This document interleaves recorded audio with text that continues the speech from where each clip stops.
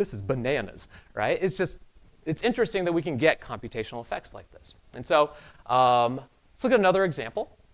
This one's a little bit more complicated. I want to walk you through it real quick. And so what are we doing here with these 4 reactions, right? And note that I haven't listed chemicals there, right? So they're just kind of abstract for now, right? So that first first 2 equations on the left are doing 2 things, right? First, we're turning the x1s into a1s and then x2s into a2s. And then along the way, we're producing y's, okay? Those y's will then be the sum of the x1s and x2s.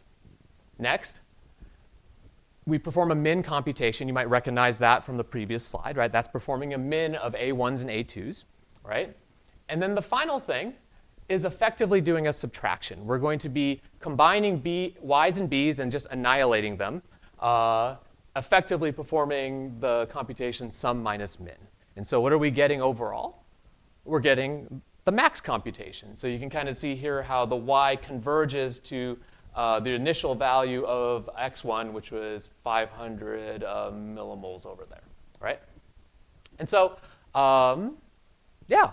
So we're able to perform these sorts of computations. What we just saw is an example of kind of our underlying model for computation, the abstract chemical reaction network, right? And chemical reaction networks form kind of a basic assembly language for molecular computation, right? It turns out they're Turing universal, both in their deterministic and non-deterministic variants, which I'll talk about briefly later on. So we have kind of this very rich potential for computation using this model, right? Note that these chemicals are abstract, and you might notice some issues with this if you invoke chemistry. 1, what chemicals actually do that? 2, those aren't balanced equations at all, right? And so the good news is that we can sort of sidestep those issues. The first is that we can use DNA to manufacture molecules that react in those ways. This is where I'm completely out of my league, but techniques like DNA strand displacement allows us to be able to create molecules that exactly match a set of reactions we have in mind. And then also, there's fuel molecules there to sort of balance everything out. So, right? And so, yeah, that's kind of our model of computation. To give you an example of something a little bit more detail, right? Here's an example of a recent work we just published in IEEE Allerton this year, verifying a particular computation in Isabelle. It's the hailstone function. So these sets of reactions compute the hailstone function from the Coalesced conjecture. And so less important to actually understand what the hell's going on, more to like maybe intimidate you, because it is kind of complicated and really motivates the need for language abstractions, right? But we can break this up into parts. Theoretically, those parts, right? And so just like with any programming problem, we have to break up our computation into smaller bite-sized chunks, right? Composition is the key to building up larger things. Even though this is a very simple computation, right? We still have to go through all that rigmarole, especially because we're working with such elementary substrates, chemical reactions, okay? And so in this particular case, composition's relatively straightforward, right? I was able to kind of break things up into these chunks, and if you believe me, in our proof, we actually go through all the pain of like proving that all the parts do what they do, and then in combination, they all do what they do, right? It seems like it's relatively straightforward, but because of how chemical reactions work, that's not always the case. Let me give you an example of this. So we saw min and max already, and those are the 2 reactions there. Suppose I want to compute something that is the composition of those 2 functions, the min of the max, just for argument's sake, right? A very natural idea to compose the 2 reactions is to simply just tie inputs and outputs together. And so in this new reaction that I built that computes the min of the maxes of x1 and x2 coupled with x3, right? All I've done is I've taken the max reaction, renamed the output y to z. I could have picked better names there, I apologize. And then that becomes the input to the min computation, right? The first 4 reactions are the max computation. The last one is the min computation. Pretty straightforward, all right? And so it's a valid CRN. That's a good thing, right?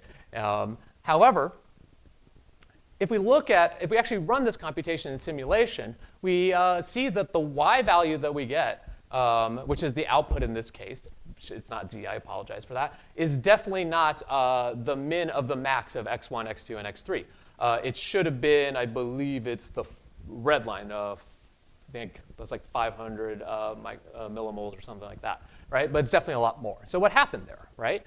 We actually have a race condition, unfortunately, right? Because note that in our computation, the min and max computations were both trying to chomp down on the intermediate Z molecule that we created to fuel the computation, right? And so in that respect, we can't actually just compose these naively. It doesn't work, right?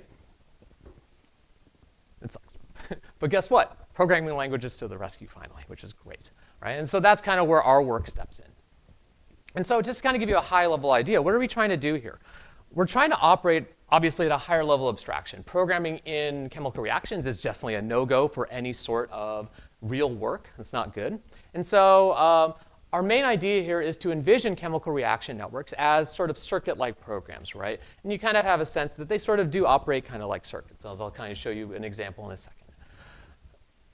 In addition to that, we want to try to stay, how do I put this? It's kind of a design quality more than anything else, right? We want to capture kind of the nature of CRNs directly. We don't want to build too much runtime that loses that essential parallel continuous nature of the computation that's happening.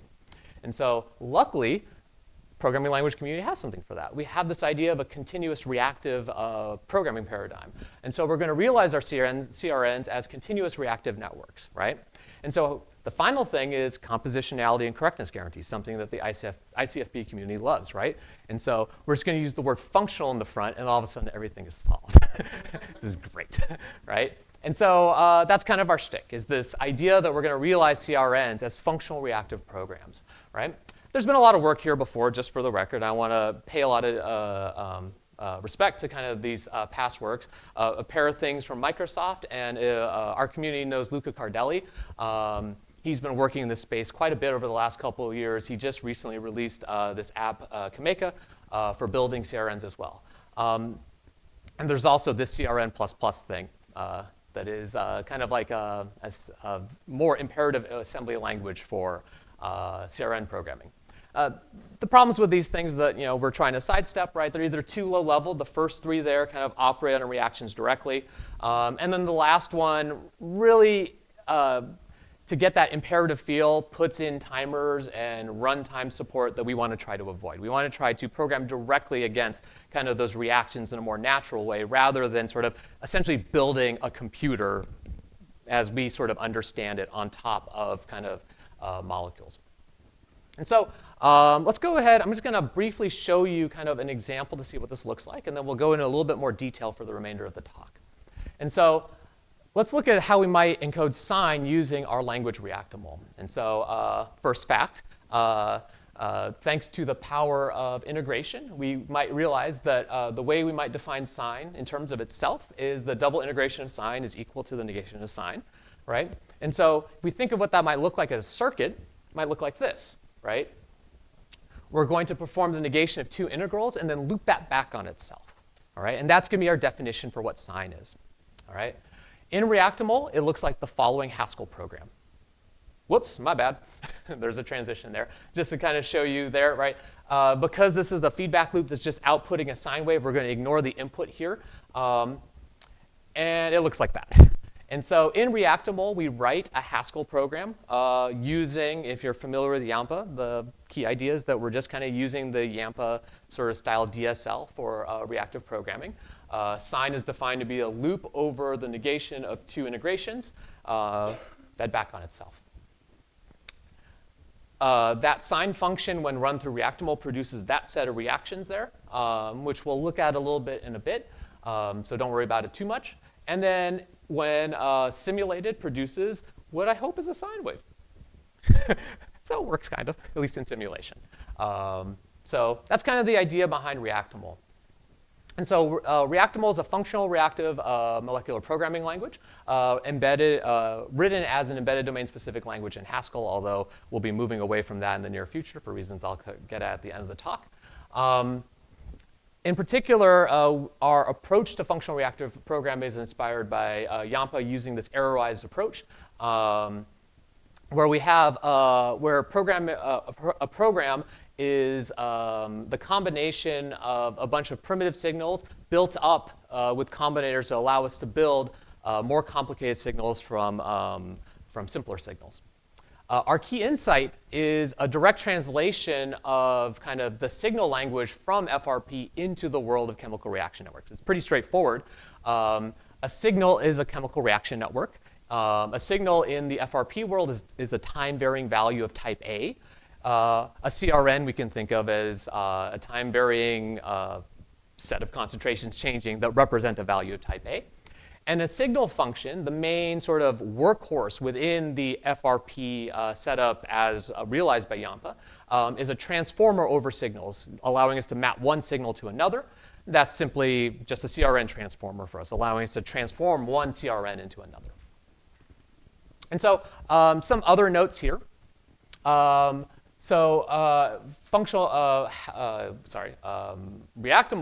works over specifically deterministic CRNs. There are actually two models of computation that happen there.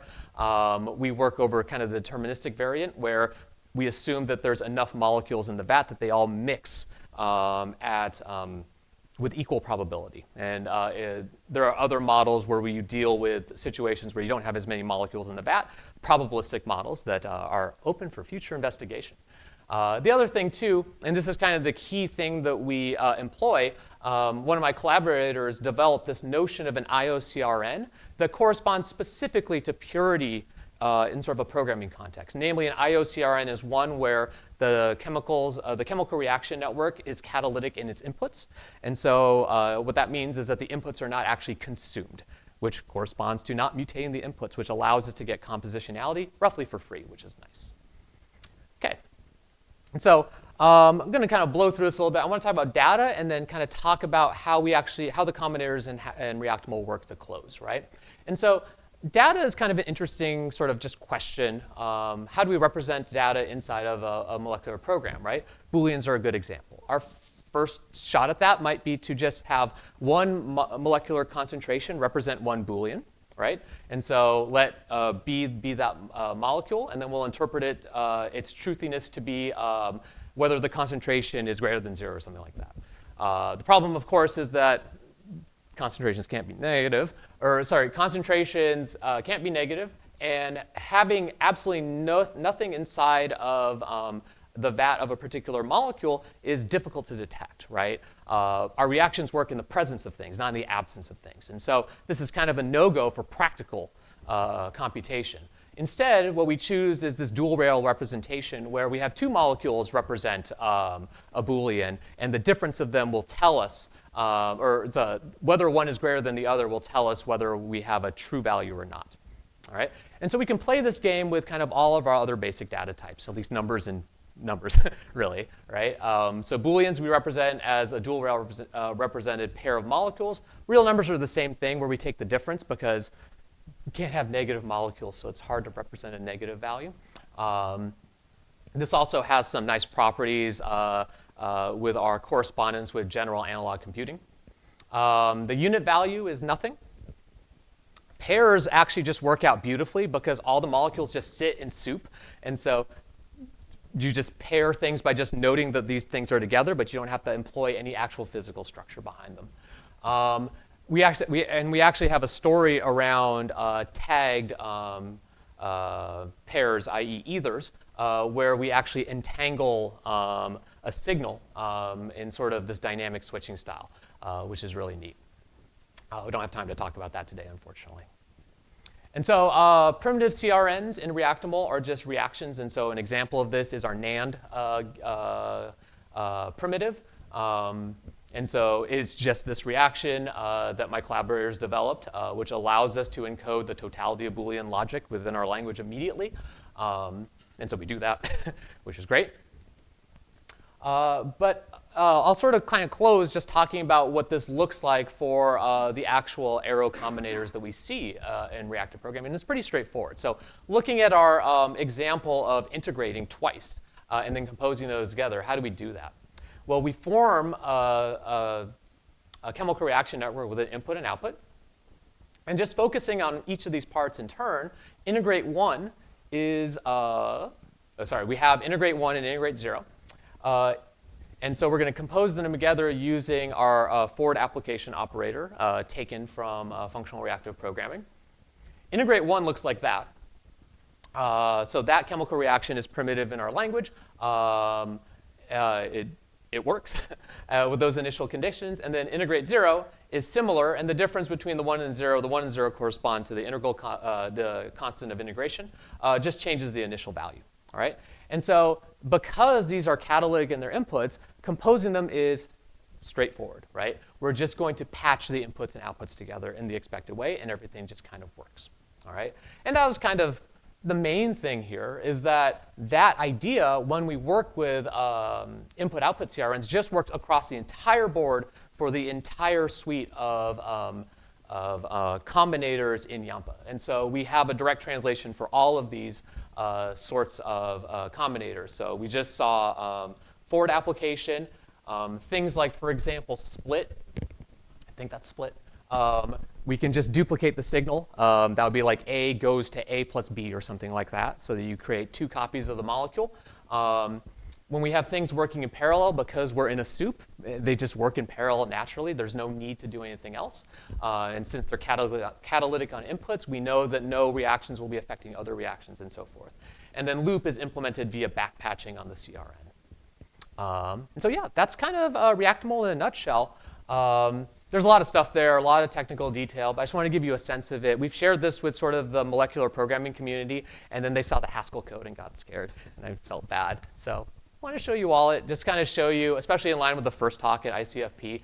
There's lots of cool stuff, lots of applications to functional programming out there, and we're still kind of in the thick of it. As I mentioned, it turns out Haskell as a DSL, we're not quite fully an arrowized language. If you're familiar with Haskell, specifically because we can't lift arbitrary computation into molecules, it turns out, representing higher order functions, future area of research for sure, right? And so my plan is to sort of develop this into a separate language that chemists can use potentially to sort of explore the space.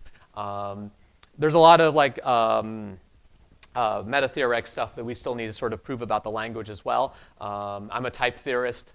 And so there's always a question of types. Very oddly enough, I started this conversation with my collaborator talking about how he verifies his chemical reaction networks, and he mentioned linear temporal logic. And then just coincidentally, it turns out this Alan Jeffrey papers talks about this correspondence between FRP and linear temporal logic. And then I got excited, and then I realized I needed to not do that for now. That's future work. But yeah, so that's kind of it. Thank you very much.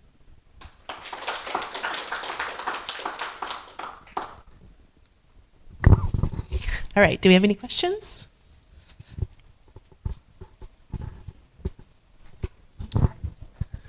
Two questions. How does this relate to, say, the work from Walter Fontana, if you've seen that? And then the other question is, this looks very similar to operational amplifiers in electronics, and I was wondering if this is applicable. Could you actually go the other way and model op-amp circuits using this? So to the second question, certainly. In fact, one of my collaborators is just an EE person, and the running example we have in the paper is a demodulator for a signal, just because that was the thing he pitched, and then we just built it. To the first one, I'm not aware of that work, and so I'd like to learn more about that. Yeah, Walter Fontana has spent many, many years building like sort of a super version of this that can handle the equivalent of infinitely many ODEs. Oh, okay, yeah, that space, like, I approached this from like the CRN space, and my collaborators were well aware of kind of that connection there. Okay. But I'm only just baby opening my eyes to, oh my gosh, there's like this world of analog computing that we might be able to tackle here. Totally ignoring the probabilistic side that I was also jazzed about. So yeah, worth taking a look at. Yeah, awesome. Yes, I was going to ask the same thing. Like, how does it compare to Kappa, which is Walter Fontana's language? And I think I can actually give you some answers already. So this is much cleaner than Kappa. So I'm glad. In fact, when I looked at Kappa, I was like, man, I wish somebody with a functional background had done this instead. Not that it's not a great language, if Walter's here. But it's kind of messy to work with. One big difference with Kappa, however, is that it reflects a lot of what happens in organic chemistry, where it's not term rewriting, it's graph rewriting. Because you actually rewrite these graphs into graphs, because that's what these molecules really look like.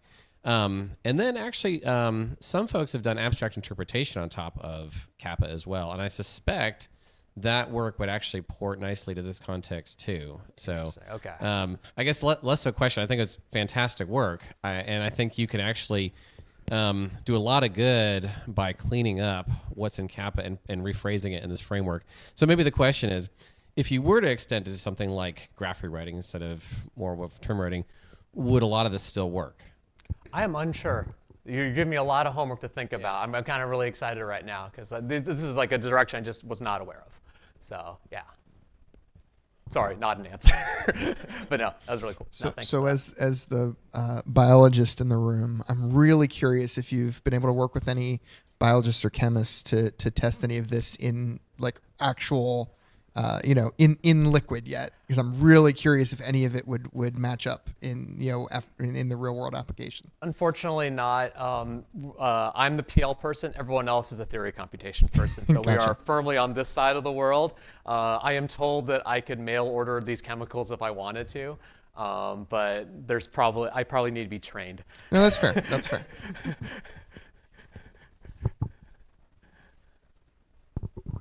Can you suggest a resource to learning like these, families of reactions that have been, encoded in actual liquids? Like, what's the state of the art of like how complex can you actually make this work in practice today? I know the people have talked about this since like I remember my PL teacher from 1997's talking about this, and it just sounded like the fantastic future that will never happen.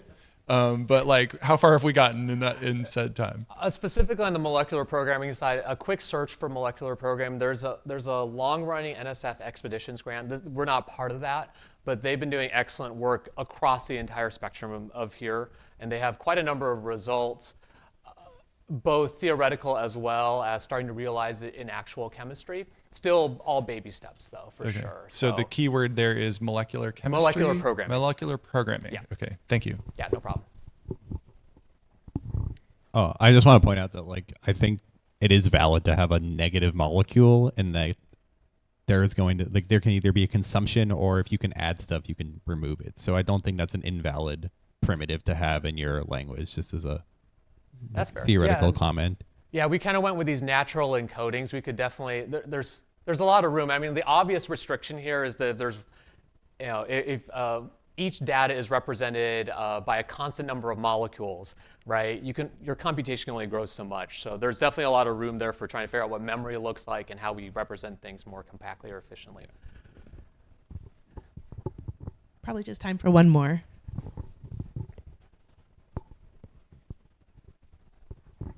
Have you seen cell-free TXTL systems from synthetic biology? No. Transcription translation systems. That's why I'm here, I guess. Okay, It's so great. so the cool thing is basically you can do cellular metabolism outside of a cell, but using the chemical reactants of a cell and like adding ATP and things like that. And that's a whole area of synthetic biology. It'd be really cool if you could model those sorts of calculations or chemistry there, because it's the nice thing is because you don't have to have a living cell. You can do chemistry that would kill things otherwise, but you can actually do the chemistry of a living cell. Yeah. In a more controlled way. That's a really good future direction for us to explore. I like that. Thank you. Excellent. Okay, thank you, Peter Michael. Thank you, everyone. Next, we have Chris Mungle talking about strange loops. He's our keynote speaker for the morning.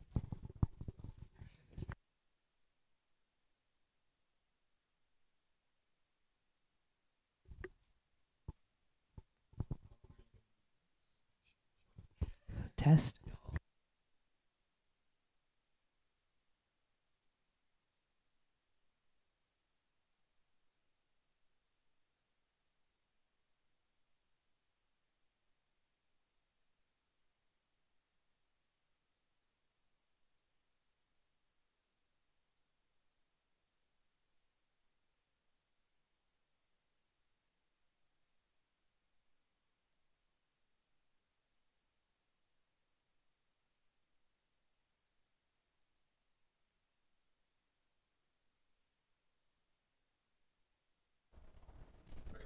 Okay. All right. Let me see how I can share here.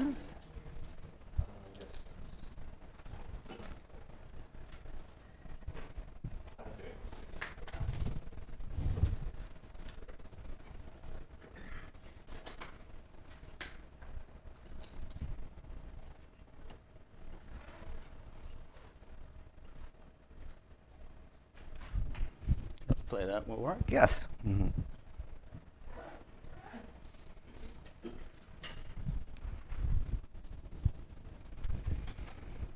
All right, great. All right, well, thank you, Stephen, for inviting me here, and thanks to the committee, and thanks to Sierra for the great intro. So I'm going to be talking about just some of my history in applying declarative logic programming in the area of genomics and molecular biology. But just to kind of like orient you a bit, I thought I'd just tell you a little bit about myself. So for those of you who are of a certain age, you'll maybe remember that Edinburgh University was once the main kind of like hotbed of kind of good old-fashioned logic programming. Let's hear it for good old-fashioned logic programming. Yay! So yeah, so I kind of like this is where it's not actually the university there. I didn't go to study in a castle at the top of a hill like in Harry Potter or anything like that. But that's a nice picture of Edinburgh.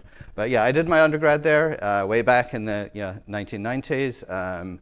At the time, I actually really just wanted to learn about like neural networks and kind of like actual real kind of like synthetic kind of like human brains and things like that. But they just taught me all this kind of like prologue and frame stuff. And at the time, I was like, what is this? This isn't how brains work. It actually turned out to be kind of like really cool and quite useful.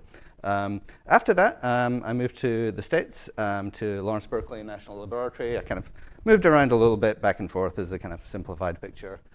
This is a picture of the lab there. I don't actually work in that nice domed building at the top of the lab either. I'm way down by the bay near the train tracks down there, but it's a nice picture.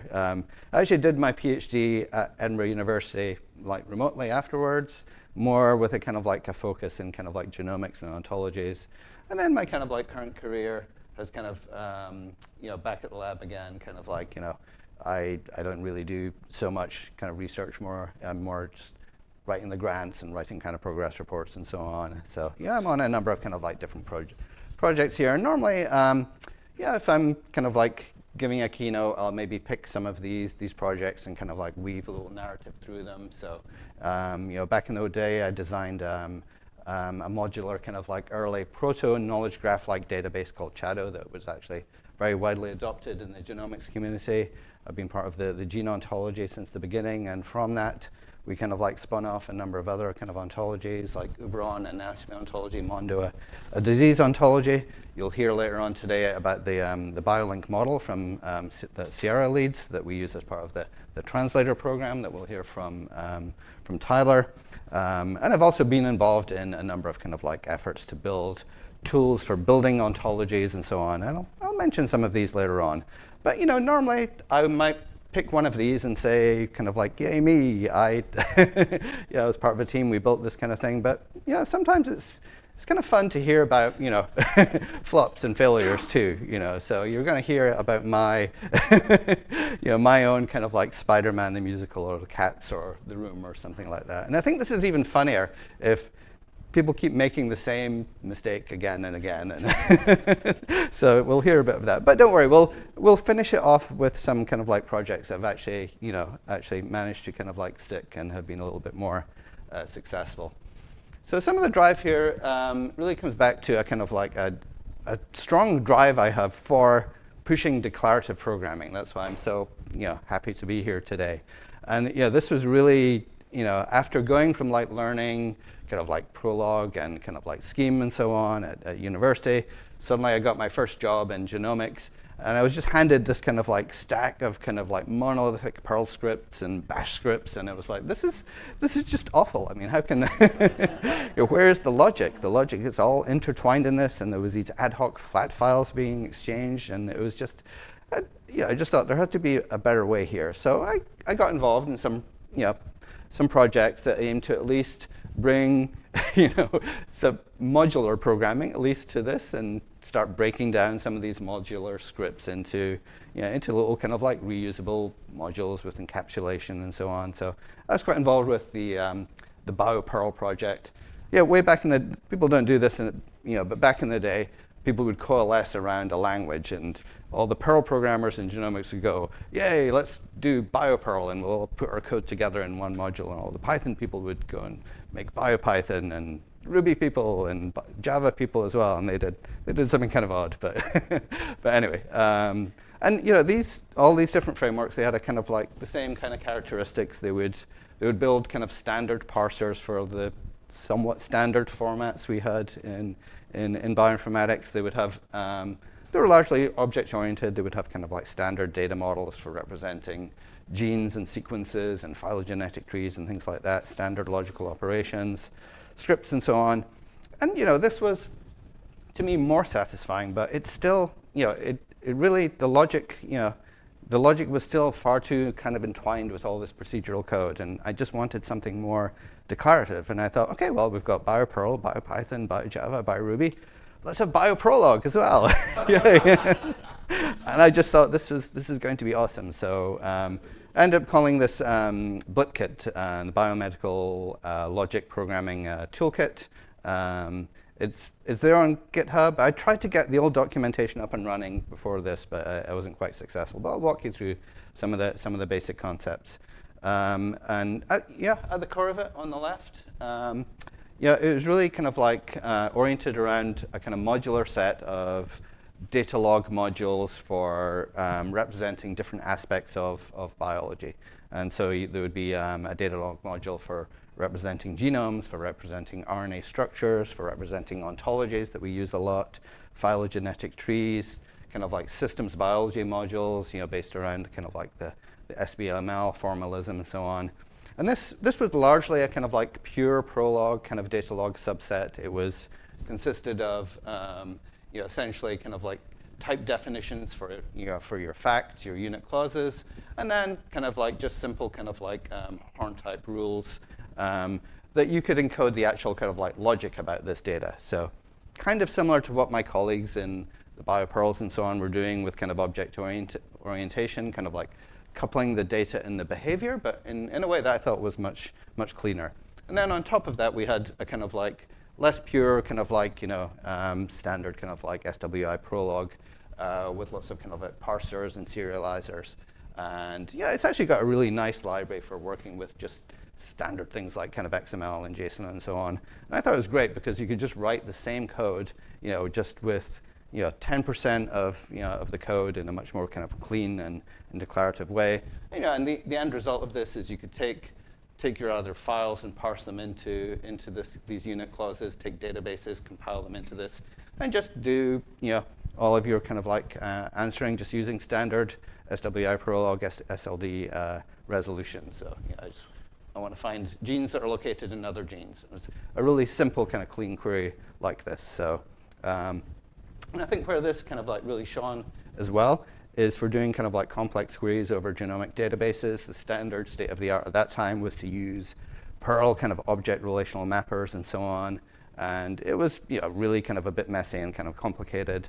So I developed some kind of like bindings using a framework developed by someone called Christopher Drexler called SQL Compiler. And this is really nice because you could essentially take Prolog programs and compile a certain subset of them into SQL queries, and you could feed in your rules in there as well. And this meant you could take a big, messy, complicated relational database like Ensemble and just specify a simple query as kind of like a set of Prolog clauses. Your rules would be compiled in. It would do SQL queries, and you could do a certain amount of kind of like computation just naturally within the logic programming environment directly itself. So I just thought, declarative programming for the win. Everyone is going to love this. And it was quite nice for being able to do things like formalize kind of like inference over RNA structures to be able to automatically classify structures like RNA pseudoknots and so on. Some of this made its way into actual kind of like somewhat used applications like the RNA ontology and the sequence ontology. I also came up with a kind of essentially something equivalent to the Allen interval calculus for the Allen interval algebra for kind of like genome intervals as well. So there's some kind of nuances there. You've got kind of like reverse complementation because genes can be on one side or the other side. And this just seemed like a much more natural way of kind of being able to kind of express relationships, rather than writing a lot of kind of procedural code and kind of like tying this in with database calls and so on. So there's a manuscript on that as well. So did everyone love this? I was really hoping they would, but I took it to logic programming conferences, and no, they did not. They didn't love that. I would go there, and people would expect to hear like really awesome talks about, wait, so maybe you're going to use logic programming to program DNA and do really cool things. And it was like, no, it just makes it much easier to engineer the complicated programs that we have. And just the fact that I was using standard kind of like deductive inference rather than, say, the latest, I don't know, answer set programming or something, just made it a bit less interesting to them. Not universally. I think I met a lot of people at these conferences, like Jan Bielemaker, the developer of SWI Prolog. He totally got it. A lot of the industry people really got it. They were doing analogs of this, but in kind of closed source systems. They were like, yeah, that makes that makes sense. We're doing similar things to that. But and then I took it back over to my kind of like colleagues in the bioinformatics community, and they were just, nope, Prolog is weird. You're weird. We're just happy to just live in this morass of Perl spaghetti code. So I derived a lot of benefit from it. But I think overall, just declarative programming alone can be a hard sell. There's got to be a bit more of a kind of like evaluated proposition in there. It takes people a long time to change their engineering processes, and really sometimes you have to meet people where they're at. Is just it's a big jump to go from something like Perl to kind of like Prolog or something like that. So anyway, after that, I went back to doing kind of more normal kind of bioinformatics type things.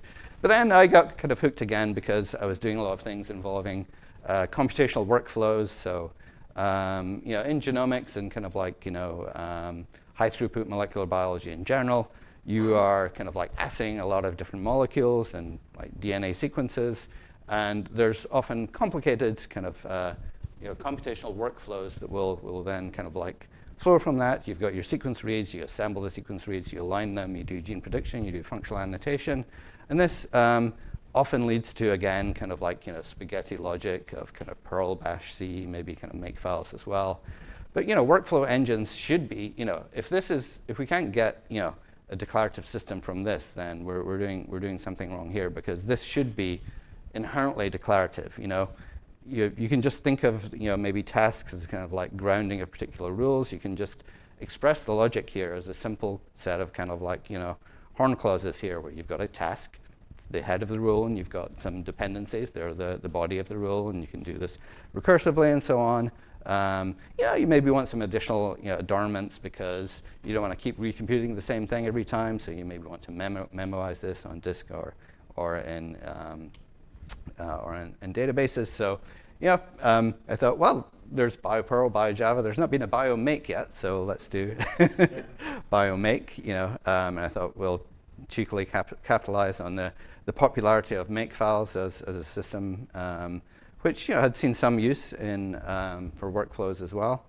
And kind of learned my lesson a little bit this time. They're very into that.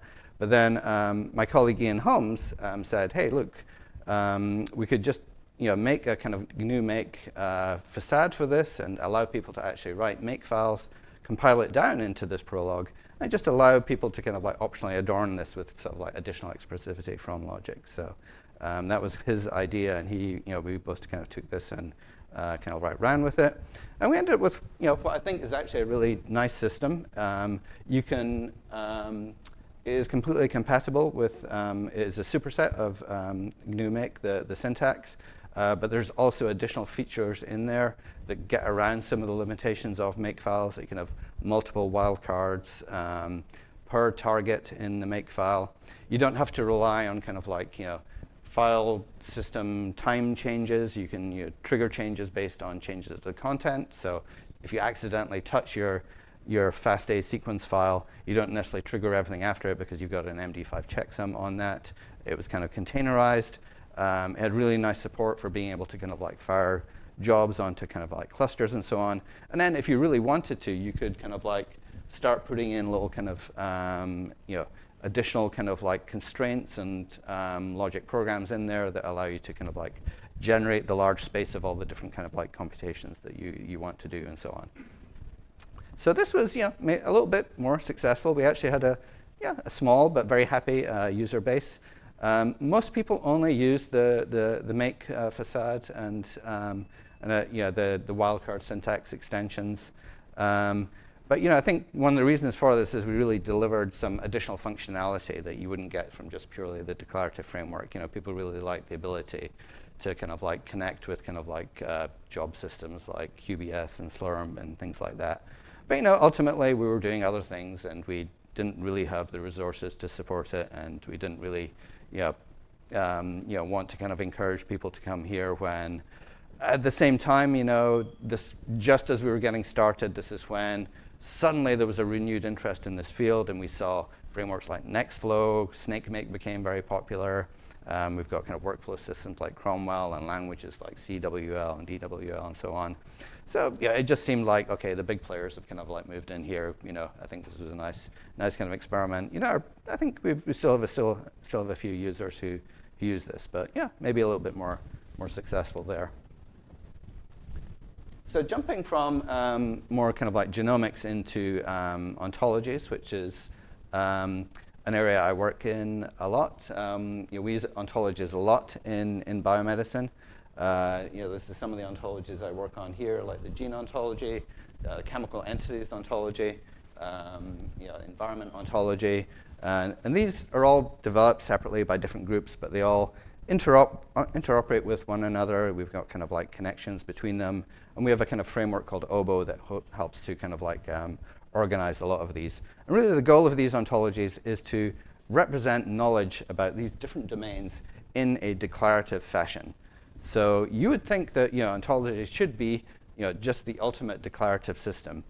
We want to encode this knowledge in a non-procedural way. A lot of the foundations in ontologies are actually in first order logic.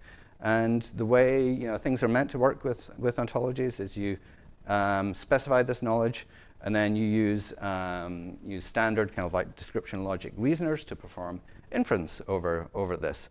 And this inference is based normally on kind of like sound and complete systems and so on, things that will make many of us in the room kind of like very, very happy and so on.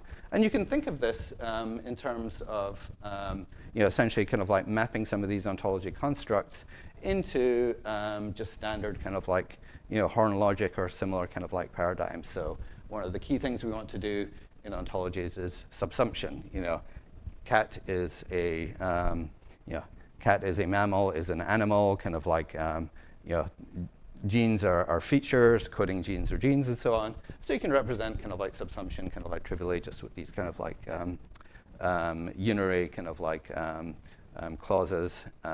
You've got things like kind of like property chains. If you want to represent how if A regulates B and B regulates C, then A regulates C, and you've got the kind of composition of positive and negative and so on. And you can do kind of like cool things like classification as well. And constraints in ontologies are very useful for us as well. So you can specify constraints such as the fact that hair follicle development is something that only occurs in mammals. So if you try and annotate this function to a gene from a bacteria or something, then your system can tell you that this is something that is not biologically possible. And with this we can kind of avoid a lot of spaghetti code for being able to kind of like reason over biology. The main system used in for reasoning in ontologies is a framework called description logics. This really rose to prominence in the kind of like 1990s, the early 2000s. There was actually kind of like a big battle in the kind of ontology knowledge representation community about what formalism was going to win, and the description logic people kind of essentially won that. But one of the main characteristics of description logics is it's a fragment of first order logic, and the main property that is kind of sold by these people is that it guarantees decidability. And you can essentially kind of like get a sense of description logics and the main system here, OWL, the web ontology language from this table on the left. Essentially everything is kind of like framed in kind of like set theoretic forms. And essentially OWL is really just a language for building kind of like set builder expressions. So you've got kind of like conjunction, disjunction, negation, and kind of like quantification and so on. And this was felt by many to be the formalism that made most sense for representing ontologies. But unfortunately, decidability really limits a lot of the things that you can do. So even kind of things that you might think would be simple, such as classifying structures like this benzene ring as being cyclic, this might seem surprising. We've been able to do this, using 1970s logic programming technology. You just kind of like have a rule to classify a 6-carbon ring, and you just say, okay, yeah, there's carbon 1, 2, 3, 4, 5, and it goes around, and you're back at the same carbon again. But this is actually not possible in description logics, because you end up kind of like the way the kind of like systems have been shaped to kind of like build this in would essentially kind of like you would lose the decidability kind of like property. At least we're doing this at the kind of like the terminological or T-box level. You can kind of do it with swirl rules, but then you can't actually use it for kind of classification there. So this seems to me kind of quite a big kind of like disadvantage. And I'm not really sure that decidability is really something that is worth preserving if you lose key properties like this. So and there's other issues as well. It turns out because it's based on kind of binary predicates that representing temporalized relationships, the fact that this finger may be part of me at this time, but if it gets chopped off, then it's no longer part of me. That actually turns out to be quite hard to represent in OWL as well, and people kind of come up with ways of doing it that end up like creating these spaghetti-like lattices from your ontologies. So we see the spaghetti kind of like arising again due to some of these limitations. And on top of all that, it's kind of complicated. This is the RDF-XML serialization of just one of the classes from the gene ontology. And this is really to represent some kind of like fairly simple axioms. So at the time, I thought, okay, well, maybe we can come up with an alternative to this. So I came up with something called obolog. This was essentially a logical formalization of a format that we had developed in the gene ontology that actually became very kind of like popular amongst kind of bioinformaticians because it was actually quite simple syntactically to use. But people kind of like criticized it because it wasn't really based in kind of like formal logic. So we said, okay, let's take this, let's give it a formal logic underpinning. We'll actually not restrict ourselves to decidable systems. We'll use the full set of things that we're able to say with first order logic. We actually used, there's a language called common logic. It's an ISO standard, so we kind of like based it in this. It's first order logic, with some kind of syntactic kind of higher order features as well. And this really gave us kind of like complete expressivity.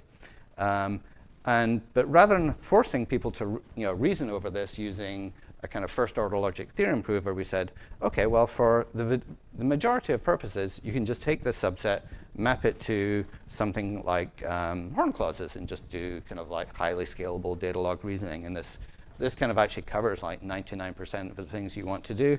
And for the rest of it, you can kind of like modularize it and then go, okay, I'm going to use a full theorem prover for this like little mini subset here, bring the results back in, and kind of like combine them together like this. And it's this kind of like made seemed to make a lot of sense. The basic idea is illustrated here. You've maybe got kind of an upper ontology or an ontology of relationship types. Things like relationship types like part of. You can declare statements about these using kind of variable-free simple unit clauses. This is using the kind of like or Lisp fans. Common logic has a native kind of prefix type way of specifying these. So you say part of is both transitive and it's a temporal relationship. Then you've got your domain ontologies, like your anatomy ontologies, that tells you things like finger is part of a hand, and hand is part of the arm, and so on. And we use this kind of like, rather than making the relationship the predicate itself, there's this sort of like syntactic kind of second order thing here where we have a holds predicate. And then we can essentially kind of like combine these together with obolog semantics and get this is essentially the kind of like the true semantics of these relationships. It's got existential quantification, because what we want to do here is reason about, the actual properties of individual instances of fingers and hands and so on. So, this is the full expansion. It's kind of like, it's got lots of existentials. It's maybe kind of like, harder to reason with. But you don't actually need to reason with this form the majority of the time. You can just reason essentially over what now is called the T-box, or the class level axioms. And then this just translates into something that is essentially just a kind of like a horn rule. And this, this just scales really nicely.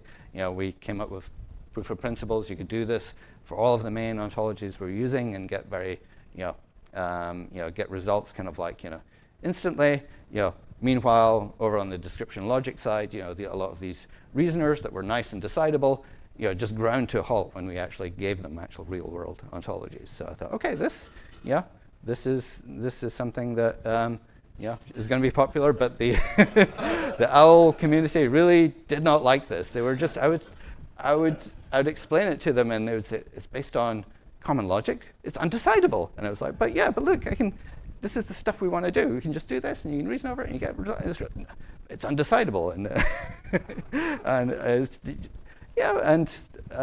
it's still to this day I don't quite understand that, but essentially kind of like OWL won the kind of like the logic wars in ontologies, and there's many things to having OWL is definitely better than not having anything at all. We use OWL and OWL reasoners kind of constantly. We use it for classification in our ontologies. You can leverage ontologies like the Kebby chemical entity ontology to essentially get complete automatic classification of your ontology. You can link all these ontologies together. It's better than having nothing, but it's definitely very restricted compared to the kind of things that we could have had, and we essentially end up having to kind of like work around a lot of the limitations, and you end up essentially kind of like proliferating spaghetti around the outside. But maybe some lessons here were that the description logic people definitely had some kind of like nice tooling. It maybe hasn't advanced so much since this time, but the protege ontology development environment from version 4 onwards natively supports OWL. The reasoners are actually interoperable. You can just take whatever ontology, as long as it's in OWL, and any one of these reasoners, and just plug them, and it will just work. You don't have to kind of like tweak anything. So this really highlights the kind of importance, I think, of standards. And I think the description logic community did a really good job just kind of rallying around OWL and just doing the hard work of going to these W3C meetings and kind of like saying, we need this to look like this, and this problem over here. And it was a tedious process that took years and years. But at the end of it, you've actually got tools that are interoperable. And sorry, logic community, you guys, you've just got to beef up on the standards here, because you can't even decide if variables should be leading uppercase letters or lowercase letters, and you just I know it doesn't seem much for all of you to kind of like take this kind of like this logic program over here and maybe rewrite it using a slightly different syntax, but this just doesn't really scale for engineering purposes.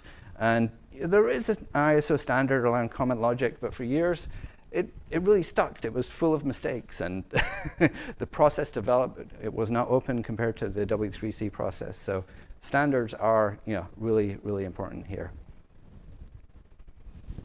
Okay, so moving on to the next area, which is declarative querying of biomedical databases. So this is a debate we used to have in kind of the translator project that you'll hear about later on as well. It's APIs are great, and it's great we have standards for APIs like OpenAPI and Swagger.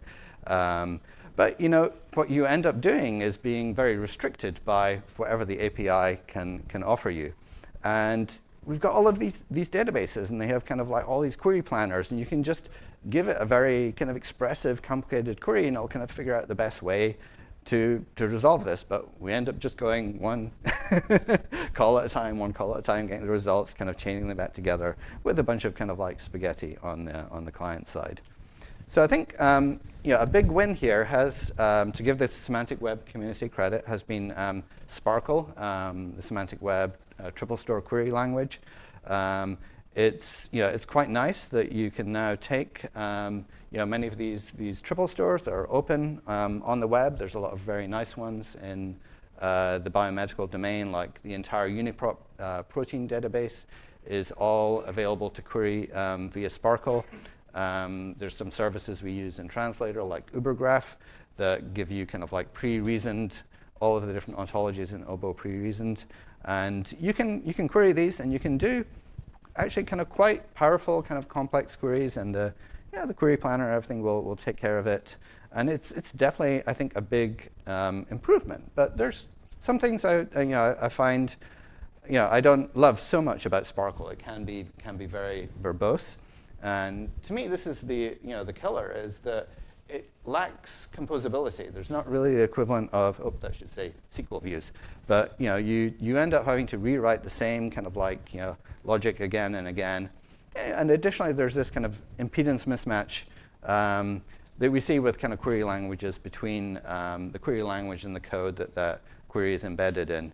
Yeah, at least with kind of like SQL, you've got kind of like various ORMs and SQL builders, but I think with Sparkle, people are still essentially building up kind of like strings in their code and doing this kind of thing a lot. So, an example here might be if you want to take, query. This is on the EBI triple store, which is unfortunately no more.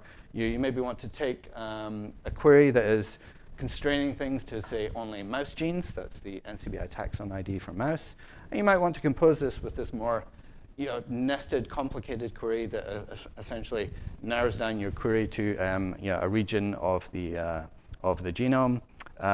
And if you do want to compose these, you have to essentially manually compose them together. There's not really the equivalent of kind of like views in SQL and so on. So I thought, okay, well, maybe this is just a really sort of simple, niche, but kind of like nice area where we can apply logic programming. We developed something called SparkleProg, and the basic idea here is that, in contrast, it's intended to be compact and expressive. It allows you to do composable building blocks, essentially as kind of like simple Horn logic programs, and it allows you to kind of like mix in some of the logic that you need to do on the client side in essentially the same language. So the basic idea is here that you've got some rules that can be written once and then reused again and again. And then this really drastically reduces the size of your query. So in contrast to the queries we saw on the previous screen, this really just distills down to the essence of what it is that you want. And then the SparkleProg engine will essentially take care of compiling this down, translating it into a Sparkle query. And there's also facilities in there for essentially splitting up the program and doing some of it using the remote engine, and some of it doing locally by doing kind of like iteration and so on. Some of this was developed just before. There's something called the Biohackathon series that has its origins back in the kind of like the BioPearl days, and these usually happen in Japan now, and this is where I met actually Will and some others, Piotr as well. So it actually gained quite a few fans there.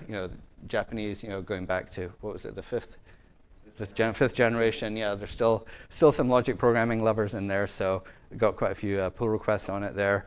But ultimately at the end of the day, Sparkle has a lot of great things going for it, and I've got to give it credit for things like going beyond what you can do with SQL, having things like URIs for interoperability, paths for graph-like data, and again, standards here are key.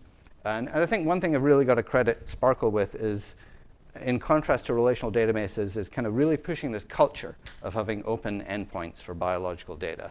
If back in the day you told a kind of like a system and a database administrator for your relational database, hey, we want to just allow anyone on the web to query this, they would go, what? You're crazy. Why would you want to do that? But I think it's really nice that we've got this culture where you can get a lot of the you can do a lot of this very powerful querying over these endpoints. And there's some great endpoints out there, like the Uniprot one. And this is still surprising to me, but at the end of the day, this lack of composability, it doesn't really seem to be such an issue for a lot of the users. They're happy to just write big string generation programs for generating Sparkle queries, or just copying and pasting, giant files of Sparkle queries and tweaking a variable here. But yeah, people are happy doing that, I guess. So.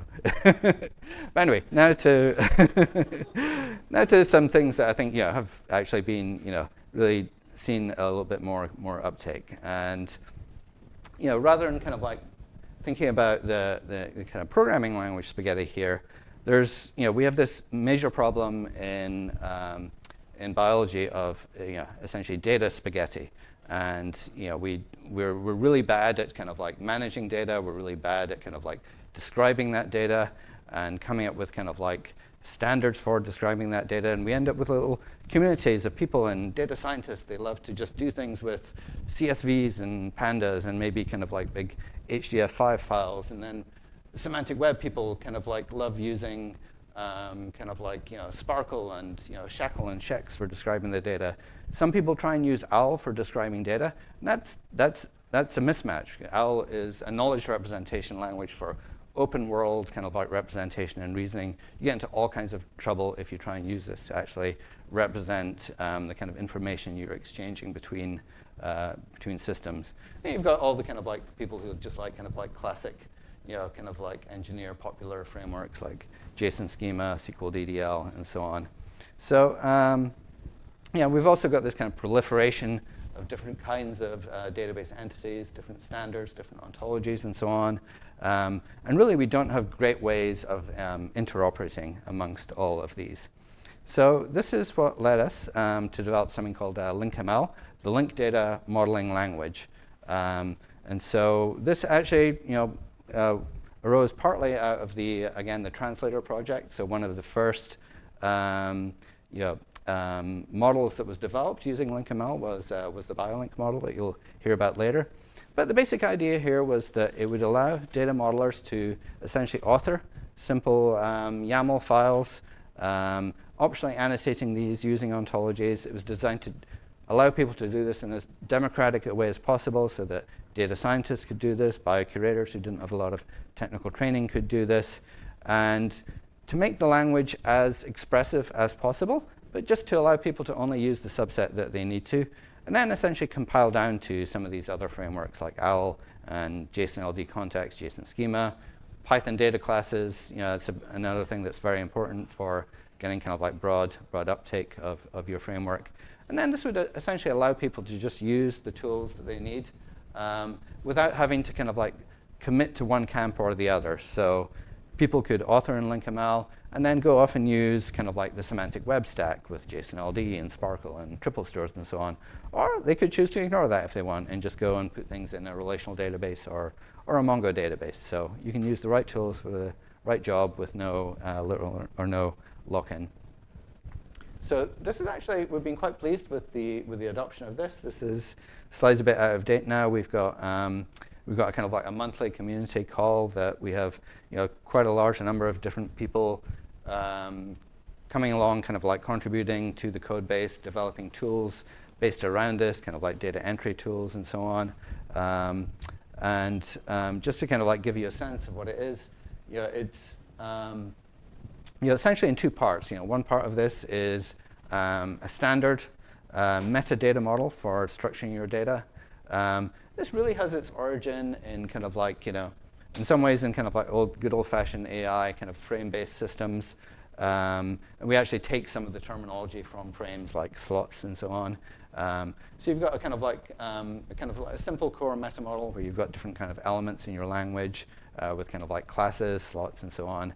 And then we've got a set of tools as well. And in contrast to maybe some of the semantic web tooling, we couple these things a little bit more.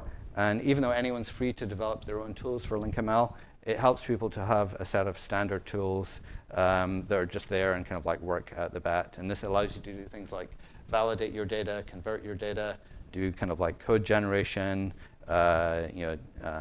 create data entry tooling for kind of curators to enter data using your data model, as well as some tools to be able to kind of like essentially infer schemas from messy data.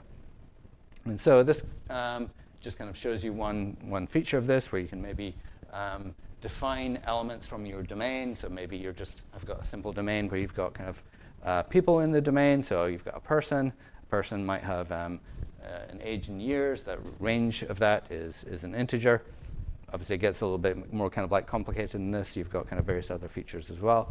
But this is just to give you a sense of how this compiles down into all of these different frameworks like JSON schema and Python, SQL DDL, OWL, and so on.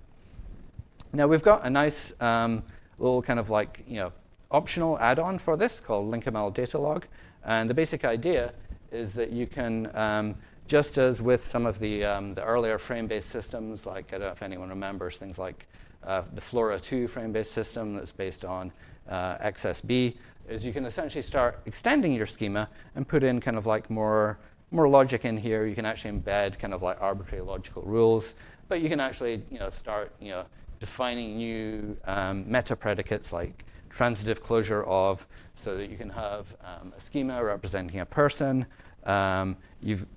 A schema, a person has an attribute, friend of, that takes as its range another person, and then you've got a kind of essentially a transitive version of that predicate called in network of, and that's essentially the transitive closure of the friend of predicate.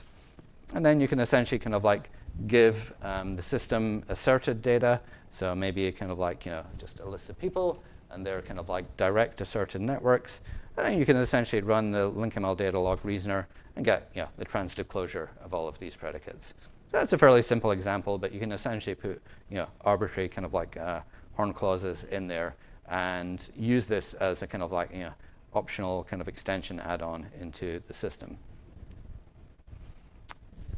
So with that, just to maybe kind of like summarize on the LinkML system itself, this system really arose out of a genuine need. We thought just within the biomedical community, but it's actually being picked up by a lot of people in other domains as well.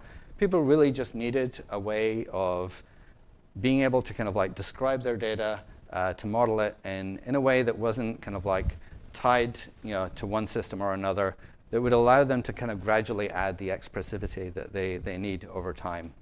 And it was important to meet people where they're at. Rather than saying, if you want to use this framework, you've got to commit to using the semantic web and turning everything into RDF and turning everything into IRIs and using these kind of like complicated, strange exchange formats. We said, no, let's try and meet people where they're at. If people want to work with JSON, then let's provide ways of working with JSON or YAML or TSVs, or you can work with RDF if you want to. And we really tried hard to make the simple things simple, but give people the option to kind of extend that if they really need to. And then just to make sure that the tooling itself is well integrated and easy to use. And there's maybe some aspects of the system that are not theoretically perfect, but really we try and prize kind of like utility over perfection here. And we're starting to see just a lot of uptake of the system here.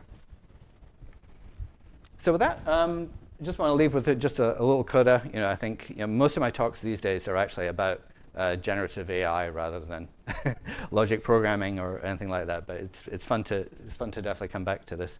But I really do think that with the advent of kind of instruction-based large language models, everything in our realm is going to be like really majorly impacted by this. I really feel that kind of like text is the new declarative representation, and hybrid systems, systems that combine generative AI with symbolic reasoning, kind of like classic declarative programming is going to be incredibly important here. And then I think having declarative programming as a way of maybe retrospectively explaining the reasoning here rather than as a kind of prospective specification is something that's going to be important. And if you're interested in some of the work that we're doing on this, I've dropped a few URLs. We've got a system called OntoGPT and CurateGPT, and we're starting to kind of like build these little web assistants for a lot of the databases we work on, so you can go and chat to them and kind of like make queries over them and so on. And so with that, I just want to kind of like thank all of the people involved. These are all the people involved in just the successful components of talk. I'll take the blame for the various parts that that didn't work out so well. But yeah, I especially want to give a shout out to Sierra, who's been kind of like key on the LinkML project, and Harold Solbrig over there, who's one of the key people behind the LinkML framework itself. And with that, I think I can just take any questions.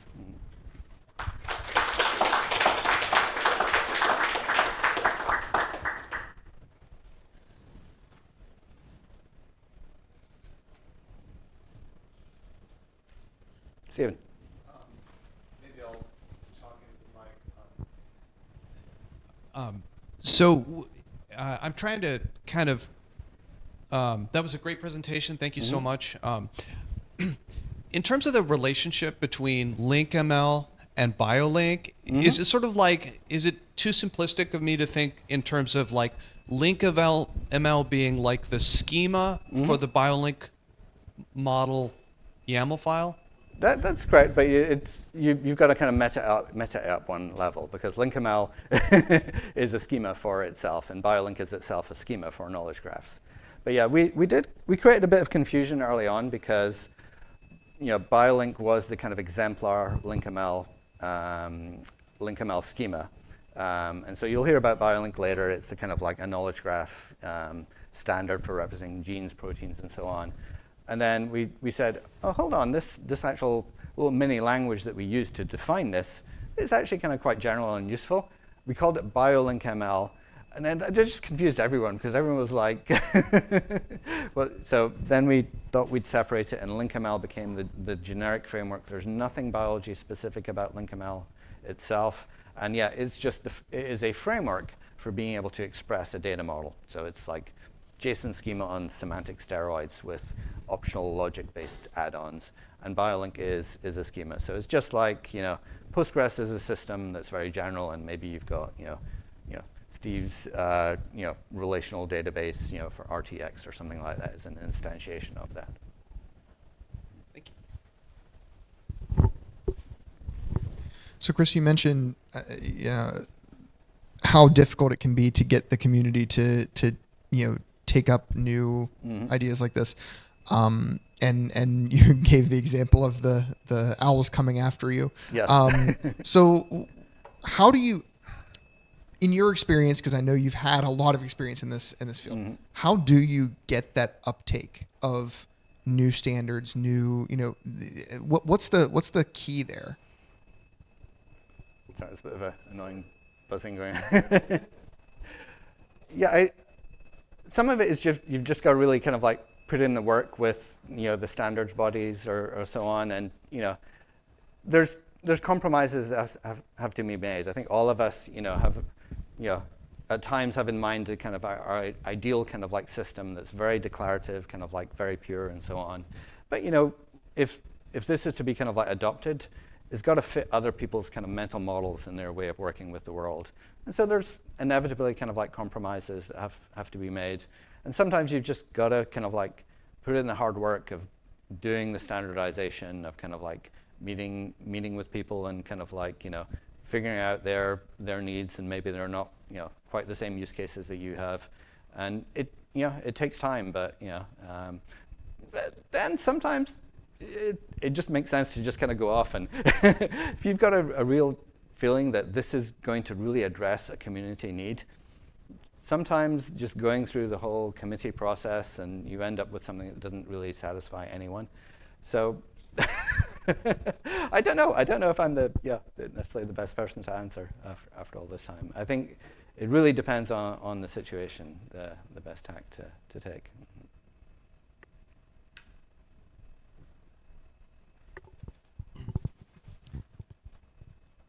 One of the challenges on Translator is that we have all these ontologies that you've done a lot of work on, other people have, and you can do this nice reasoning over the ontologies are nice and clean, but then we have things like SemMedDB that are natural language processing and missing context and so forth, and you're well aware of the challenges of doing real logical inference over that. So is your current view that the future is going to be things like LLMs that are backed up by things like the knowledge graphs we have and declarative reasoning at that end to sort of make sure that they're sort of honest and are backed up by evidence and provenance? Or do you have a different notion of how in the future we're going to do reasoning over these messy data sets? Yeah, no, I mean, it's a really good point in general. I think we maybe the declarative programming community, certainly the formal logic OWL community, have kind of like put a lot of stock in kind of like building kind of formally correct systems, and it's all based around deductive inference. But at the end of the day, if you put garbage into one of these systems, they're highly kind of like rigid, and one single incorrect inference can have a whole set of chain of kind of like things that go wrong. So I think just in general, I think I would like the ontology community, the kind of formal ontology community, to think harder about some of these kinds of problems. The fact that a lot of the initial axioms are messy. In terms of the approaches I think we should take, definitely I'm quite bullish on kind of hybrid, generative AI systems. I also think just things like Bayesian belief models, kind of like Markov networks, that kind of thing. I think just a simple kind of explainable probabilistic extension to a lot of these formal logic systems. There's work in this area, but I think that it's still underused and underapplied.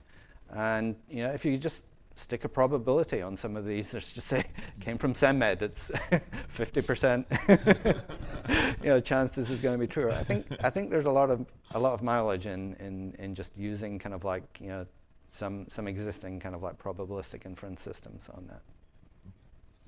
And do you think non-monotonic logics are underused in this space or important?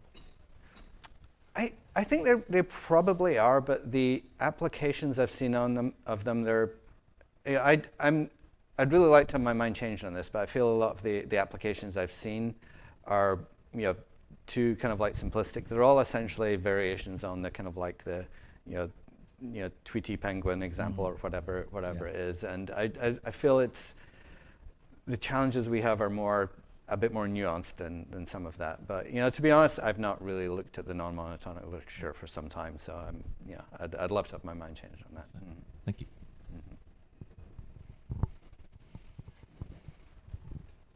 What do you think the next major steps are for getting LinkML more heavily adopted by the broader community?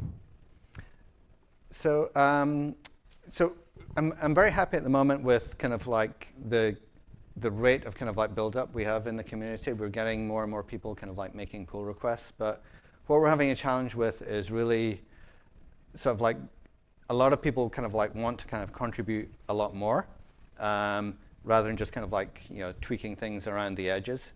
So it's it's finding the kind of like the time to kind of bring the community together and to kind of like coalesce around the kind of like the common vision and the kind of like the roadmap and the framework moving forward and so on. But yeah, we're getting there. We have these kind of like monthly calls, and and essentially kind of like more funding would help here as well. It's being funded on the back of kind of like we had a supplement from the NIH to develop more of this, and we're hopeful to get another one. But we're looking for kind of like a bigger funding source at the moment.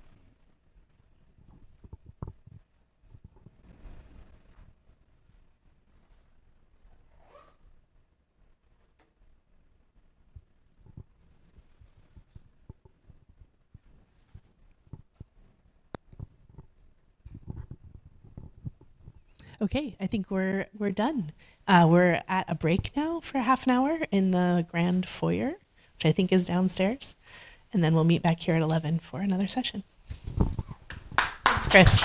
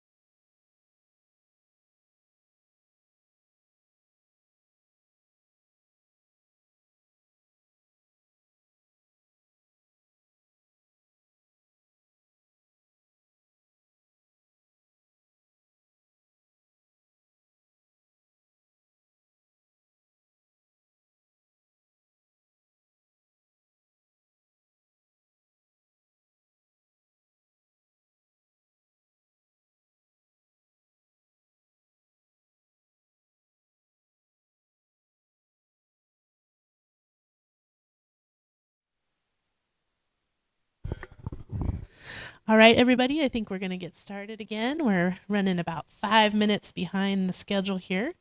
Our next speaker is Matthew Herr, and he's going to talk to us about graph-based modeling of the morphology of the synaptic spine head. Looking forward to it. Yes, thank you.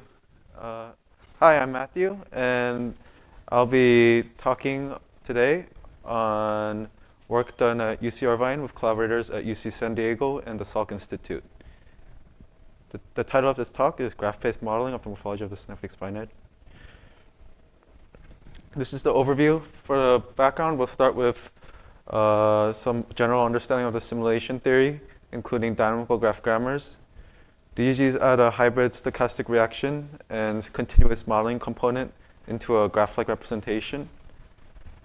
Next, I'll make some comparisons to functional programming between that and the mathematics of DGGs. Then we'll go over the implementation and biological theory behind simulating actin filaments within a membrane-enclosed compartment. There will be an overview of the 3 main modules of the implemented rules. How the actin cytoskeleton plays an important role in shaping the morphology of the synaptic spine head will be covered, as well as the general theory of the actin cytoskeleton. Then equations for the devised biomechanical rules will be provided. The next section will be on the example rules and a code snippet to show ease of implementation and expressiveness. Lastly, for this section, there will be an explanation of the algorithm implemented in the Mathematica package called Plenum for the hybrid ODE stochastic simulation algorithm. The results are mainly twofold. There's a network modeling component without a membrane, and there's the membrane size that doubles in acting in accordance with the actin cytoskeleton. Then I'll provide some information on future work. Here's the background. So just like how languages can be formalized into grammars of strings, graphs can be formalized using graph grammars. They specify what patterns to consider within graphs, as well as how to generate new graphs from pre-existing ones. There are rules for each comprised of a left-hand side and a right-hand side, with the left-hand side being used to pattern match and the right-hand side being used to transform the matched subgraph. The dynamical component adds a continuous OD system to the stochastic simulation algorithm. Graph grammars can be used to model graph-like structures in biology, opening or leading to an exciting realm of modeling and simulation. There are similarities between DGG modeling and functional programming, as both of them are modular and expressive. For time evolution rules that change the state of the system, they can compose with one another, and this is related to function composition. The time evolution operators themselves can be formed in terms of annihilation and creation operators through what can be considered as higher order functions. The time evolution rules, so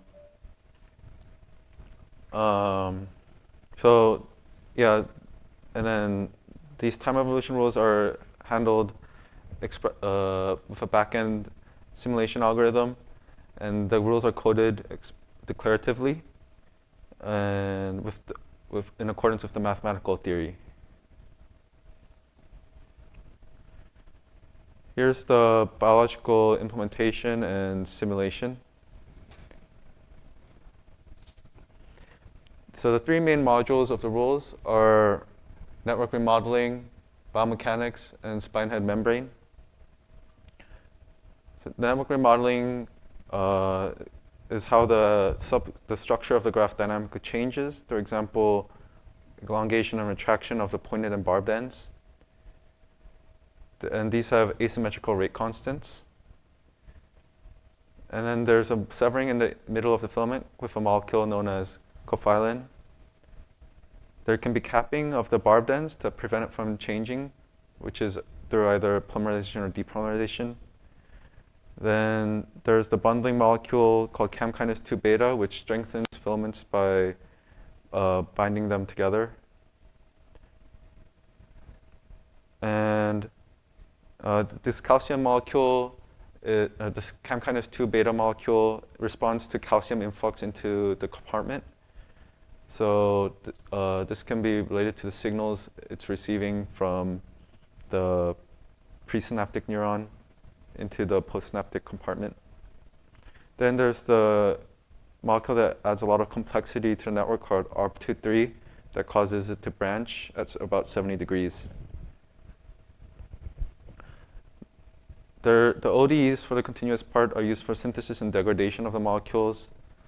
Actin ATP can be attached to each actin molecule, the ATP part, yeah. And it can dissociate to ADP while it's on the filament.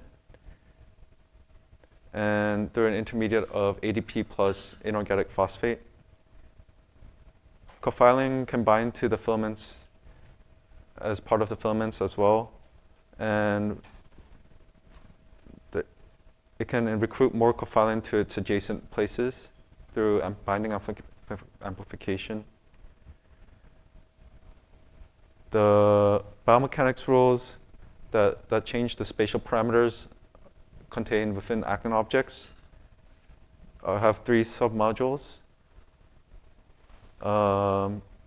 These are the stochastic angle mechanics that minimize the angle within a sampling of 3 actin objects.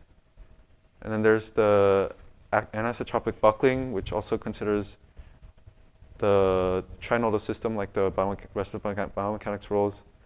And this relies on a Leder-Jones potential. Then there's the Hessian-Boltzmann sampling, which is related to thermal noise of the Hessian of the Leder-Jones potentials, which is related to the second derivative. And for spine head membrane rules, there's the area rule related to the difference between inner and outer pressure, causing it to shrink. Then there's a line tension related to the phase boundary, and Helfrich energy related to the curvature of the membrane to keep it smooth. Then the actin object attachment rules can attach the ends of the actin objects onto the membrane when they intersect. And then these can dissociate to a working filament, which can provide propulsive force from the actin filament onto the membrane, causing it to grow. And then these actins can deattach from the membrane, leading to the curvature of the membrane taking over and no longer being a part of, connected to the same ID as a spine head membrane vertex. The figure on the left shows a dendritic spine in which actin has provided structure to a bulbous projection off of a dendrite. And the dendrite is the neuronal projective network that receives signals for a neuron.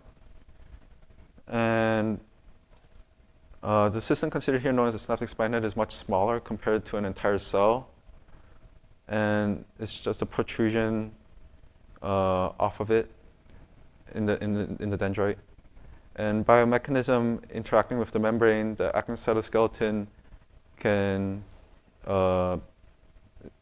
is known as the major player in determining the morphology. Below it is a pair of actin filaments. One of them has been severed.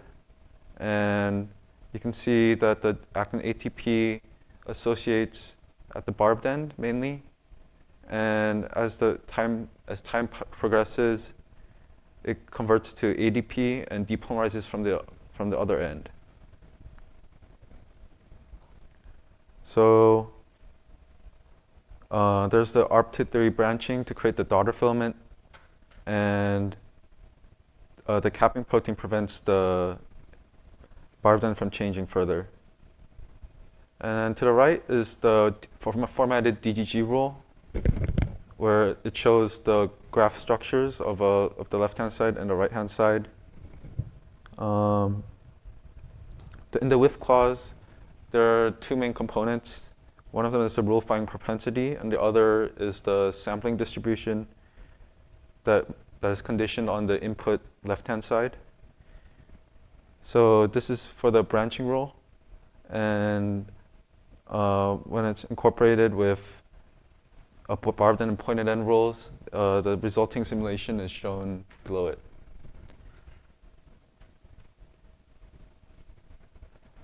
Here's a little more theory on the actin cytoskeleton.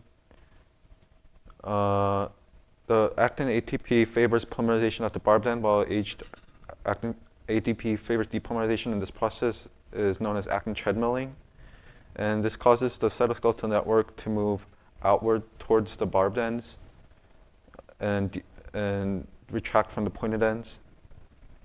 And ARP23 creates a greater network field. And cofacin has the opposite effect of ARP23, and it can sever the filaments in between, causing the pointed ends, exposed pointed ends, to depolymerize. And it can bind all the way to the barbed end when it's capped, while possibly severing along the way. When it reaches an end, it increases the uncapping rate and lowers the barbed end polymerization rate, and also increases the pointed end depolymerization rate. And the severing occurs mainly at boundaries between cofacin-bound and unbound sections. So this mainly occurs towards the pointed end more frequently than the barbed end.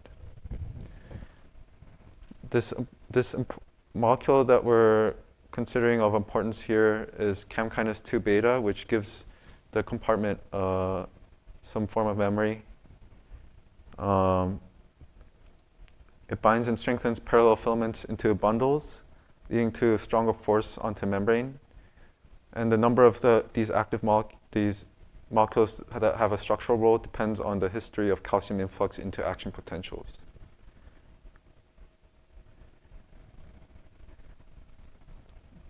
Biomechanical rules are implemented such that 3 linked actin objects are sampled, and the middle object changes its spatial parameter due to the potential derived force. And this is either angular mechanics, buckling, or thermal noise.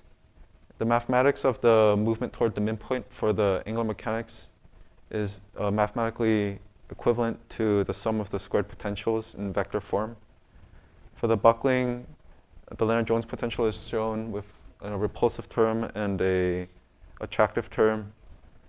And this causes anisotropic movement because it's optimizing the lengths simultaneously of 2 potentials within that 3-node system. And for thermal noise, this is the Hessian that provides a non-zero force when the gradient is near 0, because it's relying on the curvature of the Lennard-Jones potentials.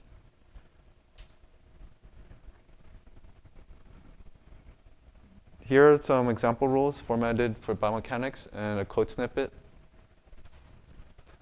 For the Hessian thermal noise, the sampling can be as part of the with clause, and it's there's what's known as a heat bath probability function that accepts as a Boltzmann probability the proposed update. And the reason for this implementation is this can accept larger updates more frequently, and it calls for a more efficient minimization of the spatial parameters. And for Lennard-Jones buckling, there's the clipping term, which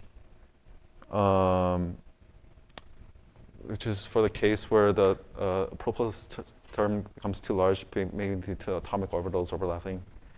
And for the code snippet, you can see how this three actin objects are represented, one after another, using the IDs in the third and fourth parameters.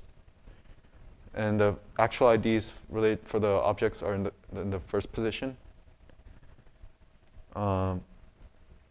So the rest of them are parameters that are necessary for spatial manipulations and related to other rules, including the nucleotides that I mentioned earlier. Yeah.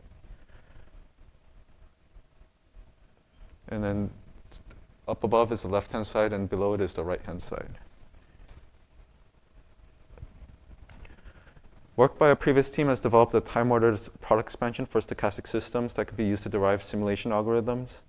In this case, it has been used to mathematically derive an extension to a Gillespie stochastic simulation algorithm, ending up with a hybrid stochastic reaction differential equation model.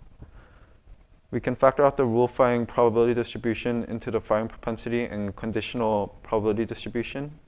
And that's, those propensities are mainly used to choose the right reaction, to sample the reaction to be executed from that pool of reactions. And the effective waiting time is drawn from the exponential function, because it's assuming a Poisson process. And there's a ODE that's solved in the middle of the algorithm.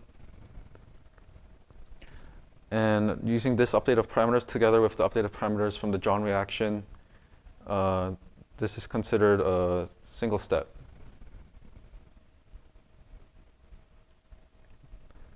So here are the results of some of the simulations. This is without the membrane enclosed compartment. And what we get here is a bimodal distribution of the filament lengths. This is consistent with biological theory that there's a dynamic pool and a stable pool. And this simulation is coarse-grained with a number of 4 actin monomers per circle, or per actin object.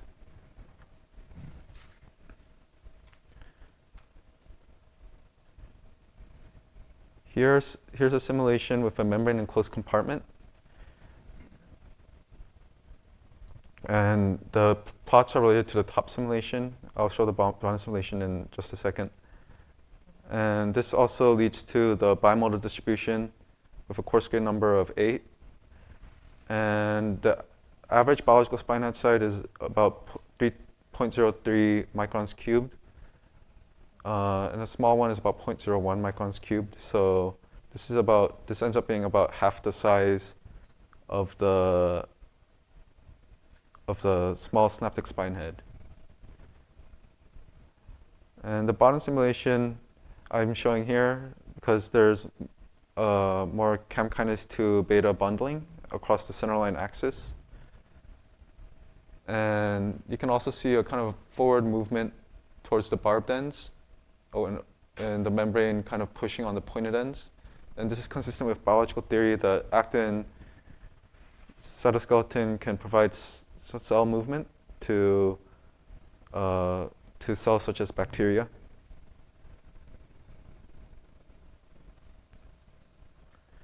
And the color of the actin objects is the degree of angle bending energy. And the triangles are the capped ends, and the hexagons that might be visible, might be visible in the bottom simulation, are the chem kinase 2 beta bundling molecules.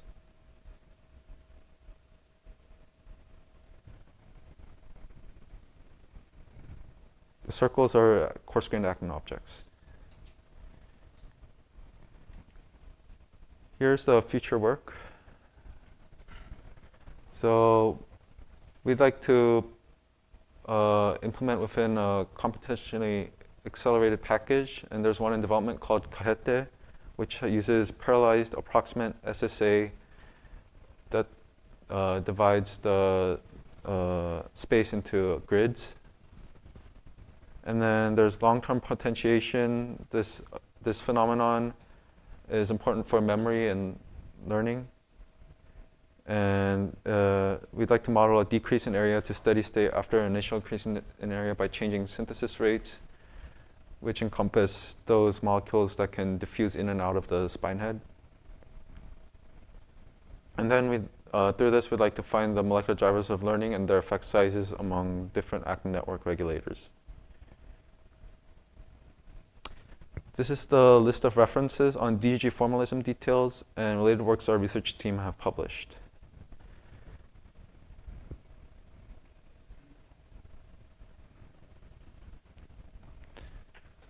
Thank you.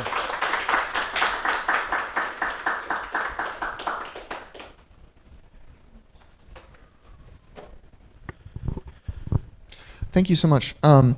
So how is it determined where the branching on the actin filaments happens? Is that just a probabilistic determination of a possibility of branching at one point and then reducing the potential branching on that same filament later on, or how does that work? So for the branching, it's there's a branching rate at which actin, for which the ARP23 molecule can add to matched subgraphs along the filament, and there's a little there's this more in-depth mechanism where the ARP23 can be activated or deactivated. So there can be portions along the filament where a deactivated one attaches and actin objects don't attach further. Yeah. Thank you. That was a great presentation. Thank you. I'm curious about you showed your taupe algorithm. Yes. And I'm curious about is it sort of similar in spirit to like the approximate multi-step algorithm tau leaping, that Dan Gillespie proposed 20 years ago? Is it similar to that, or is it an exact algorithm? Yes, it's an exact algorithm. Yes. Okay.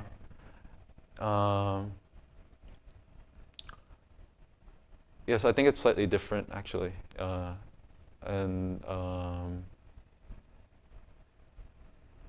this one tries or wants the rules firing in order, and then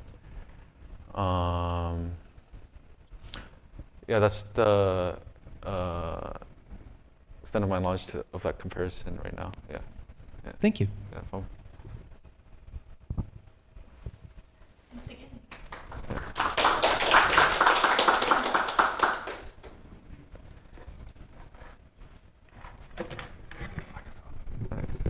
Okay, next up we have Piotr Prinz. He's going to talk about why code in Python.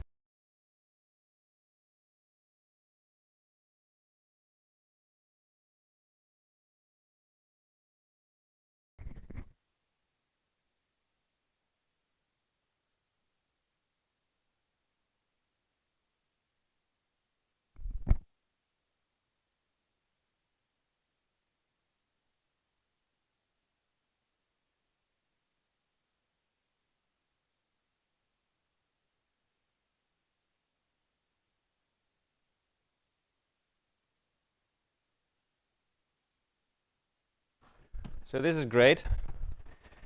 I think we're here to celebrate the fact that we are a community, right?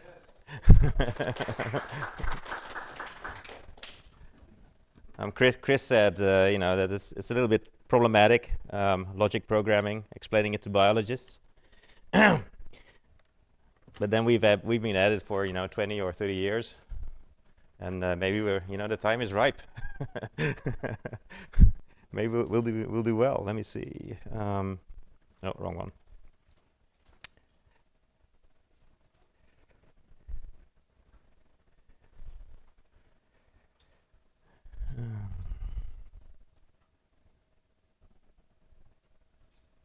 Where am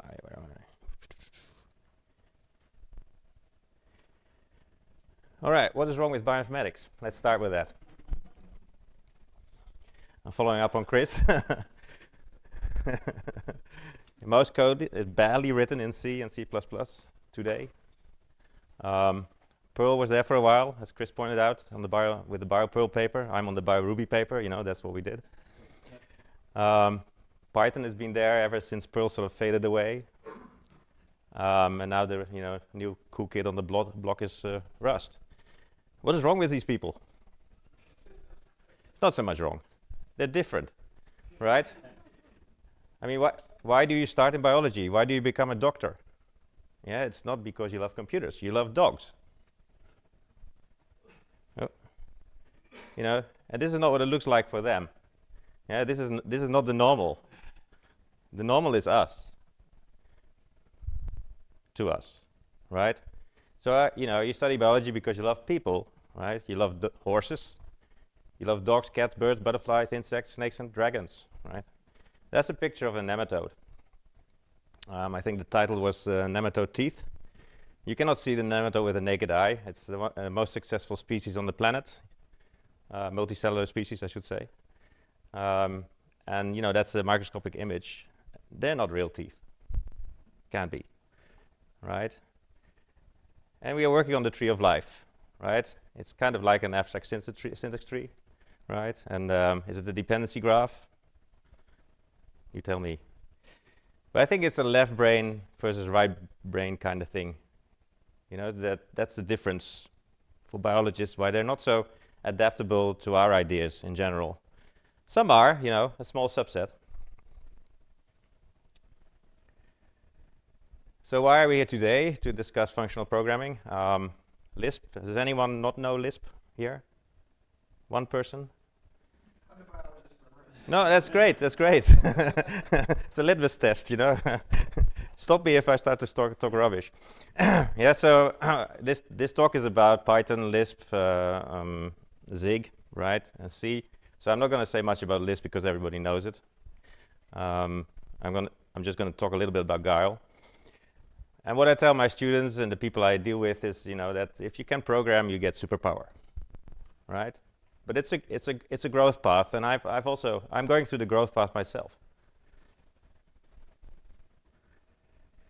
So if you look at my FOSDEM talks, so FOSDEM used to be the largest open source free software conference in the world. It's in Brussels every year. It's a walk-in conference. They have 40 parallel tracks. You should go there if you can. It's great. So I gave a talk in 2016 saying foreign packages in GNU Geeks. Anyone heard of GNU Geeks? Yeah, a few. Okay. From me. So I'm counting 4 people, and I'm interacting with them. So I suppose that's. Yeah. So it's a package management system. It's a declarative deployment system for software and also for services these days. And Arun, the next speaker, may touch on that a little. So 2017, reproducible packaging and distribution of software with GNU Geeks, right? So I'm doing more and more Guile because Geeks is written in Guile. In 2019, I did a talk on minimalism matters, right? I think it's very important. And then 2020 is Lisp everywhere. Guru Dom is around the corner, right? I'm getting excited, that's obvious. And then in 2023, I do Zig and Guile. And actually for that talk at FOSDEM in February, I prepared 2 talks. So I did the first talk then, and it's a really hands-on Zig and Guile talk, which shows you how you can interact with these tools and languages. You can see it if you want. The link is there. So now I'm giving the other talk that I prepared in February. So learning Lisp, and I really was a Ruby guy, and I have to deal a lot with Python these days. It's getting increasingly painful. Right, this snippet I just picked up from a tool. Don't you love it?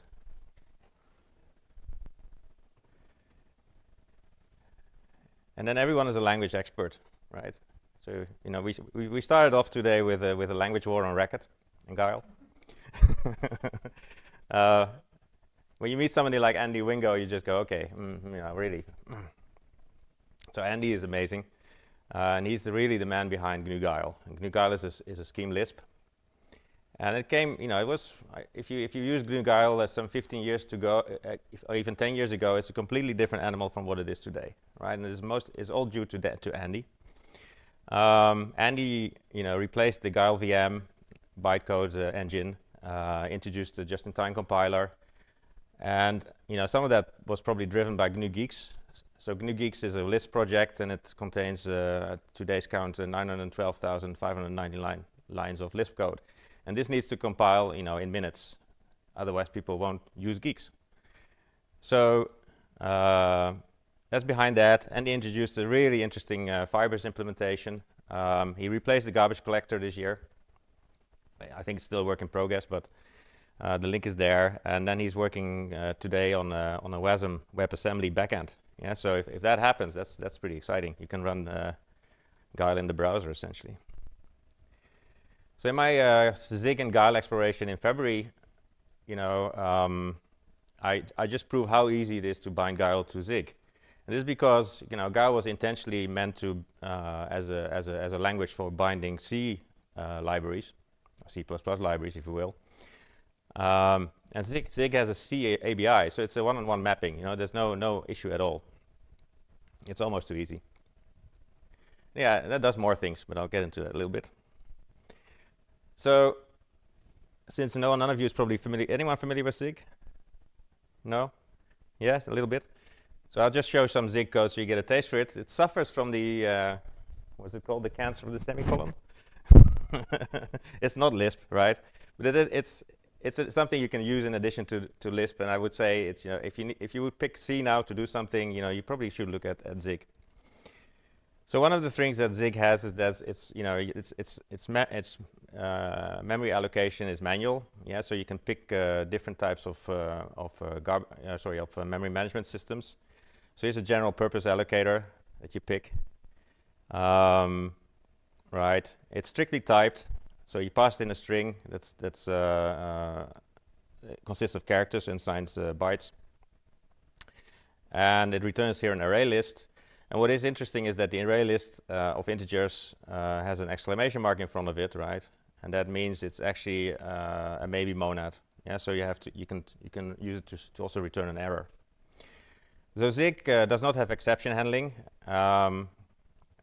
and they do that partly because there's a penalty to it, right? Exception handling is costly, and one reason why C is still, or Fortran is faster than C++ in general is still because of the exception handling that's happening in C++. So you can disable that. Let's see. So you make a list, then you do some splits, right? So you can see here actually the if statement is an expression of sorts, right? Not a pure one as in Lisp, but it's nice. It's nice enough. And then you get a while loop, and you pass in an item, a chunk, right? And here you can see that. Let me see. You parse the integer here. So you have also some namespacing, which you don't have in C. Yeah, so format is a module, and then a parseint. And then when there's an error, you can return it as an error, right? So you can either return an error or the actual list, which you do at the end. Okay, so this is just to get a taste of it. Some people will puke. Others say, yeah, I can handle this. Just one more example is that a difference between Zig and C is that Zig tries to avoid you to shoot yourself in the foot. In C, it's all too easy. Also in C++. So you can, for example, cast from an unsigned 64 integer to an unsigned 8 integer. But obviously, if this number is too large, then you will lose information, yeah, because it's going to be compressed into a smaller piece of memory, and Zig will balk. Okay, so there's an intro for Zig's integer casting for C programmers. There's a link there. So what are the Zig goodies? How much time have I got? 18 minutes. Okay, good. So memory handling, you can choose your allocators. There's also a heap allocator, so you can gain some performance there for tight loops. It's got strict typing, strict casting, bounce checking, enforced error handling. You have to handle errors. You cannot ignore them. Structs. It has support for C constructs like the zero terminated string. It does slices and index pointers, but in a safe way, supposedly. We have inlining. There's compile time Zig, so it doesn't have macros. They try to avoid macros at all costs, but you can, rather than what is called, the macro system that you have in C and C++, it's actually Zig that you write that compiles at compile time into something that can be used. And they do some nifty stuff with that. It's got introspection, probably better than most of these type of languages, and an AST. You can import native C headers, which I did for the Guile example that I did in February. So I just imported guile.h, and you could use then every function and every structure that was in there. There's support for generic data structures, and there's transparent vector compute in a loop. And the fun thing about this all, it's really a small language. It fits in your head very quickly. And then what is really crazy is that it's excellent runtime and compile time performance both. It's fast, did I say that? But Zig is no Lisp, right? So it's sad, it's not functional. So tracking back a little bit, so what do I want out of a language, right, after all these years? I want to express myself quickly and get results fast, yeah? So I'm impatient. As a professor, I have to be impatient. I have other things to do, like writing grants. I want decent error messages, please. I want to be able to drop in a REPL and debug, right? And this is something that few bioinformaticians use today, yeah? So Python has a REPL, right? They'll tell you, but nobody uses it. Well, hardly, right? And why is that? Because it's bloody useless. And you only learn that when you start to do Lisp. You go, okay, oh, this is nice, right? I want my code to be recognizable and readable after 2 years. Okay, that's a nice aim. I want some stuff to be really fast at compile time. Okay, and that's why I would use Zig or C, right? Because Lisp can be really fast, and a lot of Lispers will claim you don't need anything else, but sometimes you do. And I like compile time checking when I want it, right? Because it holds me back. And I want few dependencies if possible. So a little bit on FP. Please learn FP if you haven't, and this is for the audience that might be watching online. Because it gives true insight into abstraction, state handling, side effects, declarative computing, deterministic computing is all there. And so, I would conclude that. But functional programming is not always great, right? Because CPU's the underlying hardware is not functional. Yeah, it's imperative. It has sequenced instructions and mutable data. And to gain performance, you will have to deal at that level at some point. Yeah, and I'm really talking about high performance stuff. So all recursion we need, that's Yoda, I think, right? In a little Lisper. Do we? I don't know. It doesn't always fit my brain. Monads to avoid shared cost at all costs, Is there any Haskellers here? I think there was, right? Yeah, so it's not always optimal. So sometimes you need to break out. Yeah, and that's where something like Zig comes in.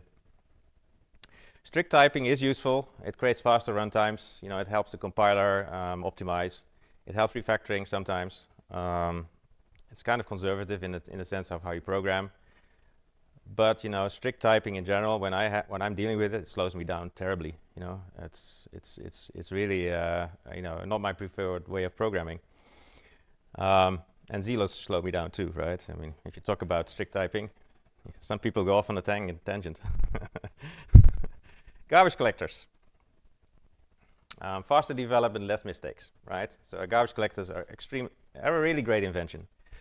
But you think, what's not to like, right? If you never used, but you try to bind against another language, you go, you have two garbage collectors, right? And they start to interfere with each other. You go multi-threading, the whole thing starts to blow up in your face. And that has happened quite a few times to me.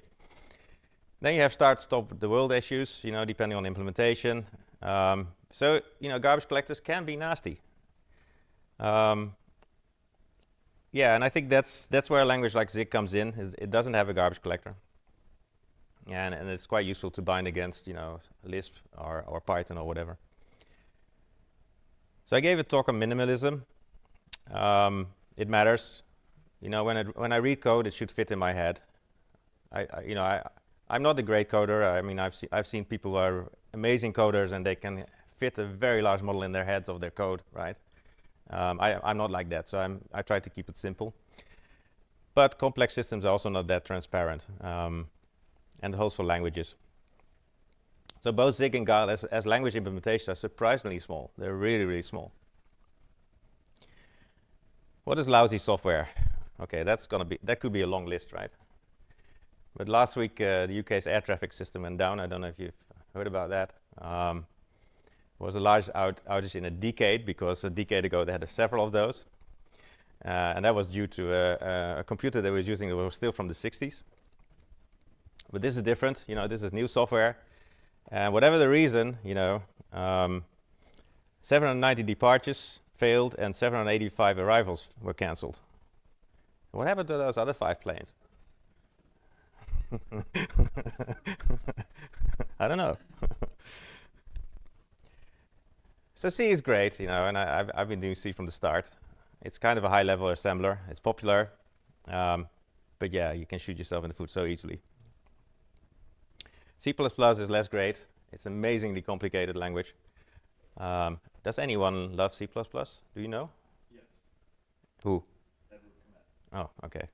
Well, it must be a select group too. But what is really annoying? It has slow compile times, right? And that's something I want to talk about a little bit. And the runtimes are slower than C sometimes. And then you have the elephant in the room, right? Anyone may have heard of this language that will replace all. I wanted to love it.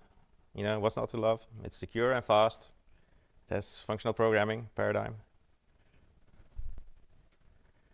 But it pulls in complex dependencies. It's a dependency graph is quite nasty. The syntax is not that beautiful. Anyone done Rust here? Looked at Rust? Yeah? You love the syntax? No. Good. The compiler is a dog, right? We agree? Yes. And it's like a nagging wife. Sorry, for those who will be offended by that, but it breaks my flow all the time, right? I really tried it. I probably have to do it still because other people are doing it, but I'm not going to look forward to that. Anyone remember Turbo Pascal? Yay! Was it great? Yes. Yeah. This is late 80s, and that was a real deal breaker. The game changer? Sorry, not a deal breaker, game changer. Maybe deal breaker for others, but yeah. I mean, it was amazing that a compiler could be that fast, right? And this is on a machine that is half a megabyte or so. It was blazingly fast at the time, and Turbo, Borland, Pascal, in those days was faster than what we're facing now with the tools. You think what happened in those, 30 plus years. So I want minimalism, I want functional programming support, I want optional garbage collection, I want fast interaction, REPL, fast runtime. But yeah, maybe these demands are a little bit conflicting in a language, right? So maybe we end up with 2 languages, by design. This is a nice blog post. You can check that on why Ruby and Perl are extremist liberal. It's fun read. This is a post on memory safety approaches as slow down development velocity, right? Development velocity. I think that's quite interesting. It's obviously about Rust. So let's talk a little bit about Guile scheme, because people here, who uses Guile scheme here? Arun? Yeah? Okay, great. Really? Okay. So Guile has come a long way. It has a garbage collector, it has a REPL, it's minimalistic, and it has really good C bindings. Yeah, so I really like it. I did a stretch in Racket. I didn't enjoy it that much. Zig, meanwhile, is a minimalistic language. It's really focused on performance. It gives this Turbo Pascal type feeling. I think it can replace C++ also in places. It has enough to do that.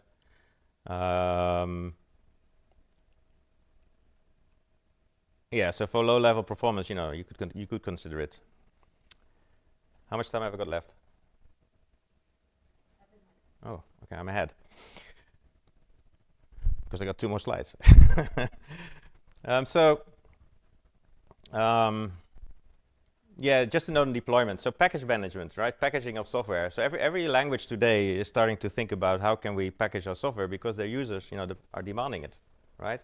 Rust, part of Rust's popularity, I think, is because it's this ecosystem where they build their own package manager. So it's really easy. Everybody tells me it's so easy to use Rust.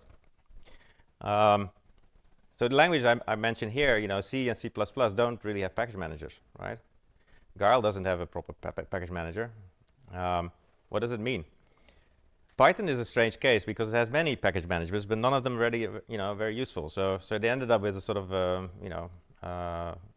something that had to work for everyone, and it's actually not that bad.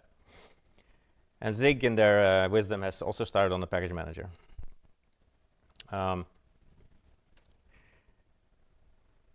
Whatever you choose to do with the package manager, don't make it into an ecosystem, because you always have to bind against other languages. You cannot isolate yourself from the dependency graph. Yeah, so if you live just in one world of package management, you're going to make it really hard for your users to break out of that. Most package managers, don't handle dependencies well, as we know. They ought to be deterministic. What does it mean? There should be no circular dependencies, right? Well, in GNU Geeks we have to package things, and package managers that are circular are really problematic for us, and that includes NPM, it includes Rust Cargo, it includes Racket's package manager, I forgot the name.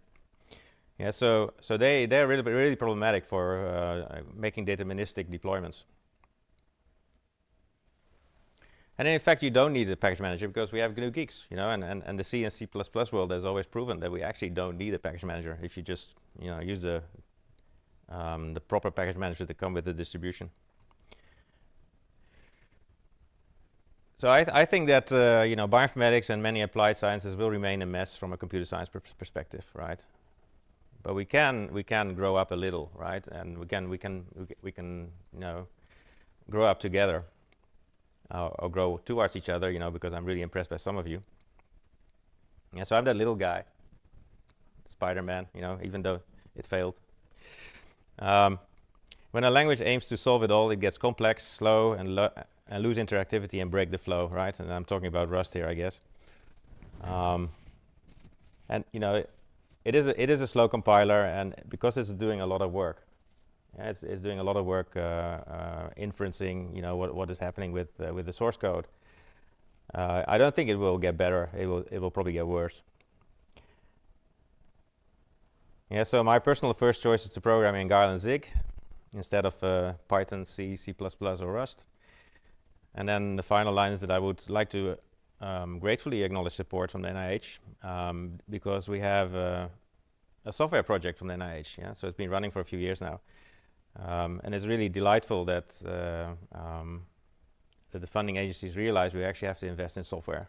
Yeah, so and that's quite a it's quite a leap from 10 years ago, believe me. And then we have the NSF award for building a RISC-V supercomputer with 1 million cores. Yeah, which probably doesn't impress anyone, but I think it's cool. Thank you.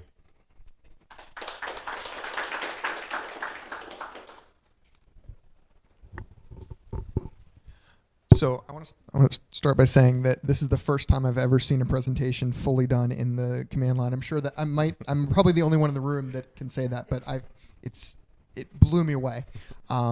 And I appreciate your talk about the funding. I'll talk a little bit about funding the translator program later on and why, at least at NCATS, we think that funding software programming is really important.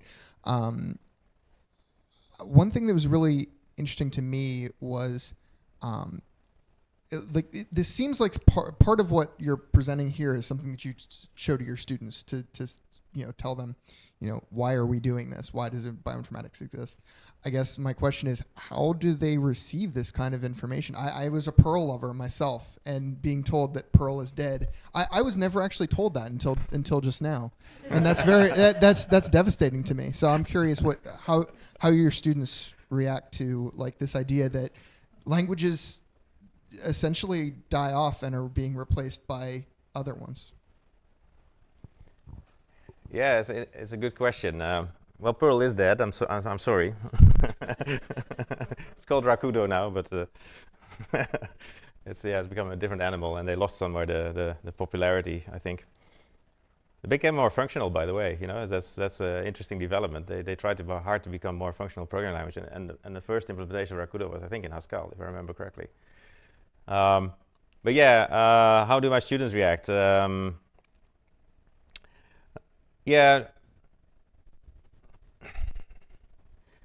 I think it's, you know, we are mostly using Python for a lot of the work. You know, that's kind of the default in bioinformatics.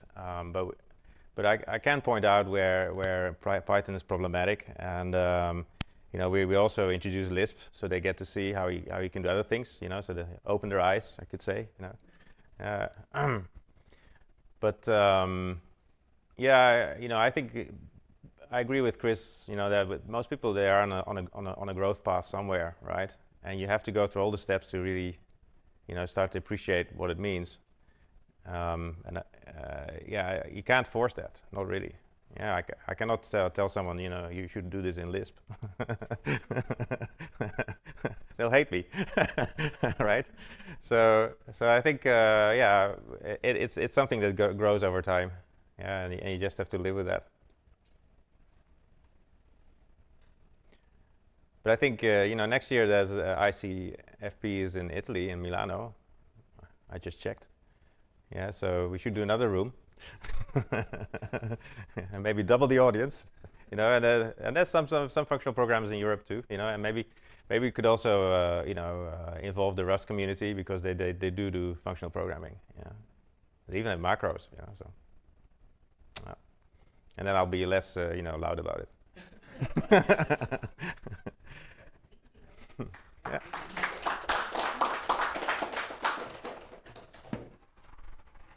Oh. Sorry. And next.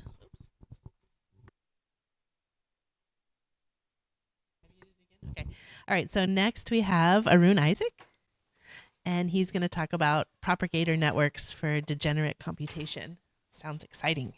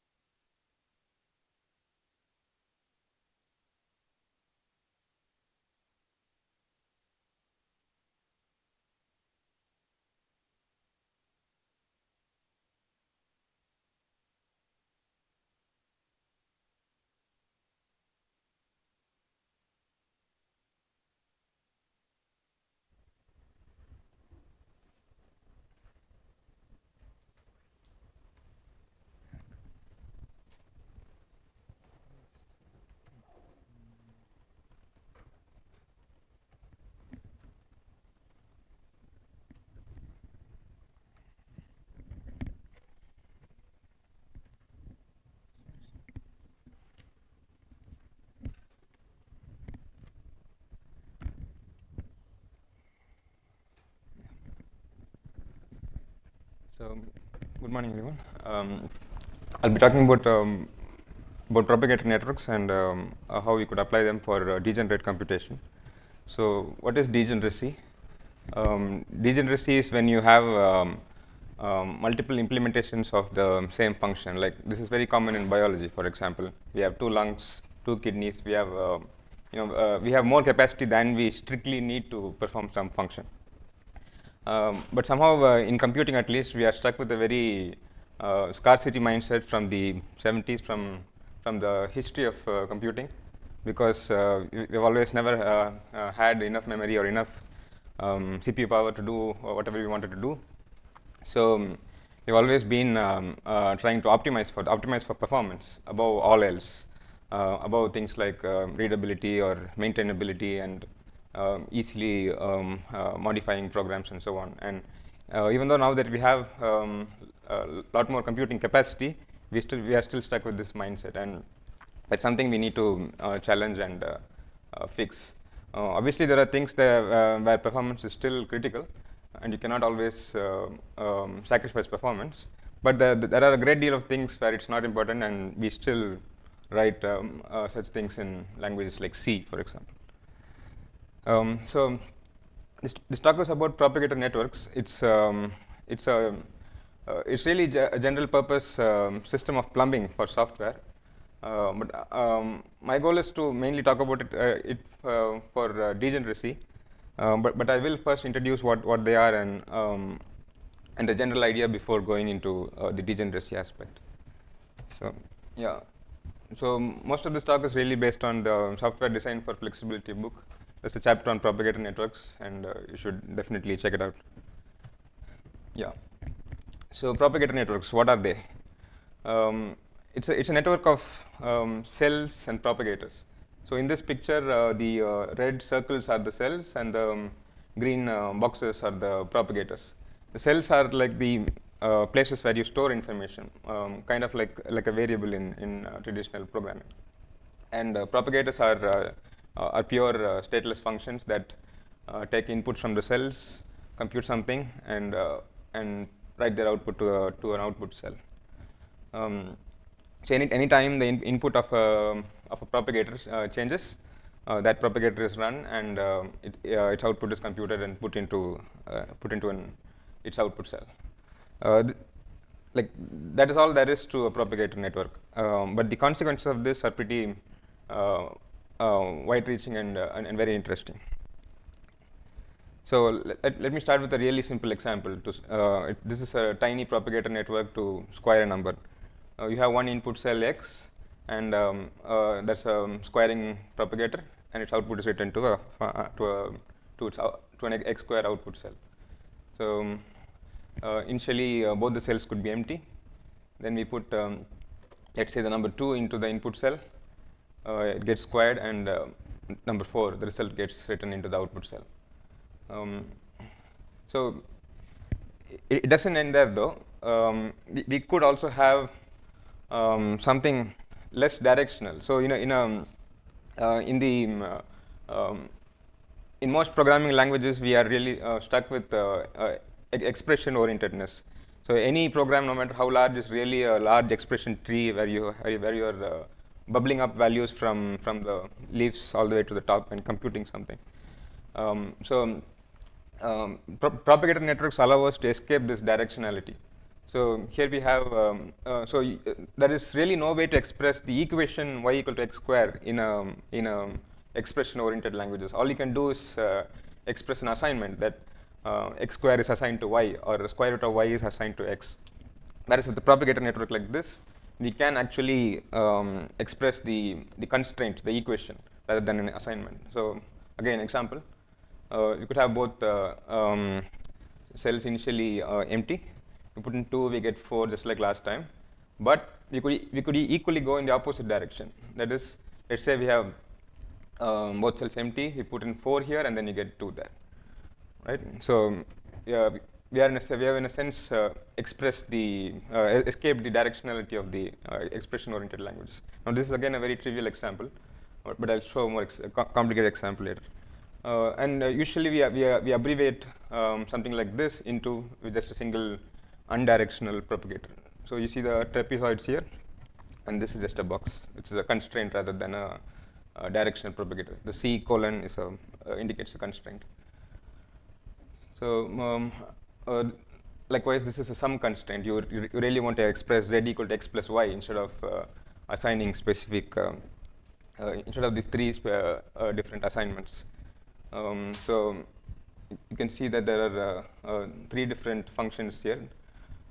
This is the z equal to x plus y1. This is the x equal to z minus y1, and this is y equal to z minus x. Once again, we can abbreviate it like this, so that we don't have to think about the more complex direction one all the time. So, so the examples I've shown you so far are really trivial, but you can imagine something much more complex like this. It is built up of simple propagators like multiplication, addition, and so on. But it is a much larger network with a lot more variables. And once we express something like this, we don't have to think about what cells are the inputs and what cells are the outputs. You can compute the unknowns from all the other knowns, and this is not something that you can easily do in a regular expression-oriented language. You always have to build in some direction into the whole thing. So think about problems like type inference. Type inference systems are pretty hard to implement in a regular language because you want to somehow escape direction and put together a lot of partial information. That's a lot easier to express as a propagator network than in a regular language. So I said earlier that cells actually accumulate partial information, and it's not that the cells. It's not that. So when you have two propagators like this, the output does not get overwritten into the cell, but rather merged in some way. So you have to define some merging function. So in this case, there are each one of these propagators are outputting partial lists. So the underscore signifies an empty place in the list. So the first list has 1, 2, 3, 4, 5, but without the 2, and this one has 1 to 5, but without the 4, and these get merged into 1, 2, 3, 4, 5.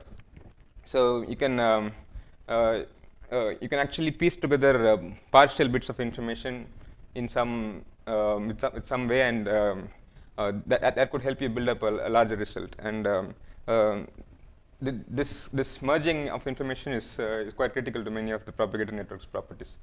Like with type inference again, you have lots of little pieces of information, hints from the code and from maybe type hinting, and you want to merge that into as complete a picture as possible. Okay, I do have 3 examples. I'll actually show you some code. So this is a degenerate network.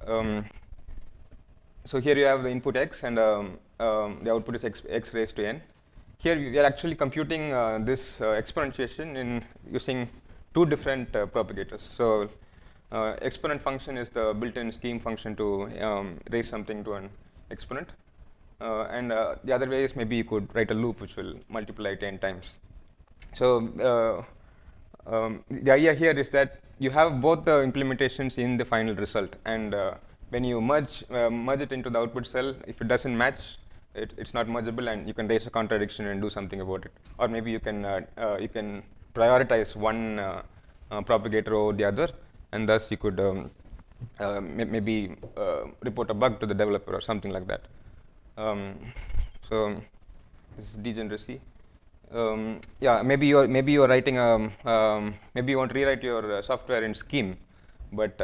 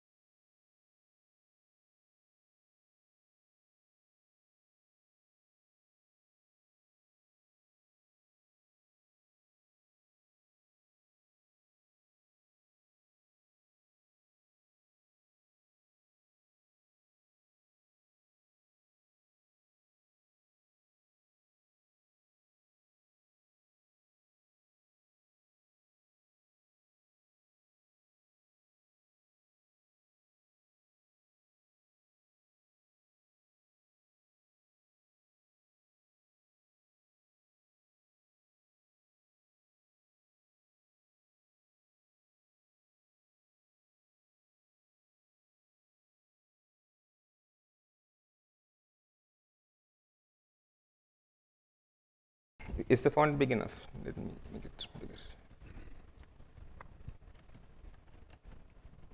I don't know. Yeah? It's okay. Yeah. So you have two cells here, x and y, and one is the square of the other. I put in 2 into x into the cell called x, and you see the value at the bottom. You get 2 and 4, but I can do the other way as well. So let's say I do 4 here. I put 4 into y, and you still get the two results, the x and x square. So maybe I can do something like 5. You should get 2.26. Yeah, 236. Yeah. That's the squaring thing.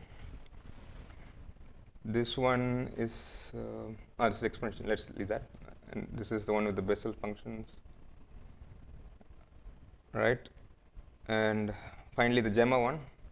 So, so the Gemma one I actually call Gemma in one propagator, and I have a scheme implementation in the other. Let's evaluate it. It will take a bit of time. And finally, we should get a big kinship matrix from the REPL.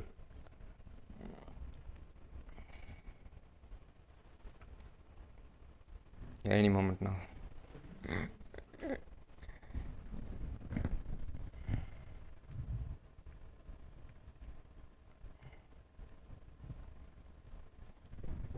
hope I didn't trash the REPL or something. Oh, there you go. Yes. Yeah, you saw the kinship matrix, right? So, getting back to the presentation.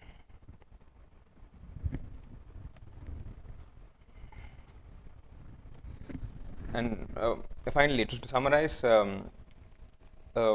cells only merge or accumulate information. This is like a really critical idea that makes propagator networks work, and it's really responsible for all the properties. And then you can do things like track provenance. That is, you want to, once again. So you want to be able to track which particular path of the network was responsible for the result that you got. So if there is a bug, if there is a mistake, you can track it down and isolate it to a specific part. It's highly parallelizable, of course, because these are all pure stateless functions. It's trivially parallelizable. And you can also run this on the propagators need not even be on the same machine. They could run on a different machine. You could send it over TCP or something, whatever. And partial results are actually actionable. I didn't quite explain that in the rest of the presentation. So if you have an iterative algorithm that produces some approximate estimate, some early, very crude estimate of a result, you can actually start acting on it in the later blocks without having to wait for the most refined result. So if latency in your workflow is important, it's critical, you can actually act on partial results like that. Then of course free from the directionality of expression-oriented languages. And then this is really useful for things like logic puzzles and I don't know, logic inference, type inference, things like that. So that's it. Thank you.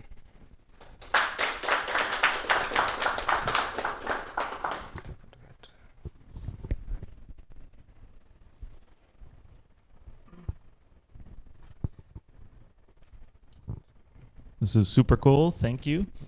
This looks a lot like constraint logic programming also, or relational programming. It's very similar.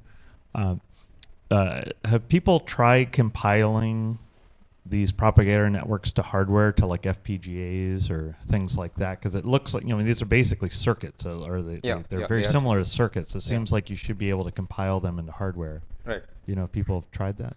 I haven't looked at what people have done yet, but it does seem very, it is a circuit, you're right, but I haven't really looked at what other people have done. Okay. And do you have a type inferencer written like this? Okay, but have people written them before? Like Alexei Radul maybe, or Jerry Sussman?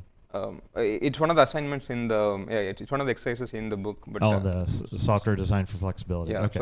So I guess people have written it. Okay. But it's not in the book itself, Okay. No. You should be able to write an interpreter for a scheme like that, I think. Okay. Cool. Yeah. All right. Thank you.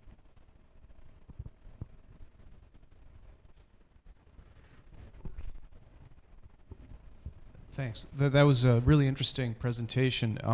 I noticed I'm coming from physics, so propagator means something a little different in quantum field theory, but I was struck by your example that you had a more complex example propagator network, and I think I noticed it has a cycle in it, right? And so I'm wondering, could you comment on that? Does that make it?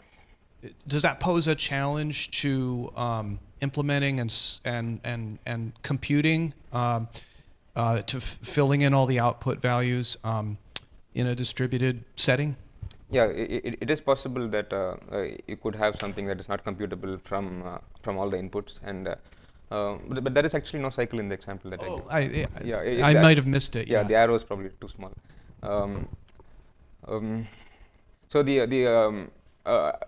in a well-specified propagator network, the order of execution should not matter. It should not matter whether you executed one propagator first or later, or where it was executed. The time of the execution should not matter at all. So there could be networks which don't converge to something to an actual value, and I don't know if how it can be eliminated. I haven't really looked at that, but yeah, that is something that has been bothering me as well. Yeah, but we also merge partial information together. So since we don't overwrite anything into a cell, that eliminates a great deal of problems like race conditions and things. So if when we merge things, the value of a cell doesn't change. That doesn't trigger the propagators that come after that. So that does eliminate a large class of problems, but I can't be really sure if it eliminates all problems. I'm not sure about that. Yeah. Thank you.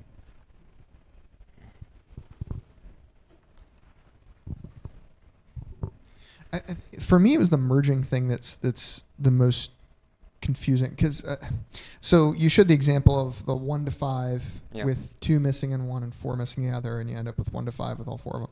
What happens if the value of the third entity is different between the two? How do you resolve if there's actually a conflict in the output from the two? Yeah. So if there is a contradiction, you do raise it, and maybe in the case of degeneracy, that could be a bug in your code. If you have 2 different paths which are producing different results, then something is wrong somewhere. And maybe you can handle the conflict by prioritizing one implementation over the other. Maybe you just use the older code instead of the newer code. So when you have the unmergeable things, the fact that you raise a contradiction is actually a feature. So if your propagators are producing unmergeable things, then there's something wrong with the design of the network, right? So you should be avoiding that. Yeah.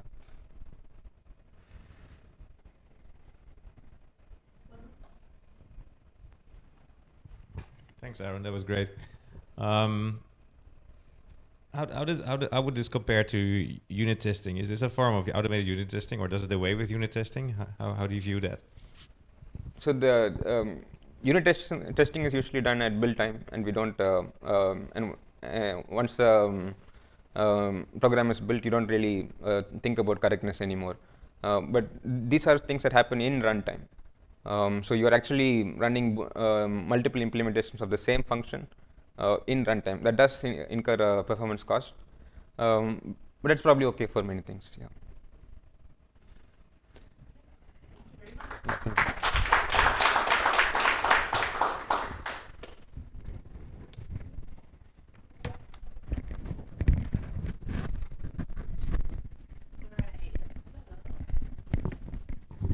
All right, so next we have Jeff Henriksen with Functional Perl, signature memoization for drug repurposing.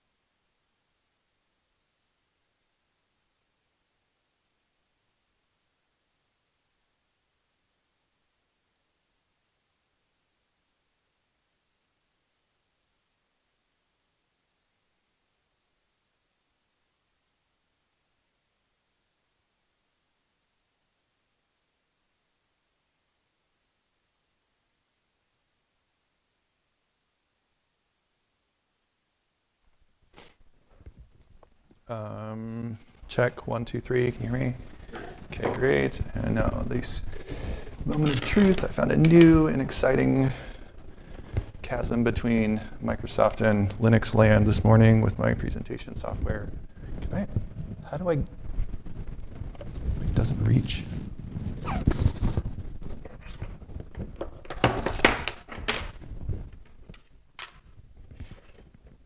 Sorry.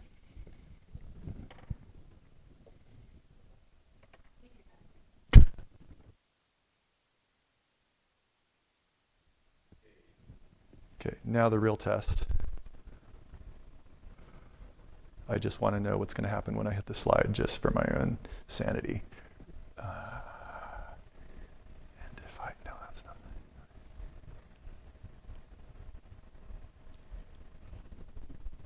Okay.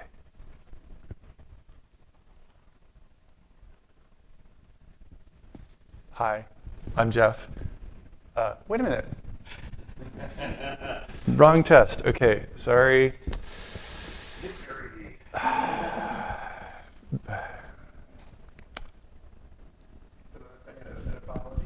You would never see anyone presenting Linux. No one has a Linux PC. Work mode. Yeah. That was awesome. Well, in here you can never see that. Oh, that's crazy. Like you don't have your own bespoke, functionally programmed created presentation system. What's wrong with it? There's something wrong with me. I have to make a confession. Mine had a bug in it. I had to disable it at the last minute. So like I couldn't figure out. Okay, so, okay, now what I actually intended to test, which was like, once I do this, is it? Okay, I don't want to hit that in the middle of the presentation. Good. Okay.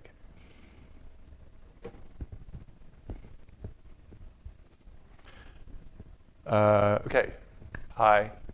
I'm Jeff. This is joint work with John Osborne at UAB and other folks with UAB from here, but he's the official co-author.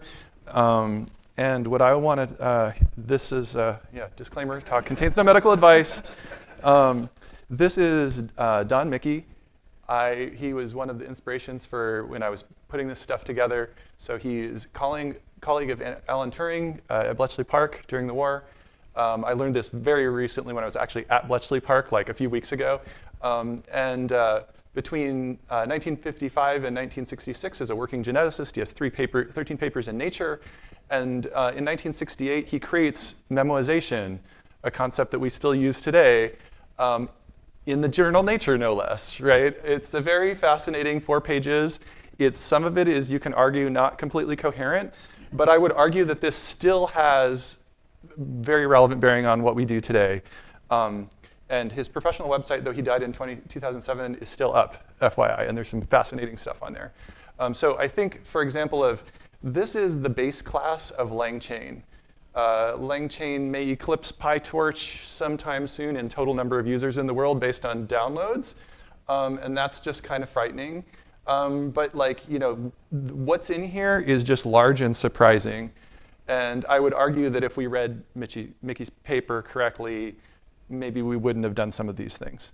So here's the outline of my talk. I want to talk about drug repurposing and what I'll call data repurposing to follow on that. I want to talk about the use case of Alzheimer's disease, drug repurposing, and then introduce the technique, put it all together, give a demo. All right, first thing, and these are all, apologies in advance, all of these, due to the interdisciplinary nature in here, everything is going to be oversimplified. And I'm so sorry, but this is just like my way of coping with the complexity here. So very oversimplified FDA approval process.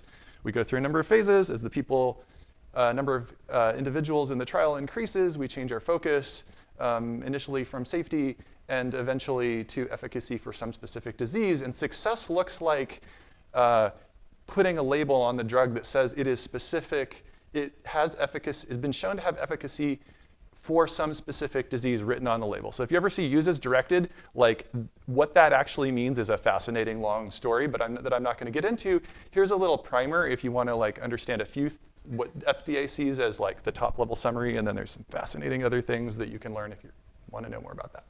Okay, So drug repurposing, here's one definition, seems reasonable.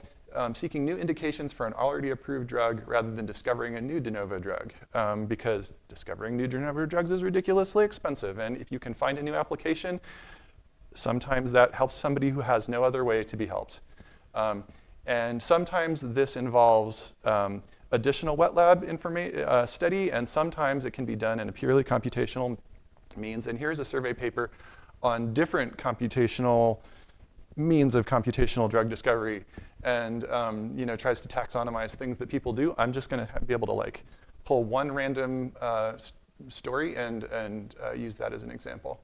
Okay, so what am I going to call data repurposing? So data repurposing is sort of, I guess, maybe my personal philosophy on this. So I am of the mind that having some data to inform a problem is better than having no data. And I don't want to say no to things because it's like, not structured enough or not trusted enough or not free enough.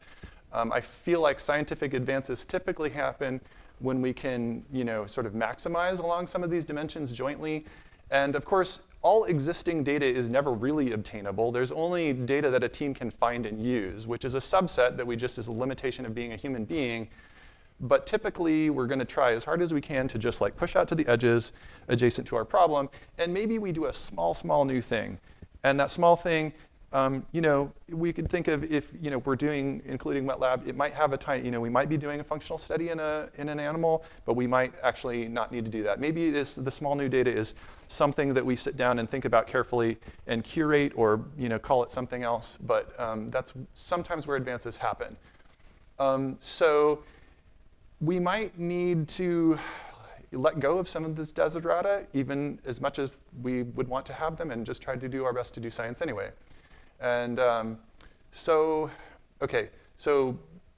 here is a way that we can apply this to drug repurposing. For a given disease, we can find data related to that disease, like genes is a common characteristic of a disease, and I'll talk about an example of that soon. We can query gene-protein interaction data, and we can try to formulate an argument that an existing drug related to those two data sets might be beneficial for a given disease. Example, Alzheimer's disease. Again, apologies, incredibly oversimplified. Here is this Alzheimer's disease sequencing project is a GWAS-based study where they compared people with Alzheimer's disease against a background of people who don't and found correlations. And they enhanced this with some of the standard things that you enhance these things with, linkage disequilibrium, EQTL, and some single expression, cell expression data. And they came up with a result list of 76 associated genes.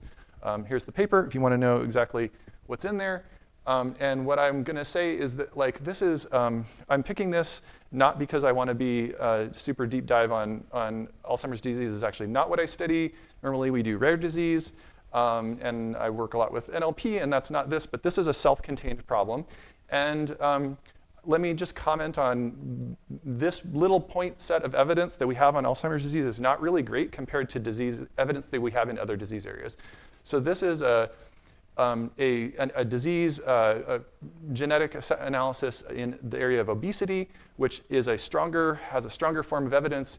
So in this study, they were able to use a genome-wide association study to pinpoint a variant, single nucleotide, non-coding variant in this region over here, which actually regulates this thing way over here that's like 1.2 megabases away, and not this thing and not this other thing.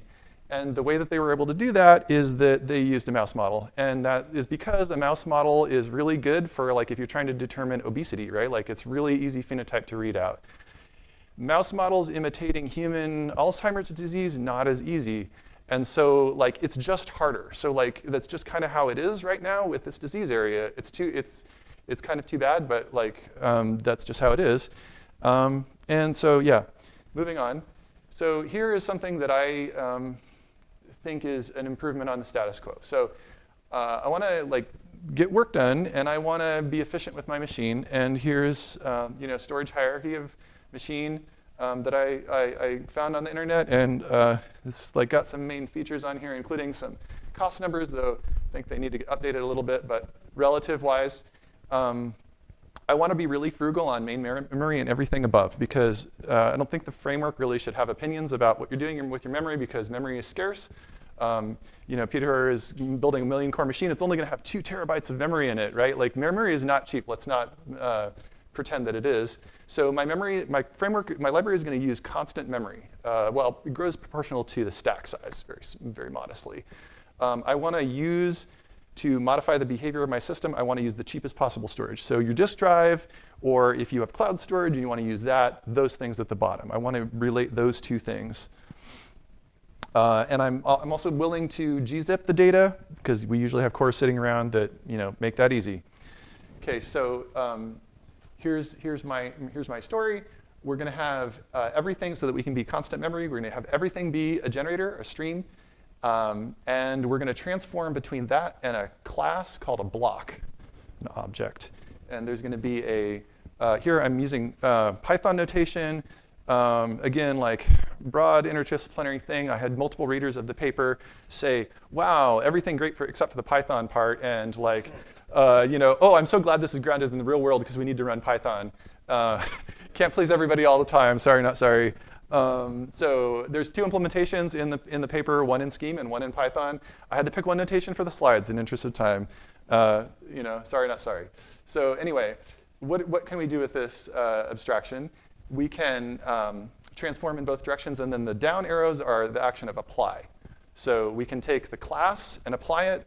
It's actually sort of an object constructor, and then we can apply the generator. And the things on the left have metadata. The things on the right do not have metadata. And what this gives us is the ability to get 2 methods for one. The first method is the method that we would have just written if we were coding by our hands with streams. And the second method is a thing called signature.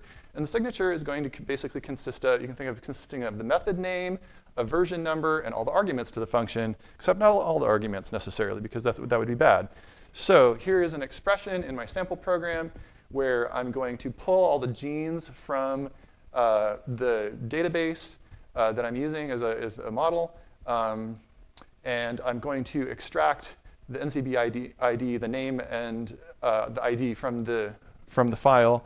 And when I signature that, just the sub-expression genes is going to go look at all the things that I referred to and map those all in. And so some things we can see here is that it has some version numbers, some names of some arguments, but not all the arguments. For example, the data is not included anymore, right? I want to keep this thing to be a small thing, and that you can use for a couple different reasons. One is that it's going to make the computation much more efficient, and the other is it's actually useful human data to understand the provenance of the information you're looking at. So when you go back and you look at, like, why did this thing come out of my machine 2 years ago, you have as complete of a breadcrumb trail as you want to be able to go back and look at it. So let's see. Blanking on what I want to say about this. Right. So the API capability that you provide to the programmer through doing this is you have this discretionary ability to put .cached next to any sub-expression. And the behavior of .cached is to say, I want to use the resources in my machine differently. The default, if you don't say cached, is that everything is ephemeral, computed by the CPU every run, and it will just be thrown away at the end of the program. So you're not using memory, but you're using your CPU and your upstream data sources more. If you say .cached, everything will be automatically serialized to your disk. And if you run in that process or in a future process the same expression again, it will just automatically appear back without having been recomputed. And so here's an example of what this is not. So there are hundreds and hundreds and hundreds, an unimaginable number of build tools out there.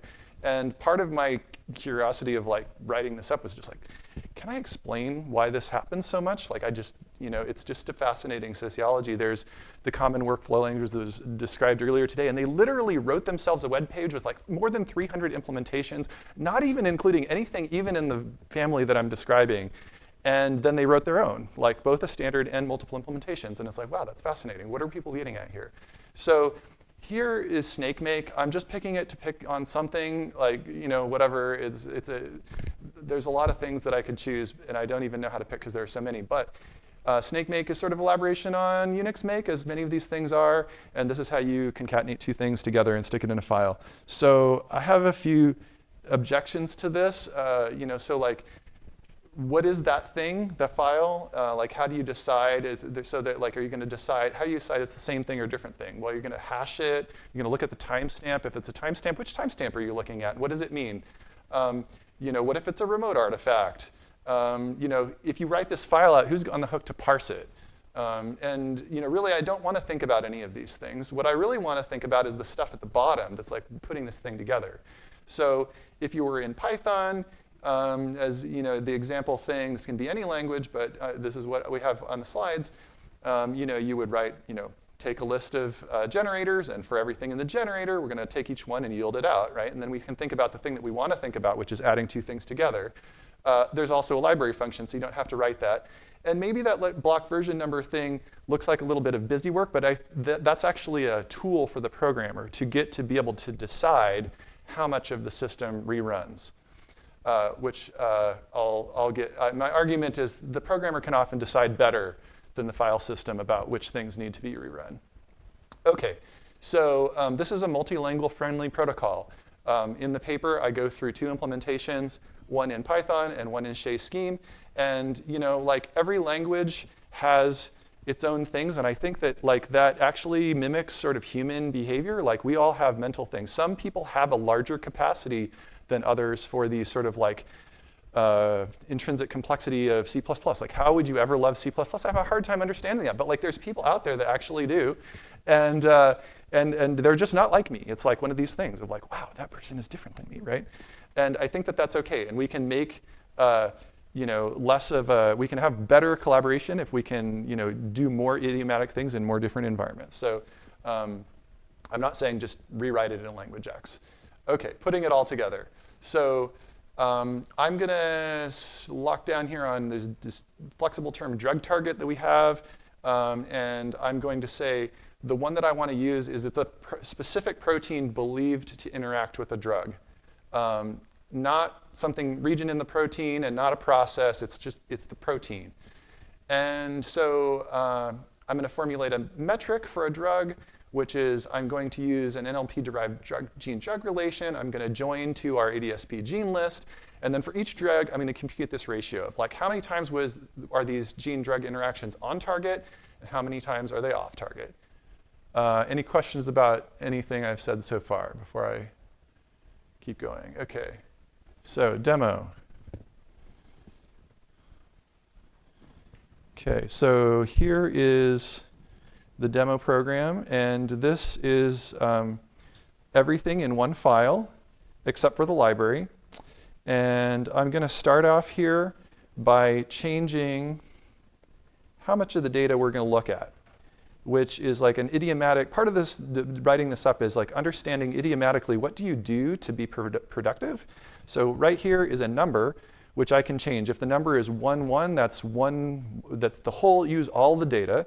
And what I'm going to say here is use 1/50th of the data. And I'm going to go over here and run. And I'm going to do one more thing here.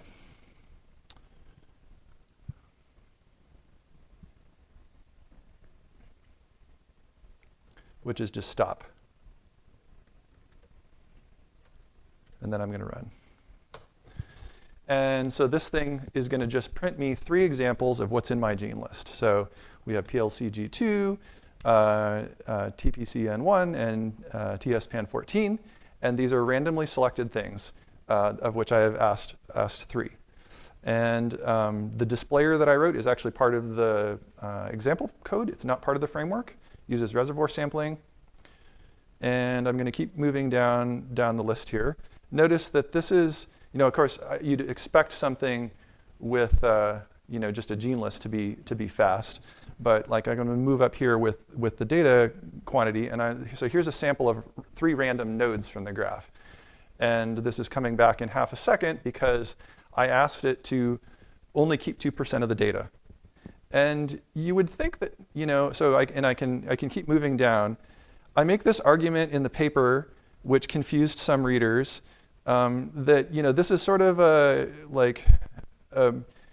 partial substitute, economically speaking, with a REPL, right? Like the reason we use a REPL is because it's fast. Notice that I'm not using a REPL here, but it's still pretty darn fast. And when you're using a REPL, if you want this sort of like lots of dependencies between things, it's hard to get it to reevaluate just the stuff that you want. And so here's the sample of drugs as they appear in the database. And the database is RTX-KG2, kindly provided by Steve and his team. Very useful resource. Again, this is a tool that's really not about knowledge graphs. Like I really want to just go forage data from anywhere. I'm using a KG because it's sort of like a really powerful shortcut to like, just show an example in the correct domain. And so here's, things that interact, ways that things interact molecularly. And these are, different kinds of relations that come out of the database, still, pretty fast. And now if I join them together, I can get the table that's in a table like what's in the paper. It's not going to have the same results in it as in the paper because we're only looking at 2% of the data. But qualitatively, you can see that this is kind of small on the screen. I'm sorry about that. Let me just pump that up real quick.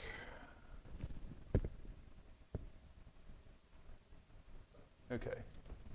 So you can see by the fractions on the right, so it's printing out in the like LaTeX that I just pasted into the paper, that it's doing the metric the way that I wanted it to do. And I can see that my program is working, and I only spent 4 seconds of computation time, 5 seconds. And then I'm going to pull, the last thing that I'm going to pull is a thing to drill into the top result to say, why are you telling me that? And so that's going to look a bit different. And every time I'm doing this, I'm actually computing all the results before again, right? But it's still pretty fast. And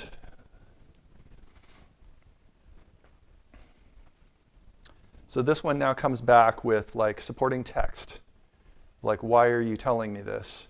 And PMIDs and something that I can link all the way back to trying to make sense of like how does this information put together? At PMI, we take a great deal of care of like reading results and making mental sense of it, and before we communicate anything to anybody, and that's a really important part of the job. So finally, I'm going to go turn off the fractional sampling thing that I did above and just run the whole thing to get the result as I had in the paper with all the data. And that's going to run. It's going to do the first thing that makes the list is going to take about 45 seconds, and then the reasons is going to take about 30 seconds. Any questions about anything so far while that's running? Steve. So this is leveraging the memoization framework as it.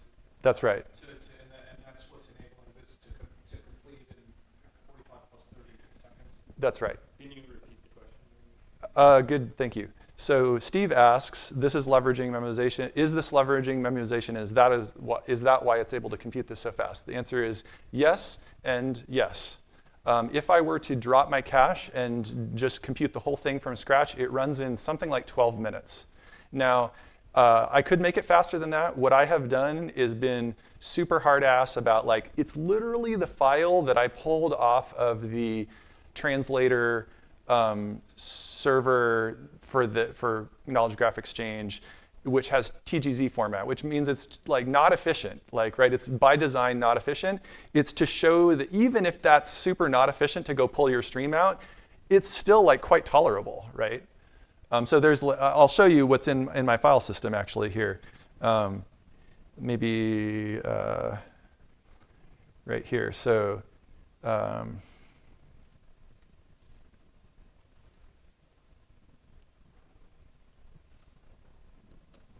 so here is the RTX KG2C linked, that doesn't have the file size, which is a little bit of a dissatisfying thing. So let me just do that too. So there we go, 4.5 gigabyte TGZ file, like clumsy, right? I mean, it seems like it should take work to do that, and somehow in 12 minutes I can get something useful out of it on a laptop. And then the other interesting thing is if you look in this storage derived directory, you have the cached artifacts. They are pickled streams of pickled files, and the manifest files are human readable metadata for like where did this come from. So if you concatenate all of these manifest files together, you can just see each one says exactly what it is and what the signature was. So let's see if the other thing is finished by now. So here it is. I was doing some other things, so it took a few more seconds. Condoxatril and the reasons above. So like the reasons for why it appeared in the table. The table if you scroll up here before where it computed. So there's the table that appears in the paper, and then here is the reasons behind. And like it's not a bad. It's if you're gonna like drive some data, like this is a reasonable starting point. In my opinion, like if you look at these PMIDs and what they're saying, it's like, yeah, it's on the gene list, and like maybe you should think about that. And finally, scrolling in my history up to the, where did I do? Come on. Okay. Sorry. Bash.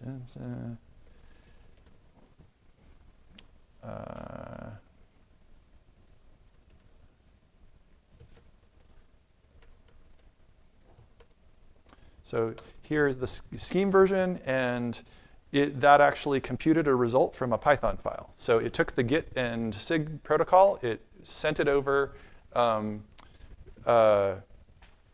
Unix fork exec, and got the data, put it back into the runtime. So you don't have to have wars with your team about like which thing is in which runtime. You can just have everybody live in harmony and integrate and kumbaya.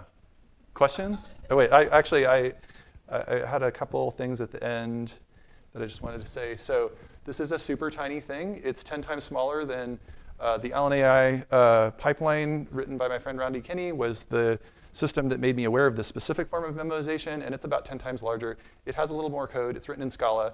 And my implementations are 300 lines of Python, 233 lines of scheme. You can put it into your favorite environment with maybe in a day. So yeah, I'm not going to talk about that because of time. There's a few other things in the paper. And special thanks to Rodney, who made me aware of this specific memoization, Will, who encouraged me to write up the paper, and Steve, who provided the data source. Questions?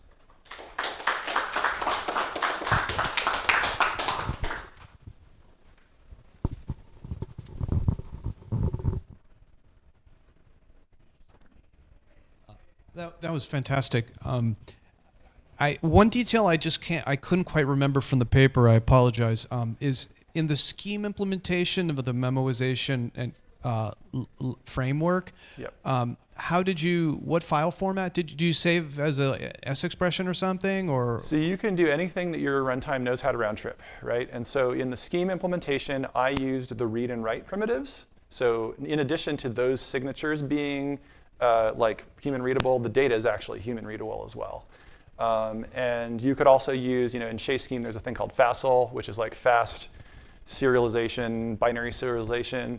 The point is like each implementation gets to own its cached artifacts. And so like whatever makes that go, right? Like pickled streams make Python go, so there you have it. Yep. Thanks.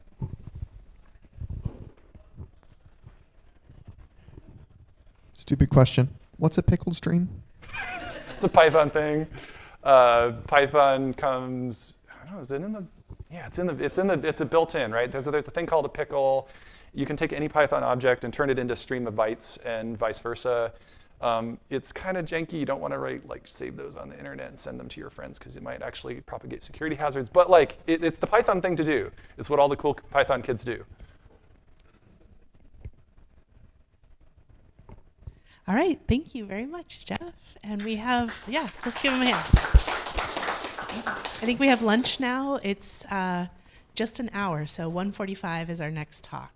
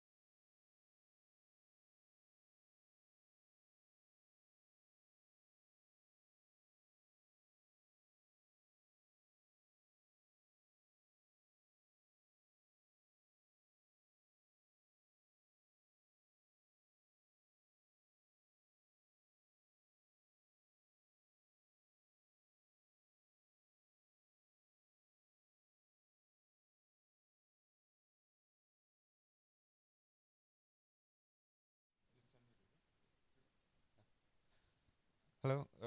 Good afternoon, everyone. So welcome back after lunch. We still have many people at lunch, I guess. Yeah. So let's begin. Now we have Parisa with declarative programming for designing neurosymbolic learning models. Yes, please.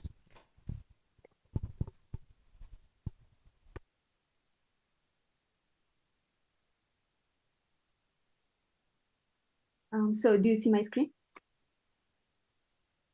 Yes, we do. Okay, thank you. So good afternoon, everyone. So I'm Parisa Korjamshidi, faculty at Michigan State University.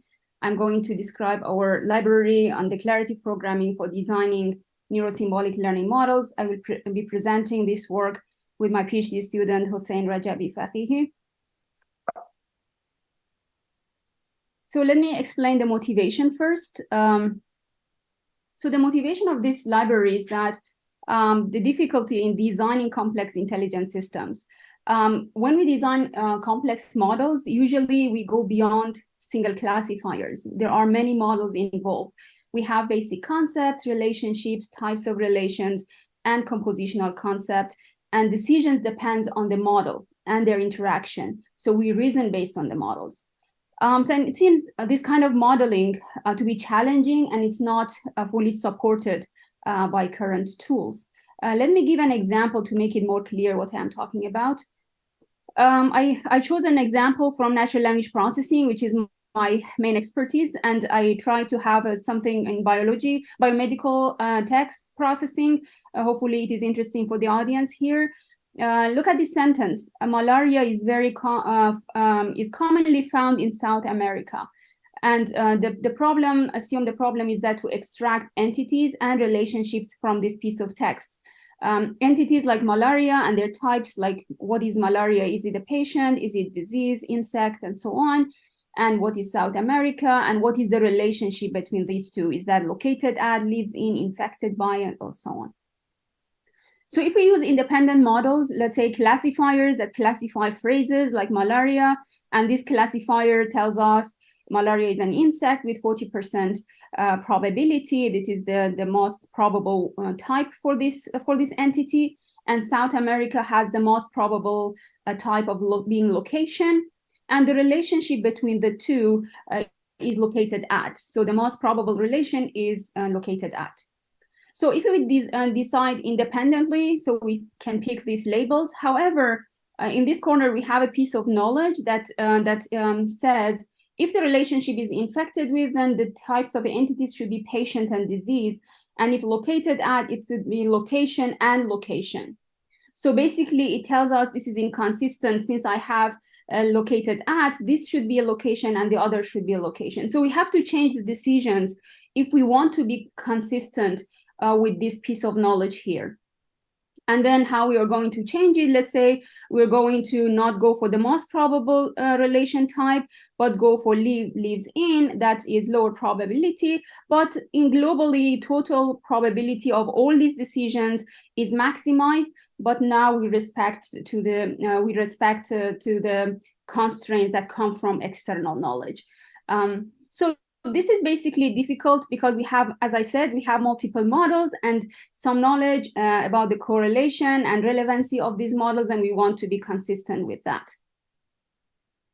So now for this kind of modeling, I want to argue that we need frameworks that allow us for declarative modeling with these components. We need to have data modeling because we are not, as I said, we are not doing only a single table of data and then classification. We have multiple components, they are related to each other. So we have to have data modeling in a principled way. We have the knowledge representation. We want to see how these tables are related to each other, how these labels or concepts are related and constrain each other.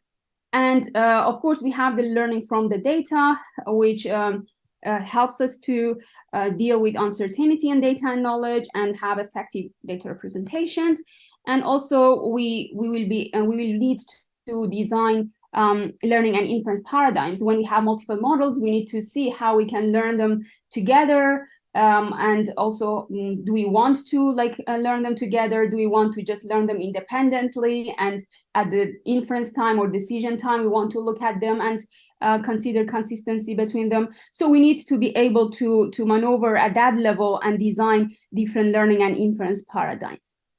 And I would argue that finding the right abstraction and primitives for an easy integration of all these components in one framework and one tool is very challenging. So I just want to point to this survey that we have published with my colleagues. So we looked at this application needs and try to look at multiple languages and tools that they have, like declarative nature or imperative nature, and how they help the users to design applications. There is no time to go to this. I just wanted to point to this relevant reference. But then what is our library? We call this library Dominoes. So the main underlying computational framework is PyTorch. So we can design deep learning with Dominoes.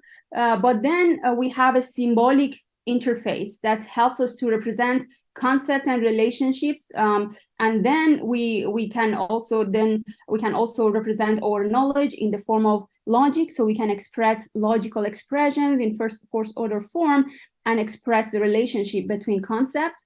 And then we can connect these symbols or concepts to the underlying deep learning modules. These deep learning modules can be any arbitrary model, language model, a specific architecture, or anything that can give us probabilities of a specific concept, distribution over concepts.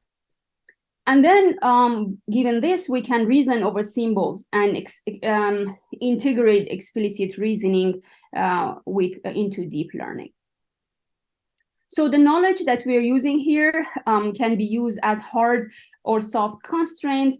And then we also have implemented a variety of algorithms that the user can use to specify how this integration is supposed to be. And that is why this is a framework that helps us to integrate neuro-symbolic techniques for easy modeling of real-world problems. So why integration of knowledge is useful? So deep learning is data hungry. The labeled data is expensive. So hopefully using the domain knowledge potentially reduces the need for the large amount of data. Also, like domain knowledge, like why symbols? Why symbols? The domain knowledge often is expressed symbolically, and symbolic reasoning improves interpretability. So then why dominoes? So there is a gap for the current tools between for supporting both computational paradigms, as I mentioned, like learning and symbolic reasoning. So dominoes is one of these few tools that tries to cover or fill in this gap. So now briefly, the program components in Dominoes. This was the main ideas that we had, like what we needs to be addressed. And this is the schema of the framework that we have: deep learning, the knowledge, input, output. But then the main components of our program in Dominoes is, the first thing is the graph-based data modeling. As we need data modeling here, to address this structured representation, we use a graph of concepts and relationships. We address the knowledge representation by supporting the logical expressions to be expressed there between concepts and elements of the graph. And then we have the model declaration that is defining computational units. Here, they could be feature extractors, or, as I mentioned, deep learning architectures of any kind. And then we connect these two levels of symbolic and soft symbolic components in this framework seamlessly. Then we have the notion of program declaration that helps us to specify now which algorithm we want to use, how we want the constraints to be considered. Are those soft? Are those hard?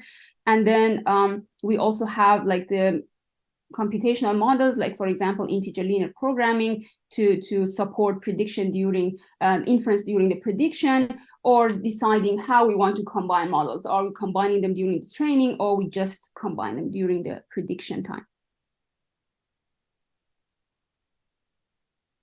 to just list, since there is no time, just list the underlying algorithms, and I have the references here if you want to look at the details. The inference mask loss was our own proposed algorithm that tries to use integer linear programming solvers in the loop of deep learning models. There is another algorithm called sampling loss that tries to like sample from the outputs and reduce the probability of violations from the external knowledge.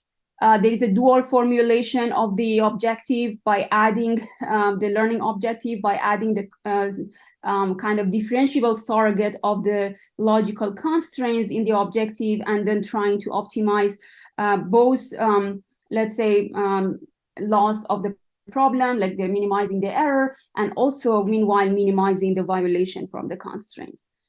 And then if we don't want to use this at training time, we can also only use the constraints at the prediction time with the integer linear programming solver, while the interface of the language still is declarative and uses the logical expressions. So we compile it to the ILP at the end. I just also wanted to mention that since we had dominoes and it was easy to design models now, different models to show how the constraints can help, we also introduced a benchmark called glucons. And glucons is kind of collection of benchmarks. We looked at multiple tasks and then like tried to evaluate them when using constraints at training time, inference time. We also proposed a number of metrics, like now the accuracy is not the only metric, consistency is important, time efficiency is important, and also data efficiency is important. So we have a bunch of this kind of metrics that facilitates comparing new algorithms even with these baselines. And this is the bunch of tasks that we looked at, like from classification on images, hierarchical images, question answering systems, and looking at entity relation extraction, or like pure inference problems or sequence tagging. I hope if you are interested to see how this works, if you have a problem in biology domain, I would be happy to communicate and see what is interesting to add to hear from the biological domain. But so far we haven't tried any.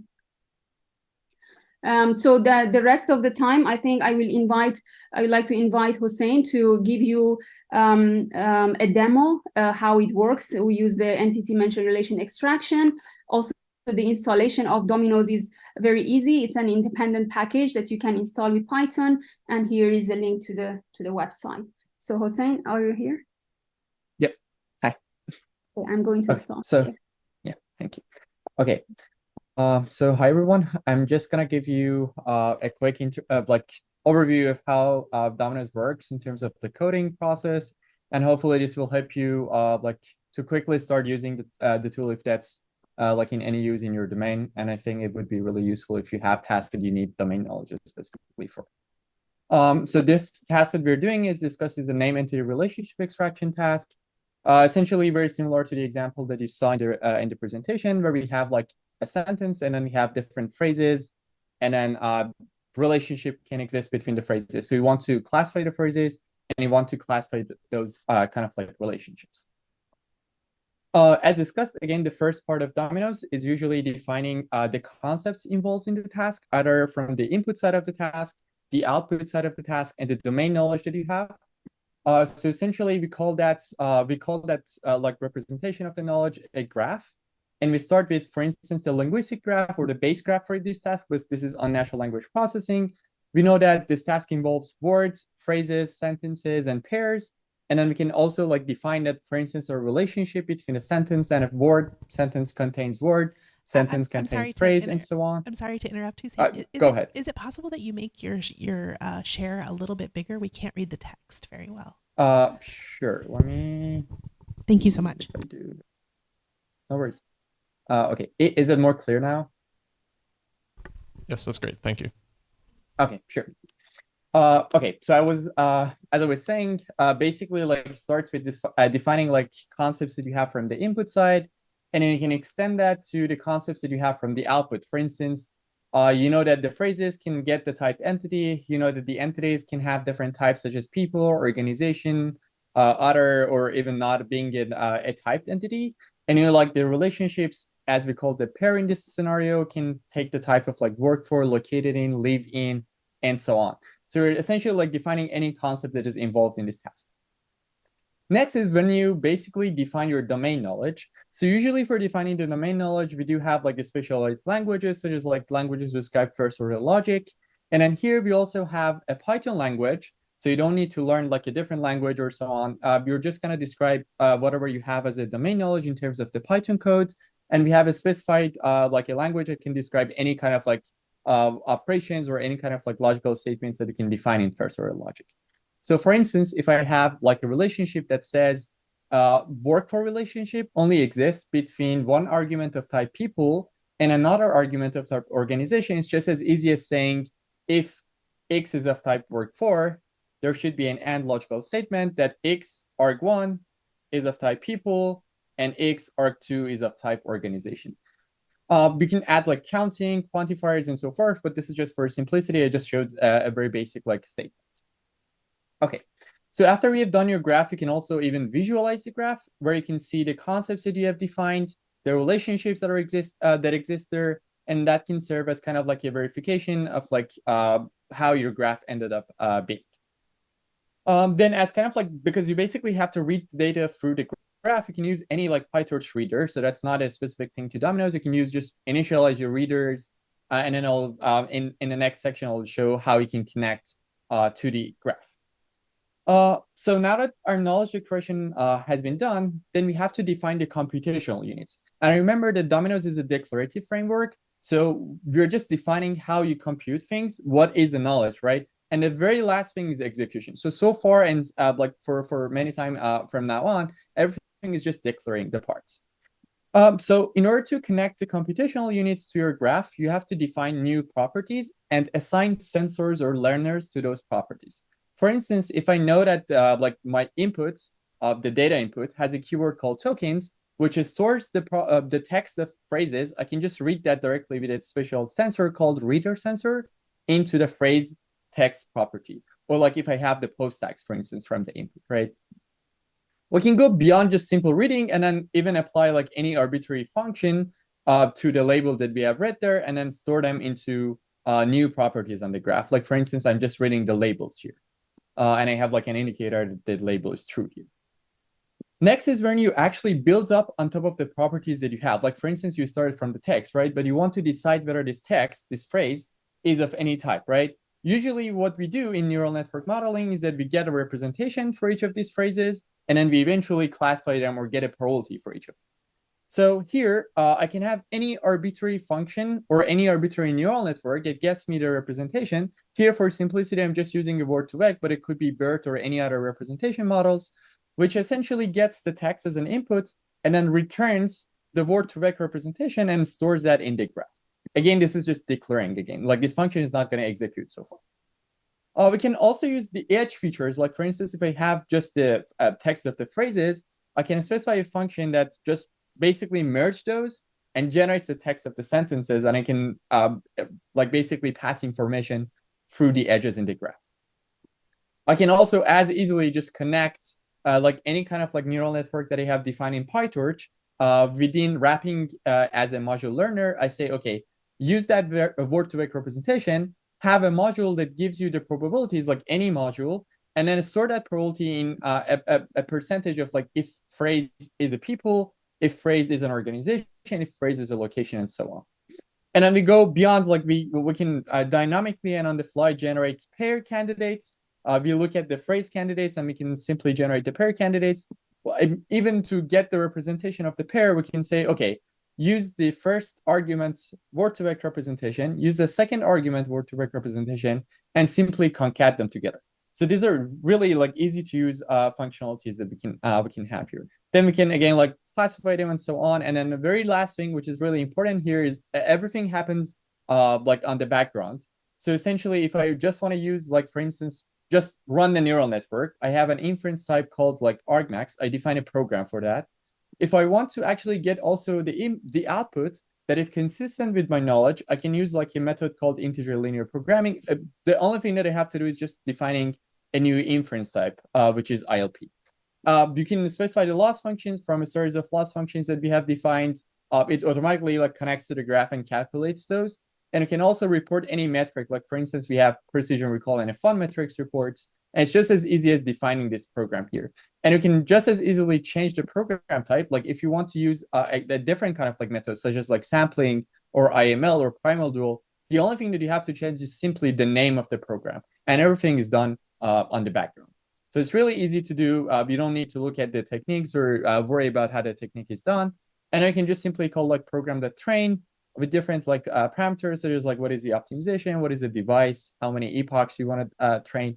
And you can see that you actually get the reports of like, what was the precision after this step and so on. You can also even depict one instance of this graph. So for instance, if I want to look at one specific phrase in this graph, I can just add another visualize on top of that. And then I can see like this phrase was flight.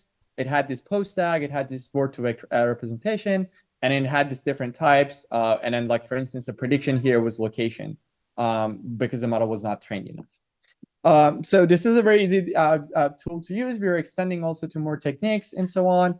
And it can help you like get started with any kind of like applications that you have in mind. Especially this was name entity recognition. I know that there are a lot of name entity recognition models like for data sets in the bio or medical domain, which could be, this method could be really useful to.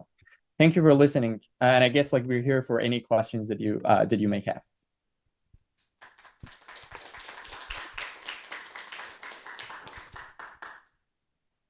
So any questions?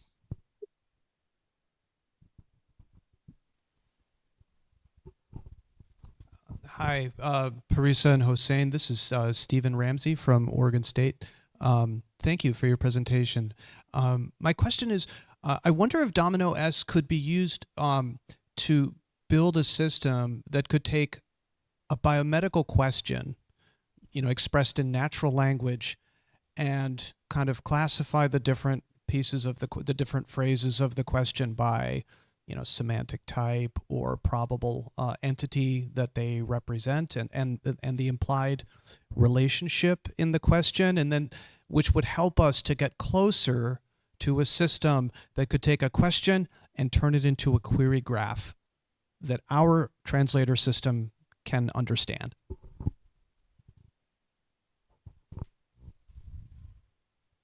Parisa, you're on mute. Yeah, okay. So let me try, and then Hossein can add to it. So I think the tool is for designing models, right? So basically, we provide the tool to design any model. This could be question answering. We have examples of question answering models that are designed in the tool. But then if we want to like do in biomedical domain, maybe we need to do special things here. Maybe we need data from that domain, or to get it work, maybe we need better representations tweaked to this task. But I think this is possible, but the tool is not that. If we don't have like ready applications or something like that, the purpose is really to provide the means of like anyone to design these tools easily. Does it make sense?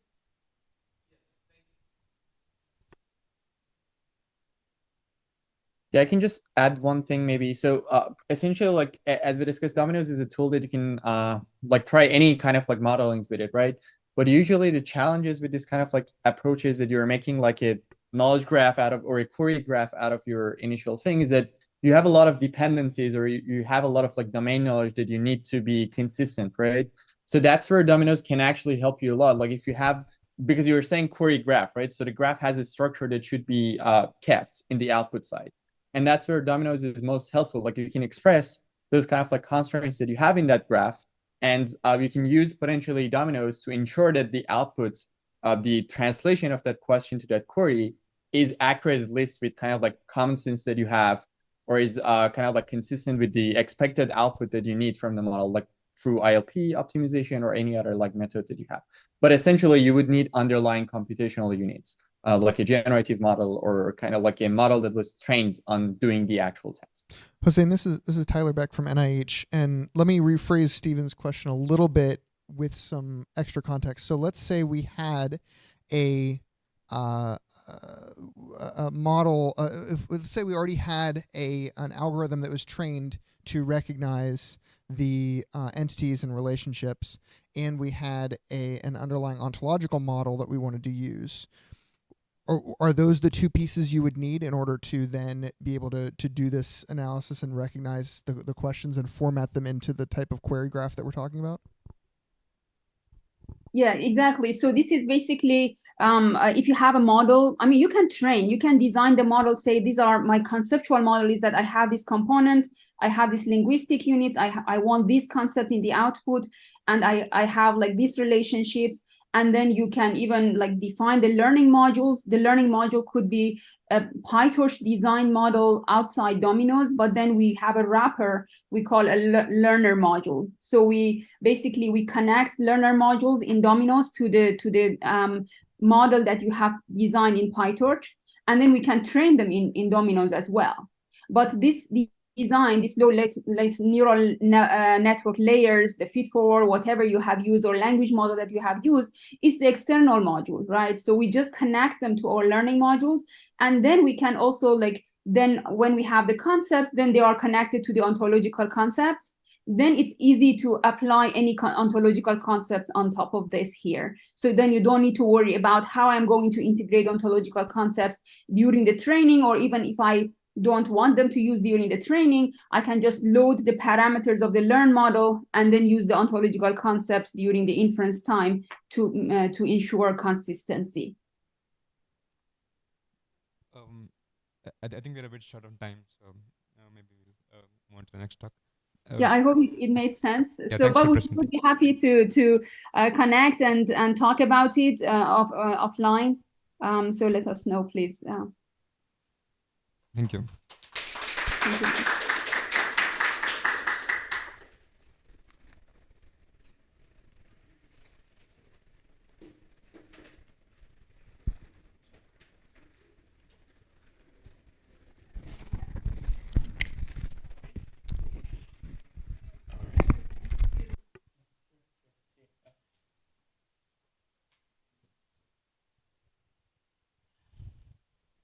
So up next we have Sierra with the BioLink model.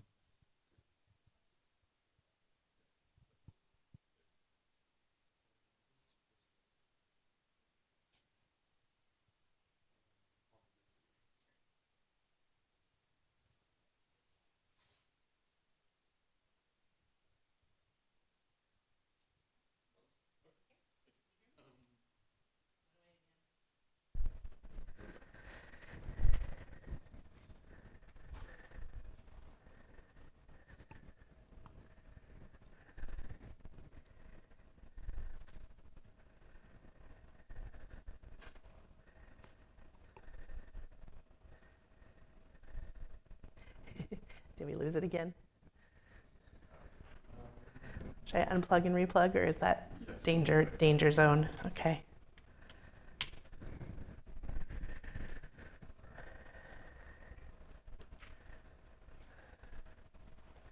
Oh, you did it, I think. Yeah.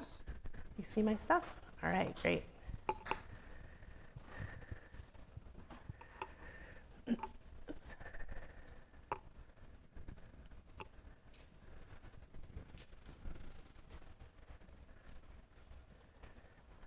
There we go. Okay, hi, I'm Sierra, and I'm going to take it up a little higher level to how we design a model that we use in the translator system to combine a whole bunch of biological and biomedical knowledge together in the form of knowledge graphs to answer some biomedical questions. And of course, definitely not the only one that worked on this project. There's a whole bunch of people here, and they're not all in this slide. And just want to really express some sincere thanks to all the people that work on this with me. It's one of the things I'll be talking about, is that making a model is a very collaborative experience. And without the buy-in of all your folks, it's not going anywhere. If you want to talk to us more, you can, of course, reach me there.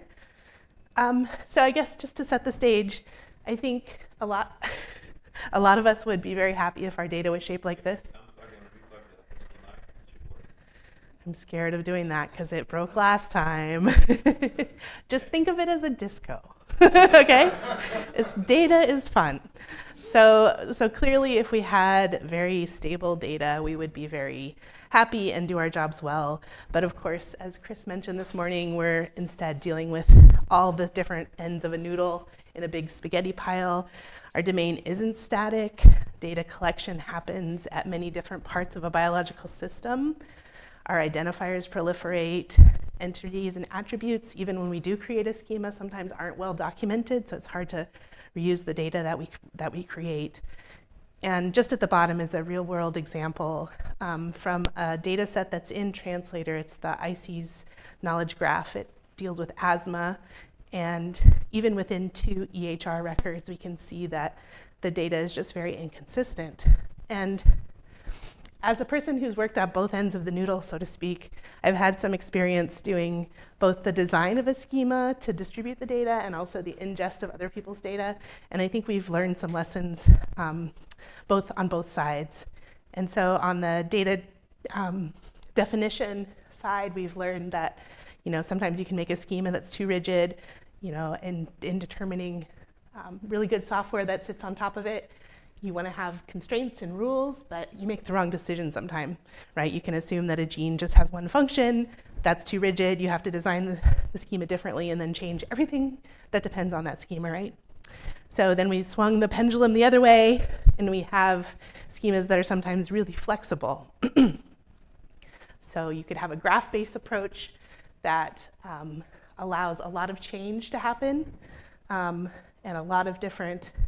The disco is getting distracting, I'm sorry. Do you want to try? Okay, just.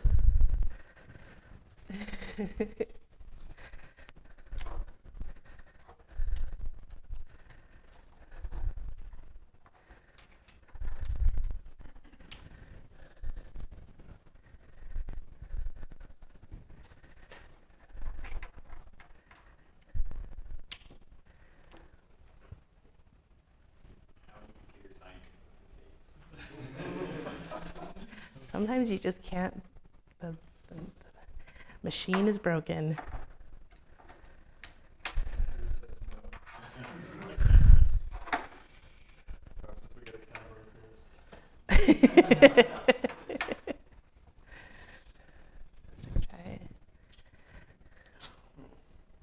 Maybe one more thing. You had it going so well here.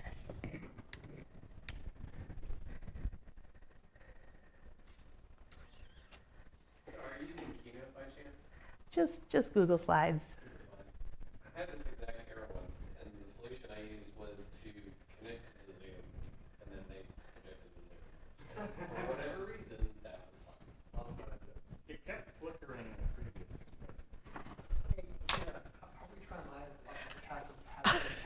Oh, do you? Okay, great.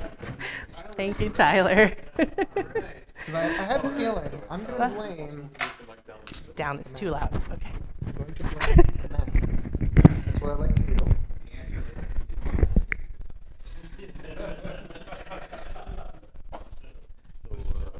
Maybe like this.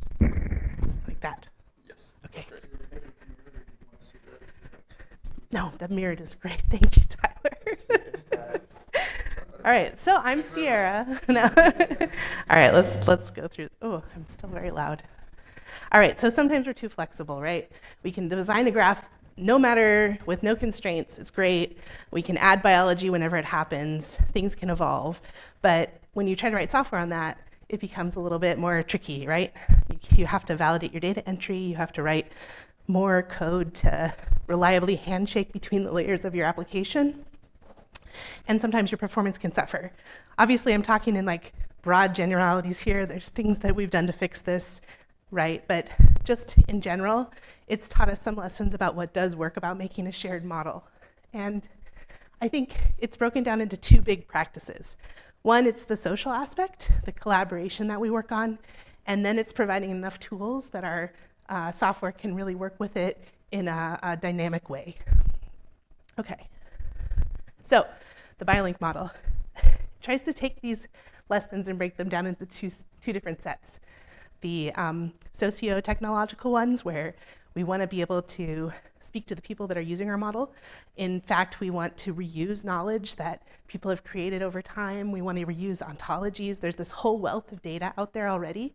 We don't need to recreate the wheel. We need to have really good community engagement and participation and buy-in. BioLink is open source. It has a permissive license. We have a public issue tracker. We try very hard to meet with our users every week. We try very hard to respond to their problems and to encourage contributions by both subject matter experts and by our technical team, because we really want the model to be understandable across all of the layers of our application. And to do this, we really need a robust modeling language. And Chris introduced that modeling language this morning. It's LinkML. So at its core, BioLink is really just nodes and edges. It's definitely a graph model. We call those classes and predicates. And predicates are a special kind of slot, which is just another word for an attribute, a column, a property, right? And so you can say really simple things like this chemical affects this gene, and we can add some attributes to that, saying in these publications, right? To get a little bit more deeper, we can look at some of the really rich metadata that BioLink captures to specify those classes and slots, right? We can write a description right in the definition of that class that anyone can read, right? And if you think of like a relational database, can you annotate a table with a description? No, right? You can do it in JSON schema maybe, but in JSON schema, can you establish a hierarchy between your objects? No. In BioLink you can with this is a relationship, right? So we can establish a hierarchy of classes. We can also map to external resources. So in this exact mappings and narrow mapping section, we can say that the definition of disease in BioLink exactly maps to the definition of disease in the Mondo disease ontology. So we're going to reuse the existing knowledge there. And we can also use this component called ID prefixes in the meta-modeling language that lets us say all of these prefixes are, all of these identifier prefixes are used throughout our domain to represent a disease. And in fact, we're going to order those hierarchically, we're going to order those in preference order. So if you're coming into BioLink and you're trying to map your data to our model and you see a Mondo ID, guess what? It's going to be a disease. As I mentioned, BioLink classes are hierarchical. Amy Glenn from Steve's group wrote this really great app. So if you go to that link right there, you can kind of see the classes in our model and how they relate to each other. Just a little tiny example here. You know, we have something called an entity, and biological entity inherits from entity. All of its classes, all of its slot properties and everything come from entity. Disease is a child of biological entity. So you can see it's just building on knowledge in previous classes to make more specific ones. We also use multiple inheritance in BioLink. So, you know, if you've ever tried to ask a chemist and a biologist to agree on what a gene is, you might have some trouble. So we kind of use a mix-in hierarchy to allow a gene or a nucleic acid entity to be both a biological entity and a chemical entity. And if you want to explore the model in Python, you can use the BioLink Model Toolkit. It allows you to navigate these class hierarchies, look for those exact mappings if you wanted to use those programmatically, etc. So just like classes, all the slots in BioLink model have a lot of metadata as well. Same kind of metadata as the classes, except a few additional things that make them really helpful. You can define the domain and range of a slot. So I can say that, you know, for names, I'm going to mostly find those on entities, and the range of that name slot is going to be, in this case, a label type, which is a custom type in BioLink, but it could be also something like a string or an integer, or even an enumerated list of values. So BioLink supports enumerations as well. All right, so the last thing we have is predicates. And predicates are really just a special kind of slot, right? They're another synonym for that would be a relationship or a relation. And they hold between two different nodes or classes, and they allow us to make these simple triples, right? A subject acts on an object via a predicate, chemical affects a gene, chemical treats a disease, or a chemical, you know, affects a gene again, but it has some extra metadata on it to say that which publication they're from. Okay, so the big question that we always get is like, how do I take this data that has no clue about what BioLink is and map it to BioLink? And in fact, the data I'm getting is way more complicated than these simple examples that we're showing. So this is one of our favorite ones that we've used lately in BioLink model modeling. We found this example from the Comparative Toxigenomics Database, CTD, and they say things like methionine deficiency results in an increased expression of ADRB2 in the adipose tissue. And you know, if you just really look at that, it's a little bit difficult to figure out what are even the classes in that statement versus, you know, what is the relationship between them. With the examples I've shown so far, really all you could get to would be something like methionine, the chemical entity, affects ADRB2. And that's true, but it really leaves a lot of the data from that statement on the ground. So we have to introduce a couple of more modeling components to BioLink. And those are what we call qualifiers. And the qualifiers help us refine the definition of our nodes or our classes to be more expressive, while also keeping true to the simple nature of BioLink. And, you know, I think one of the hardest things to do is to choose what are your subjects and objects. And some of the processes that we use to choose those are whether or not we can make those classes compare to other data in the biomedical domain. So if I was going to say that the subject was methionine deficiency, I'd probably have a harder time comparing that to other data sets in our domain than I would comparing it to something like just methionine. And really we can say that those classes are grounded in ontological concepts, right? So that's one way to choose the subjects and predicates and objects to map to BioLink. So when I add these qualifiers that qualify both the subject and the object, I get something a little bit more expressive. I get decreased methionine, decreased being a subject qualifier, causes being a qualified predicate, decreased expression of ADRB2. So it's pretty close, but we still haven't included the adipose tissue part. And so we have to introduce another layer to our model, which is a statement level qualifier. And really all these are just slots on an edge. So it's not that complicated, but you can break it down into these different pictures to be able to express it better when someone comes in to try to map to BioLink. So if I have a statement qualifier, that actually acts on the entirety of the subject, predicate, and object with all of the qualifiers. So the statement qualifier in this example is adipose tissue, and if I read the full statement, it is the decrease of methionine causes decreased expression, I should have said increased, look, there's a mistake, in adipose tissue. And if you want to look at that in kind of like a more broad way, this is how an association class came to be in BioLink. So if you look in BioLink and you see a lot of things called associations or inherit from the base class association, that's what we're talking about. It's the purple line that surrounds the core triple with its modifiers or its qualifiers and has statement qualifiers about it, and is really the knowledge statement that you get when you map to BioLink.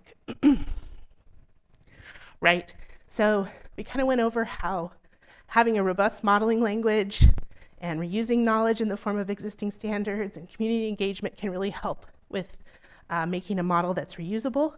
We can also focus on the technical aspects of that. And I repeated robust modeling language here because I think robust modeling languages are just as important for biologists as they are for computer scientists, right?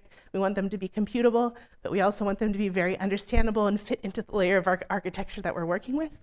So since BioLink uses LinkML, we get a lot of that for free. And I could give a whole nother talk on LinkML. It'd be fun, maybe next time. But LinkML provides us a whole heck of a lot of tools to provide BioLink in a lot of different formats.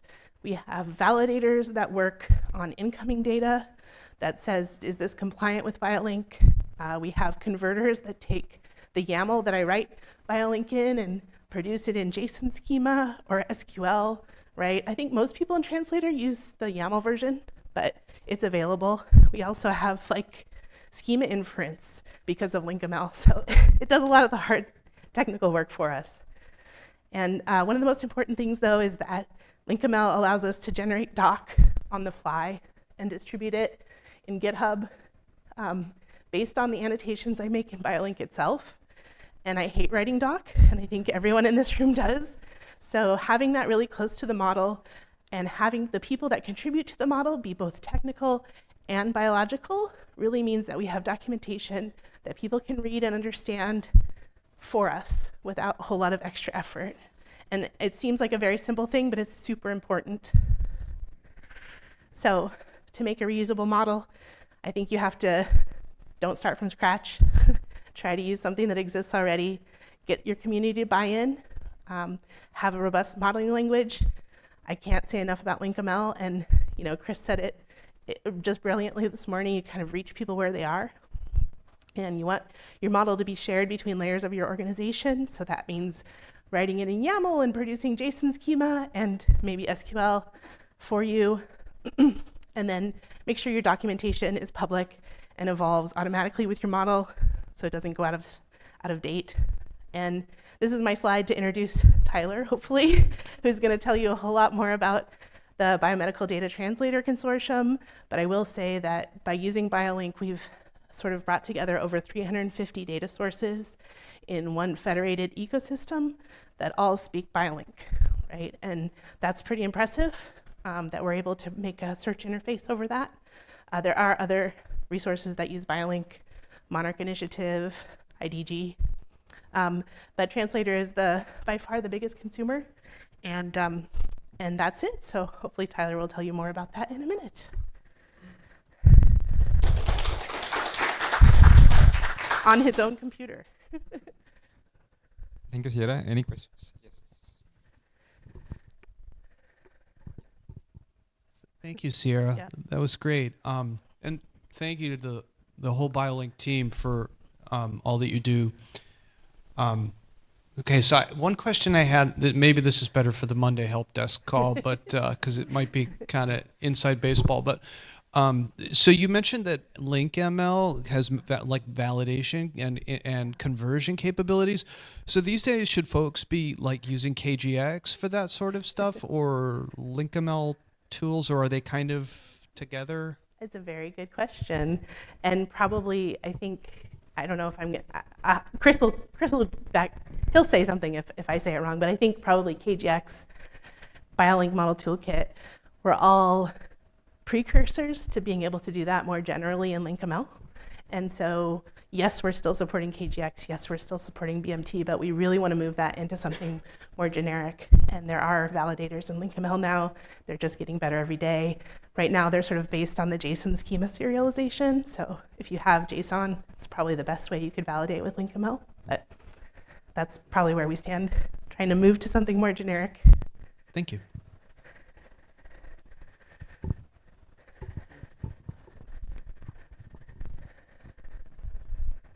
For translator, we're now using the qualifiers on the predicates.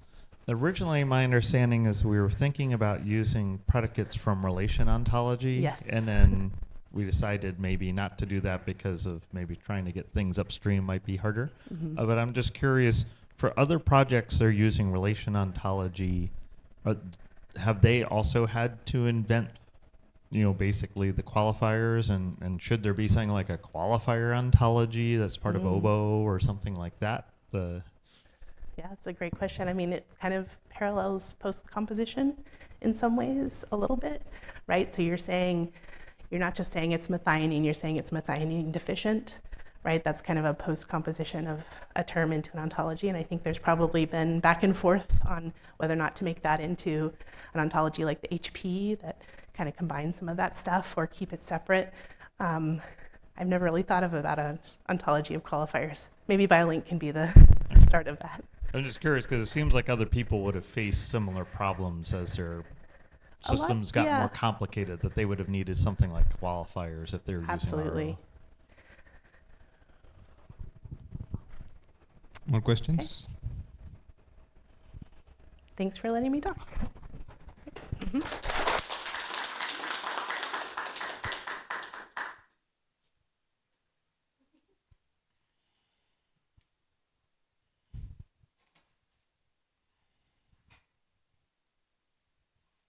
So next up, we have the keynote for the session. We have Tyler Beck with the NCATS biomedical data translator.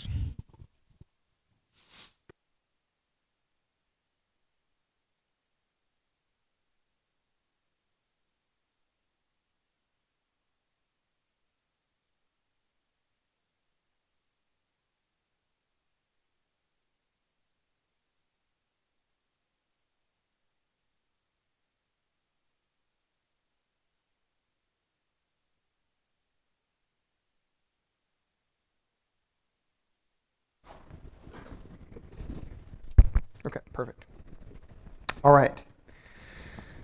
Thank you all very much for having me today. So I'm really happy to be here to tell you more about the biomedical data translator that you've heard little snippets about all day from different speakers. So I'm Tyler Beck. I'm a program director working for the Office of Drug Development Partnership Programs at NCATS, which is a branch of the NIH. So I want to start by talking a little bit about myself, saying that my training is not in computer science. Though I've gotten the chance to dabble over the years, and that's been great.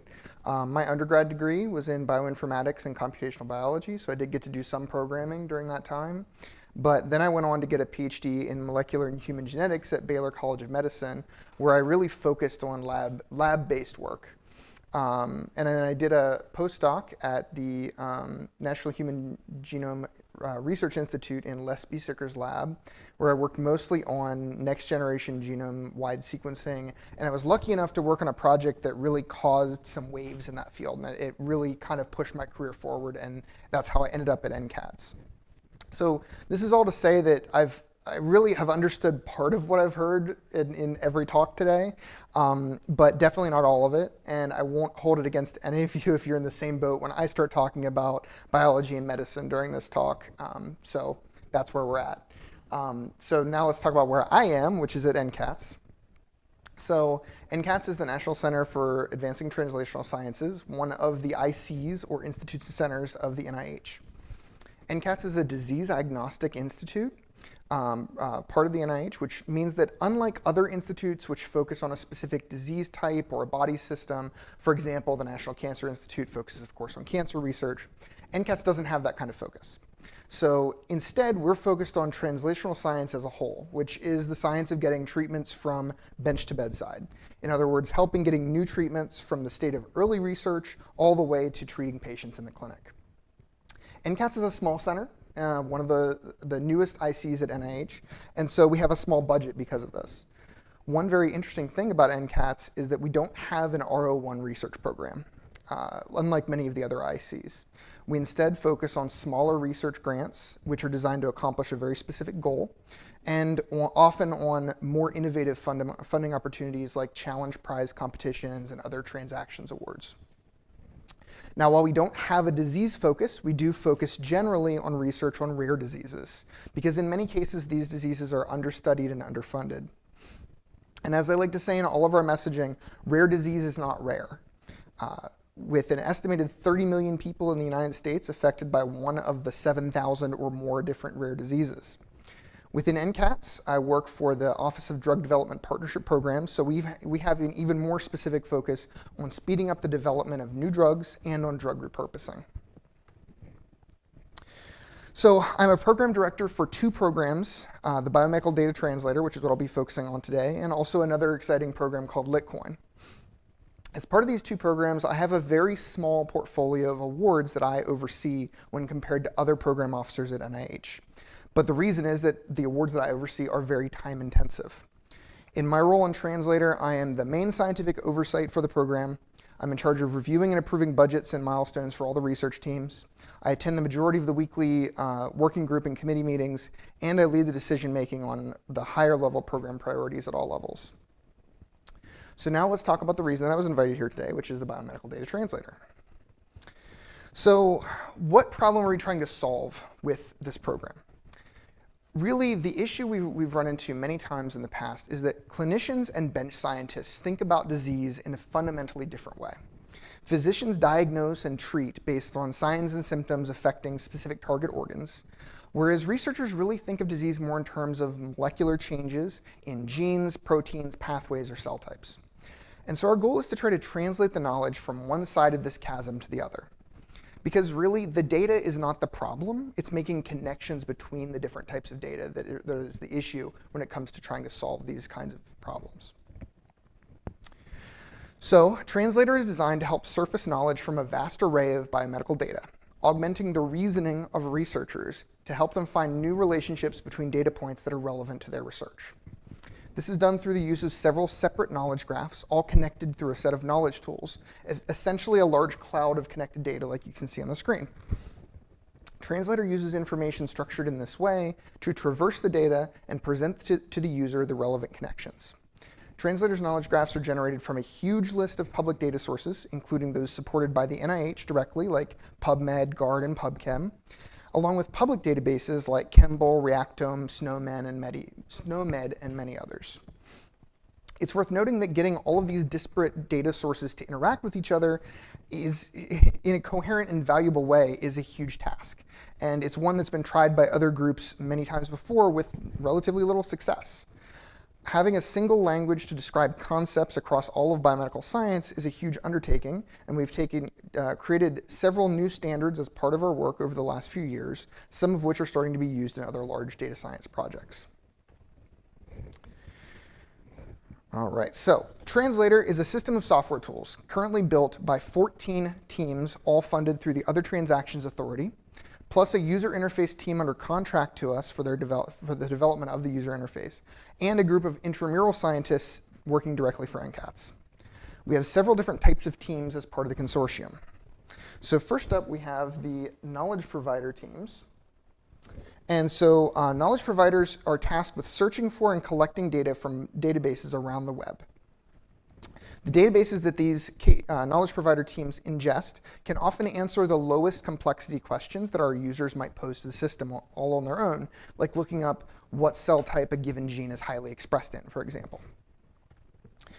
These teams take the underlying data from many public data sources that fit within a specific knowledge domain and build knowledge graphs within that domain and serve as the expert source for that type of knowledge. So for example, we have a genomics data provider, a clinical data provider, and a chemical data provider, and several others. Then we have the autonomous relay agents, or ARAs.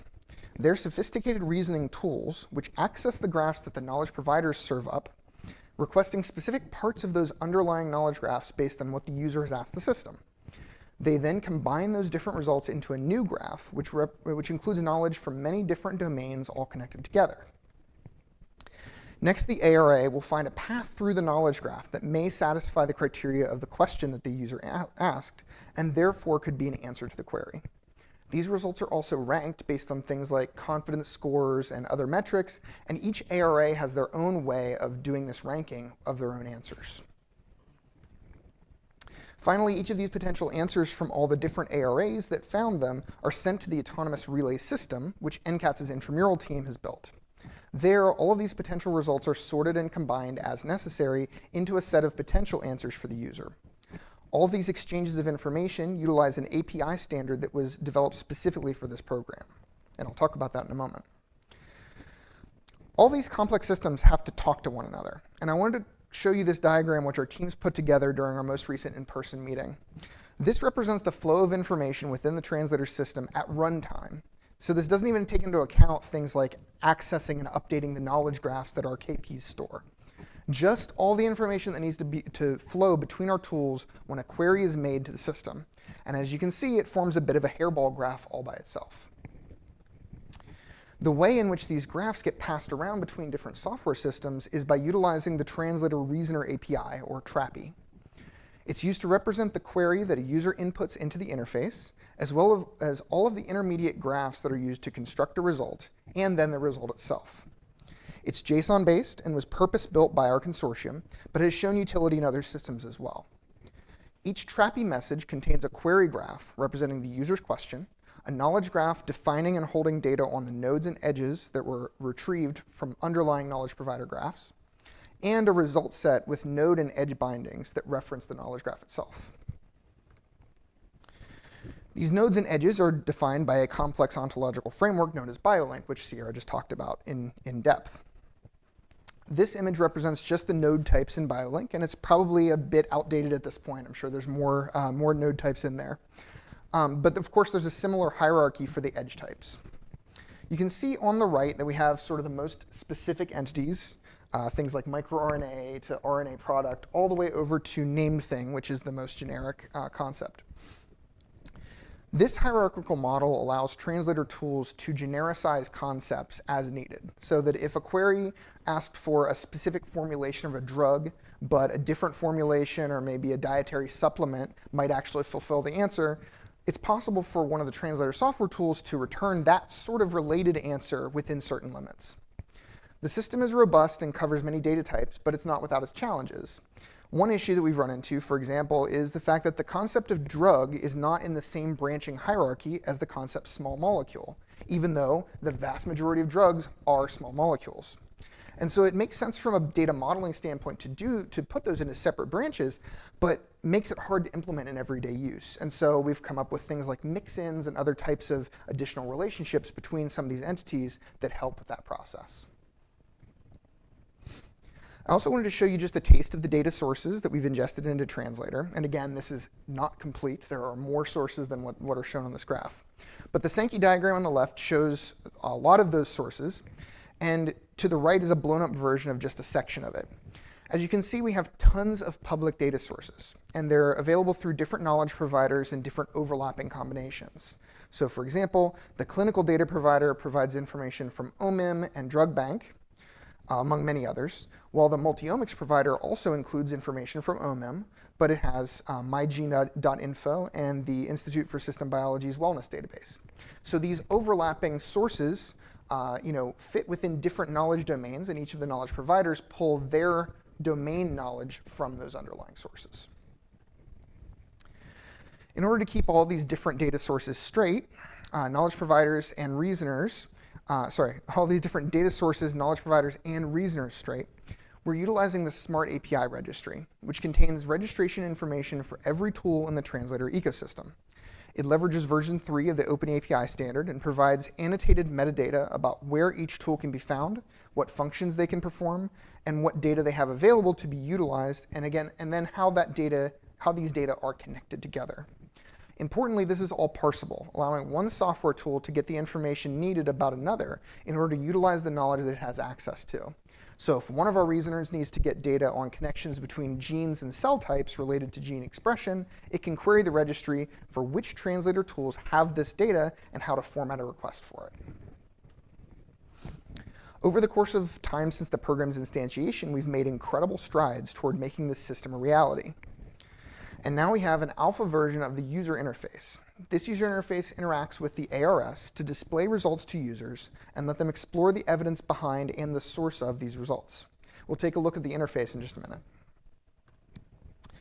Now I'm going to give a little history in the project before we look at the actual front end. So I know that a lot of you are familiar with this since this workshop is being organized by people who are in Translator, and many of you are part of the consortium. So feasibility for this program was achieved back in 2019, and at that point we began the current development phase of the program.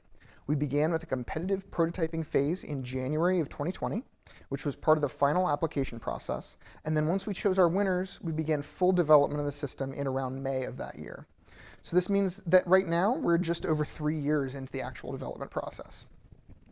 In addition to our development research teams, we now also have the user interface team, and they're 2 years into a 3-year funding period.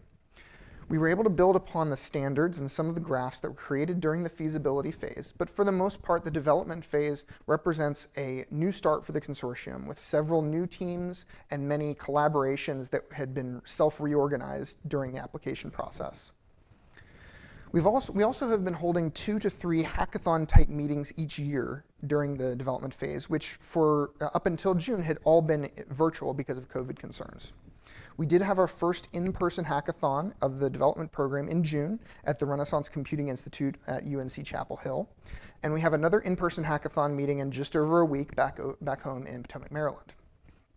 At the beginning of this week, we released our first public alpha version of the translator system. The current version of the system includes functionality for users to ask a specific set of questions of the system and get back potential answers to those questions, along with the evidence and provenance that is associated with each answer. You'll also notice that there's a big blank spot on the right side of this graph, And so at the end of this month, I'm going to be asking the NCATS Advisory Council to approve an extension to the translator program to hopefully fill that timeline in. Now, I mentioned these hackathon-type meetings that we hold each year. We now officially call these relay meetings because NIH doesn't like us to make it sound like we're hacking.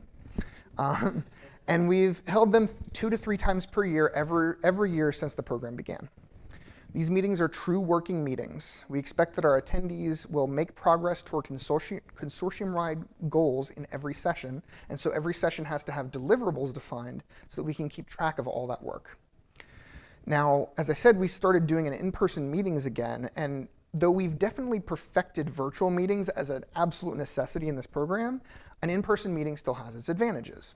One of which is that our teams are highly motivated, and you can often find at least a small group working late into the night in the hotel lobby on some idea that they came up with. And so you can see that here. So the image in the top right is Will Bird demonstrating some software he was working on at about midnight that night. And below that is his presentation to the full group about that software the next day. So let's talk about who we're building this system for. We expect our main user base to be translational researchers, particularly rare disease researchers. And it may be that they're in the lab and they observed something interesting in their research and they're looking for potential explanations or support for what they saw before they pursue it further. Or they may be early career researchers with exciting new ideas and they're looking for mechanisms that might support their hypotheses that they can then test more. And we have kind of a built-in group of users as well who've given us a lot of feedback during this initial phase, and that's the analysts working at the PMI, the Precision Medicine Institute at UAB. These analysts work directly with clinical researchers who are looking for new potential treatments for very rare or refractory conditions. And you'll hear a lot more about that from Matt Might, I'm sure, later today. We also have one more very different group of users for Translator, and those are our data scientist collaborators. People who wish to contribute data to Translator and make use of the knowledge graphs that we've built through APIs and other behind-the-scenes ways of interacting with the graphs. So even though our system can, in theory, support almost any query through our Translator Reasoner API, we made the decision at the start of this phase to begin with a set of templated queries in order to make sure that the results are tailored to represent the information that users want to see in their answers. At this time, a user can ask 3 queries. What drugs may treat their disease of interest? What genes may be up or down regulated by a drug of interest? Or what drugs may up or down regulate a gene of interest? Note that the term drug is used pretty loosely here because chemicals that don't have any FDA approval status can be returned in all the results for these queries. Because we utilize a complex system of software tools, all passing graphs back and forth, we also have a relatively complex scoring scheme that had to be implemented, and we are still working on improvements to this right at this moment. Right now, it utilizes a combination of weighted scores coming from each of the reasoning agents that returned a given result. And we're in the process of implementing additional scoring metrics, such as an assessment of the novelty of a given answer, as well as including direct clinical evidence where it's available. So this is what the current user interface looks like. It's important to note that at the top of the page, we always show a banner, making it clear that the system is for research purposes only and is not meant to be used by clinicians as decision support in the course of their typical treatment of patients. That is very important to NIH. This is not for treatment of patients directly. I'm going to walk you through a query so that you can see what this process looks like. I'm going to use the genes to chemicals query shown on the right, which will give us information on relationships dealing with gene regulation between different types of entities. We expect that this query will be often used by researchers like those in NCATS's own division of preclinical innovation in preclinical early stage drug development. And we can also imagine that this will be very useful to research teams who don't have access to large-scale screening capability to help narrow down the chemicals to screen before they start their early drug development stages. We have to specify that we want chemicals that regulate a gene. And then you can see next we have to choose whether it's up or down regulated. So we're going to choose up regulators in this case. And at this point, a search bar pops up, letting the user know that it now expects a gene to be entered. I'll use a gene that I'm very familiar with. It's called FRAS1, which is known to cause congenital diaphragmatic hernia. And that's what I studied in my graduate thesis work. When you start typing the name of the gene, the search bar will then update showing the options. And then in order to submit a query, you have to click on one of those options to confirm which gene you're interested in. While you're waiting for results, the system gives you some information about the entity that you searched for, in this case, the FRAS1 gene. And then this is the first page of result that I got back for this query. You can see some basic information on each result, which includes the number of paths that support the result, and we'll look at those in a moment, the evidence that supports it, including publications and other data sources, and the score for the result. I want to also mention that one of the main reasons that we've focused on a small handful of templated queries to start with is because of this results page. For every new type of answer node that we need to show to users, whether it be drugs or genes or phenotypic features or any other, we want to know what, we have to carefully consider what information our user will want to know about that given result. And it also changes the facet filters that show up on the left side. So you need to be able to choose different facet filters for different node types. You can see on this page that the results are chemicals, so we have a filter for different stages of drug approval on the left. For genes, it might instead need to include facets for which chromosome the gene's on, what things like gene ontology categories, things like that. The consideration of how to display results to our users is paramount to our development process at every level. So let's look at one of these results in more detail. In this case, valproic acid, which I happen to know is a pretty decent option for treatment, molecularly speaking, for congenital diaphragmatic hernia. When you click on the little caret on the right side, the result is expanded to show a lot more information on that result. This includes a graph view, which shows all the connections that were found between the potential treatment, valproic acid, and the FRAS1 gene. If you scroll down further, you can also see what we call the path view, which shows all of the pathways that connect the two in more like a table view. This can give you a good sense of what kinds of relationships are represented in the graph above. So for example, valproic acid causes increased expression of FGF10, which in turn causes increased expression of FRAS1. And if you click on one of those green buttons, a screen will pop up showing the evidence for this relationship. So in this case, a set of papers from PubMed.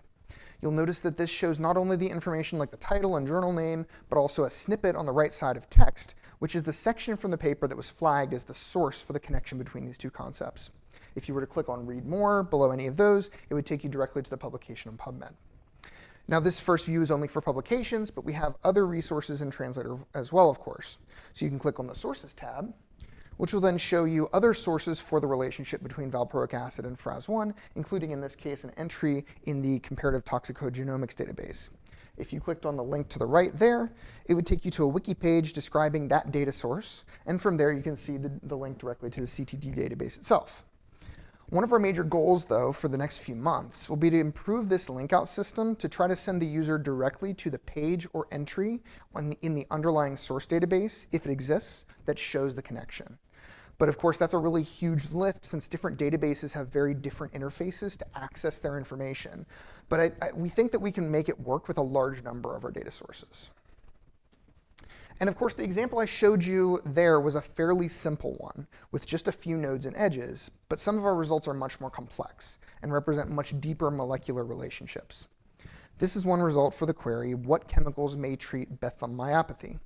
And as you can see in the result, one of the results, a type of collagenase, is linked through several different genes that may represent a whole cascade of gene regulation that could be examined in more detail by a researcher.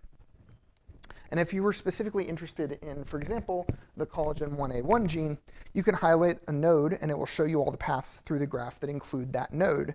Or you can click a node twice to deselect it and gray out paths that include it.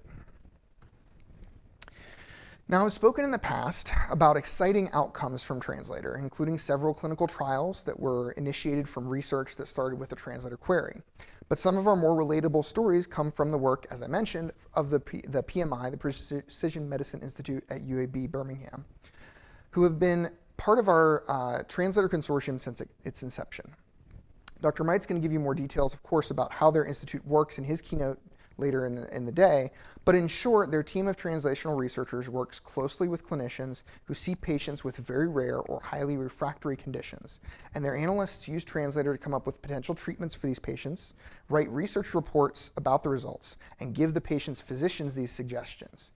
Key to this is that allows the patient's physicians to evaluate the options and possibly recommend new treatments, often repurposing a drug indicated for some other disease. One such example was a very rare disorder called Shine syndrome, also known as DLG4-related synaptopathy. And as you can see here, Shine syndrome is named for its symptoms, which include sleep disturbance, hypotonia, intellectual disabilities, neurological disorders including motor issues, and epilepsy, and is caused by mutations in the DLG4 gene that cause loss of function or haploinsufficiency. The research team at PMI were asked by physicians working with Shine syndrome patients to look for potential treatments for this very rare syndrome. And because it's so rare, it actually is not found in some of the disease databases that we pull data from. So they decided to look for potential treatments that may upregulate the DLG4 gene itself in order to compensate for the haploinsufficiency. Translator returned many potential treatments, and the analyst's report suggested a few options that may be worth considering. Based on this report and the doctor's review of it, one of the patients was started on a common blood pressure treatment called guanfacine. After approximately 5 months, the patient showed measurable improvement in both motor and behavioral skills. And you can actually see that in a pretty remarkable way because the patient's mother sent in some images of her coloring books from before treatment and then after treatment. And she remarked to the PMI team that they've seen a huge improvement in Peppa Pig, which I thought is just such a great example of a parent knowing their child so well, but not in clinical terms. We have other examples of results from translator queries that have led to advances at different levels of translational research. We know of several cases where translator results led directly to clinical trials, as I mentioned before, including one for treatment of activity-dependent neuroprotective protein, or ADNP syndrome, as well as trials testing both acute and long COVID treatments. And of course, I would be remiss to not mention the recent surge in research around large language models like ChatGPT and others. We've been evaluating ways in which we might be able to integrate with these tools. While for the moment we're only using a few templated queries in the alpha version of Translator, one of the ways that we hope to expand the query options is by allowing our users to ask a natural language question, have an LLM interpret that question and format it into a query that Translator can understand, and then also summarize the papers that were flagged as being relevant to the result to give the user a good overall idea of what that underlying evidence might be. There's also the constant question of whether our system is even relevant in the age of LLMs. But I think we can make some very good arguments that Translator will fill a role that LLMs never can for biomedical researchers. For starters, unlike current LLMs, the Translator system will not hallucinate results. Every relationship represented in Translator's knowledge graphs have evidence and provenance information that helps our users understand how relevant that information is to them, and importantly, whether to trust it or to take it with a grain of salt. In addition, knowledge graphs represent a way to traverse and navigate knowledge in a way that LLMs just can't allow. You aren't going to see Google Bard or ChatGPT standing up a graphical interface that lets users explore the underlying data as if it was a map of locations and roads that connect them, whereas we can, and we plan to do so in the future for Translator. So what do we still have in the works for Translator at this point? We will continue to expand the templated queries that we offer for our users, with eventual support for the very generic query, what is the relationship between concept 1 and concept 2?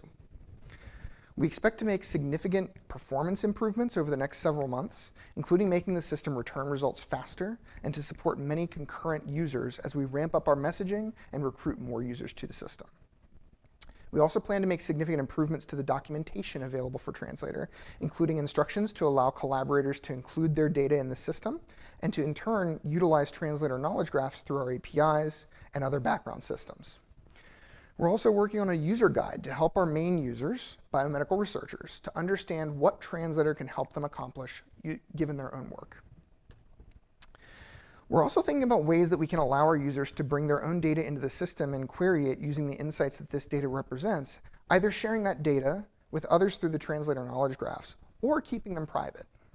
Companies, for example, may have proprietary data that they just can't share widely, but that could lead to important insights that help streamline their drug development processes. So we'd like to allow them to use that data in their searches. Similarly, academic researchers may have data that hasn't been published yet and could lead to important insights. So they could keep that data private until it's published and utilize it in Translator in the meantime. And we'd like to, in general, make it easier for users to pull new public data sources once they're properly vetted into Translator to expand our capabilities. Another exciting concept we're exploring right now is pathway figure OCR, our optical character recognition, which is being looked into by our translator teams in order to return pathway figures that might be relevant to your query, but also to potentially generate knowledge directly and use the figure as itself as the underlying knowledge source. We would also eventually be interested in potentially generating new figures that represent knowledge connected across different databases, but that's, at the moment, kind of a pipe dream. I want to take a moment to shout out all of my colleagues at NCATS who work on the project. We've built an amazing team with diverse academic backgrounds and expertise and have combined the talents of both extramural and intramural research sides of NCATS in order to do so. And I also want to thank the NCATS ITRB team, who put a huge amount of effort into helping us deploy all of our software tools to the NCATS cloud stably and reliably. I want to recognize several former members of our team who moved on to other positions, and the entire Translator Consortium, many of whom are in the room right now, for their incredibly hard work on the project. But now that I'm done with my simple explanation of what Translator is, I invite you to go to the URL shown at the top of the slide and try it out for yourself. Note that you'll have to make a user account in order to run your own searches, but you can see results from several example queries, including those focused on several rare diseases, without signing up. And with that, I'd like to thank you for your attention. I'm happy to take questions on Translator.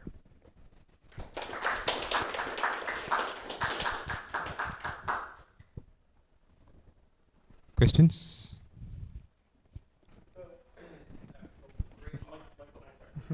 It's a great talk, and I think one of the persistent challenges in Translator is the sheer scope of it, and both sides really, like the amount of data we're ingesting, and also the potential number of audiences we might want to serve.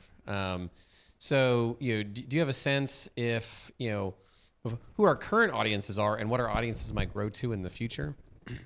So I'd say right now our current audiences really revolve around the people that we've brought in to sort of alpha test the system. Of course, like I said, your PMI analysts are a huge part of that, but also academics that we've engaged directly with throughout the country, throughout the world, who have specific research concepts in mind that they want to try to understand more about the underlying relationships between. But that said, I think our next set of users are going to have to be real, researchers who don't have any background in computational biology, any background in graphs, anything like that. We want to bring the people who work at the bench to Translator. And I think those early career investigators and postdocs and people like that are really the ones that we expect to utilize a system like ours. You're not going to get the PI, playing around with Translator. They're too busy writing grants. But they're, the postdocs and the graduate students who are invested in trying to find new things to explore in their own research, either currently or moving forward, I think are the people that we're going to really push for.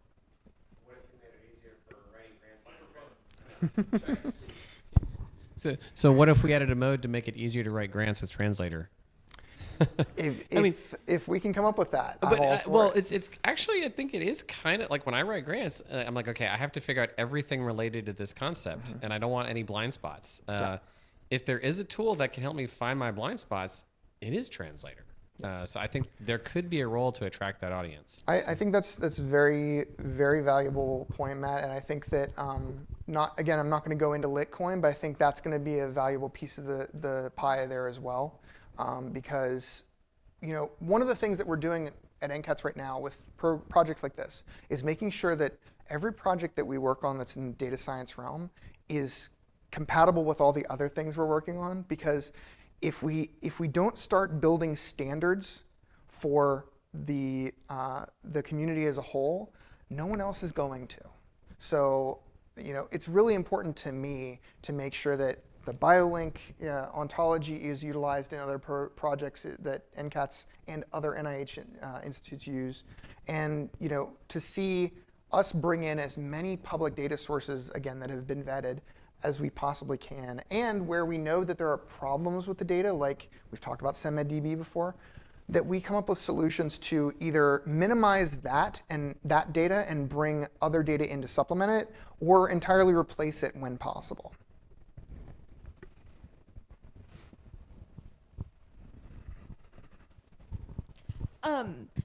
I was wondering, as like science changes, how do we handle the fact that some of the publications might be out of date? Like with all the COVID stuff, early COVID papers ended up being very wrong. How do we make sure that those results aren't returned and only the right ones are? So that's one problem that there's no easy solution for that, because as much as we like to think that retractions make a difference, in reality, a retracted paper will come up in searches just as quickly as a paper that hasn't been retracted. And so that's going to involve a lot of work in those underlying data sources to make sure that when a retraction has been issued, that the data is flagged in some way that says, by the way, this relationship is in question at best, right? That's hard for us. That's really, really tough. And I think we have one team called the text mining provider that is working hard on things like that. But it's not an easy thing, and they're in the process of just trying to bring in the types of resources that we need, let alone then trying to actually directly curate them. So I don't know if we have a good answer for that right now. Because in the work we do with patients, this is a very real problem. Mm-hmm. Our practical workaround right now is human analysts that actually have to go read the papers. Maybe this is one place where LLMs could actually provide a big lift by reading the papers, summarizing them, looking for even methodological issues. I don't see any reason why, in principle, this can't be done as at least a first pass to take the load off the humans. Yeah, no, I think that's totally true, and I'm sure you're going to talk about LLMs in your talk later. You're not? I'm shocked. Oh, anyway, so no, I think that we actually do have ways in mind that we can try to address these, but right now our focus with Translator is get it in front of users and find the problems and expand the query space, because with only 3 templated queries, we're extremely limited, obviously, but we did that on purpose, and so now we want to start to expand that query space. Will? I'm delighted to see that future plans include allowing users to somehow upload their data. I've heard that over and over again from subject matter experts. Another thought I have had for a long time on the system is that in addition to the traditional bench biologists or medical researchers, there's also a bunch of computational people that also I think would benefit from all the curation and models and so forth. So do you also see opening up the system through APIs or having Trappy available to data scientists and computational people, or because the current GUI isn't really intended for them? Yeah.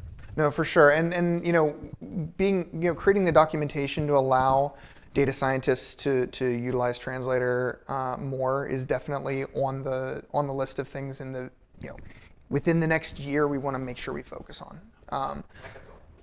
At one of the here's the thing with our hackathons, we touch on so many subjects within our hackathons at this point now that it's hard to get a big idea like that drilled down enough to actually get worked on. So that's the type of thing that I expect would actually would work better at what we call a mini hackathon, which is like these one-day virtual meetings that we do, where we pull together people from the consortium and say, hey, we've got this one idea. Can we take it from idea to early code in one day? So we've done those on a few different subjects in the past. We haven't been able to do those in any of those in the last 6 months or so because we've been focused on this public release. But I think that's one place where we have the option for really getting a lot done in a very short period of time. So I think a mini hackathon on opening this up to developers is definitely something we could work on very soon. Yeah. So you had that early slide where you had this axis of biochemical to clinical or something like spectrum. And I reflect on the paper that was put out early in Translator by Christine and Chris Dawson about who is a translational scientist. And I often think, because of people that I'm exposed to, including, I'm married to a public health epidemiologist, a certain individual who will go unnamed who lives locally here in Seattle drove me home after we came back on the airplane on the recent relay.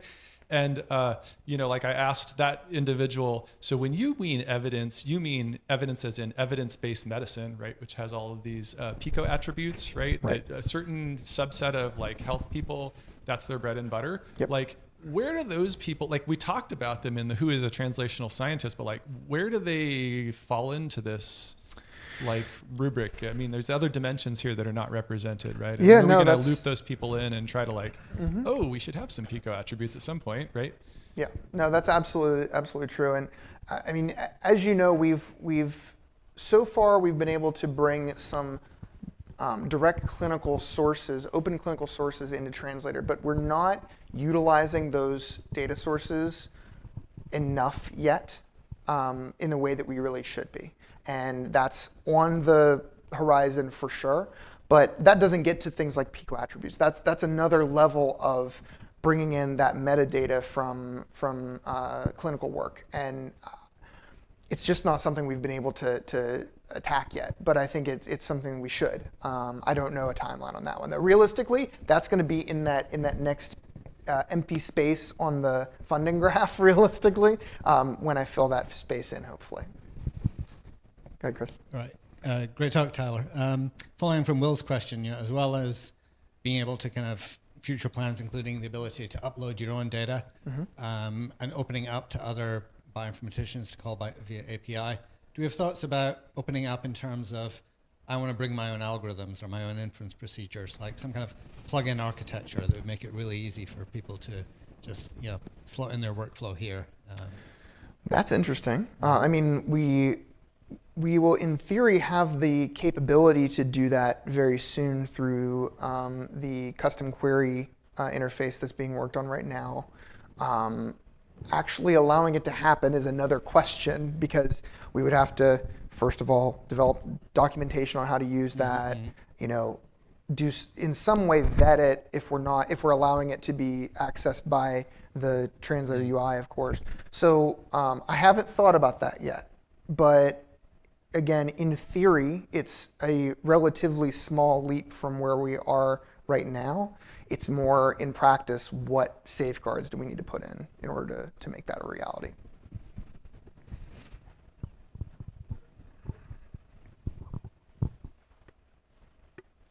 Any more questions?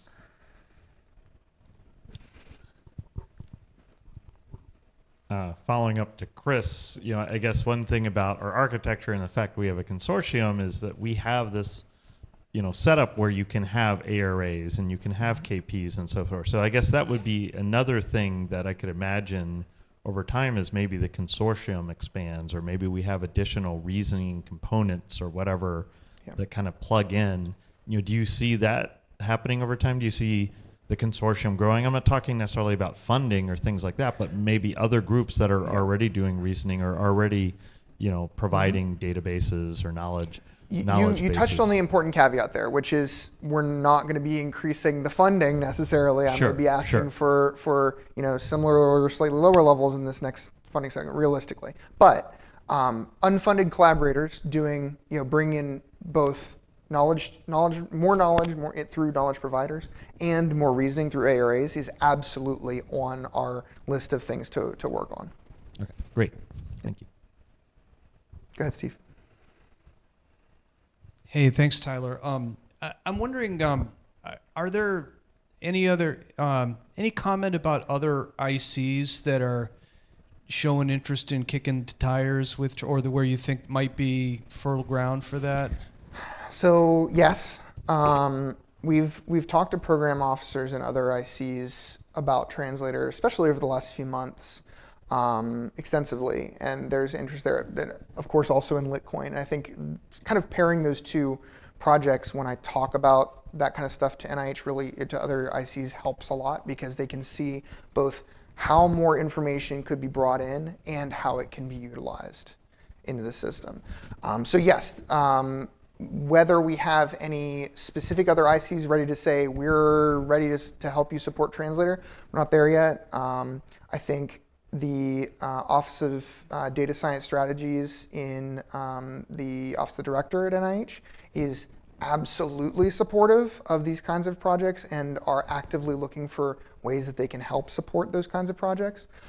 And one of our favorite NCATsians just moved over to ODSS. Literally Friday was her last day at NCATS, and she's going to be extremely helpful in helping us get projects in front of them that are very valuable. So I expect that to be a collaboration that will expand more over the next couple years. Great. So Susan Gregorick and her team have continued to keep abreast. They of are what's very, going yeah, on. Susan Gregorick and her team are very aware of both Translator and Litcoin and are very supportive.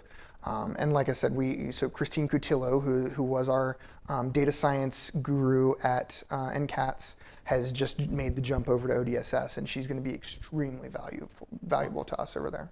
Awesome. All right. Thank you all so much. I really appreciate it.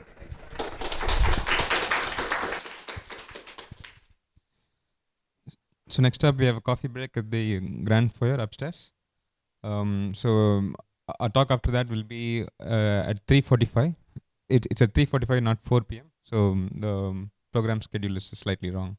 Yeah, enjoy your coffee.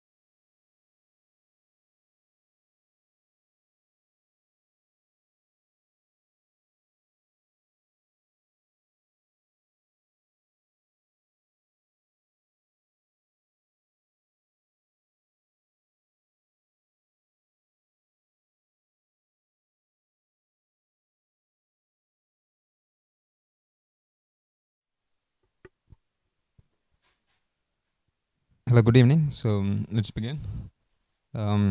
First up, we have Abdul Latif Almudaifer, who will speak about treatment relevance in biomedical relation extraction. So Abdul, please.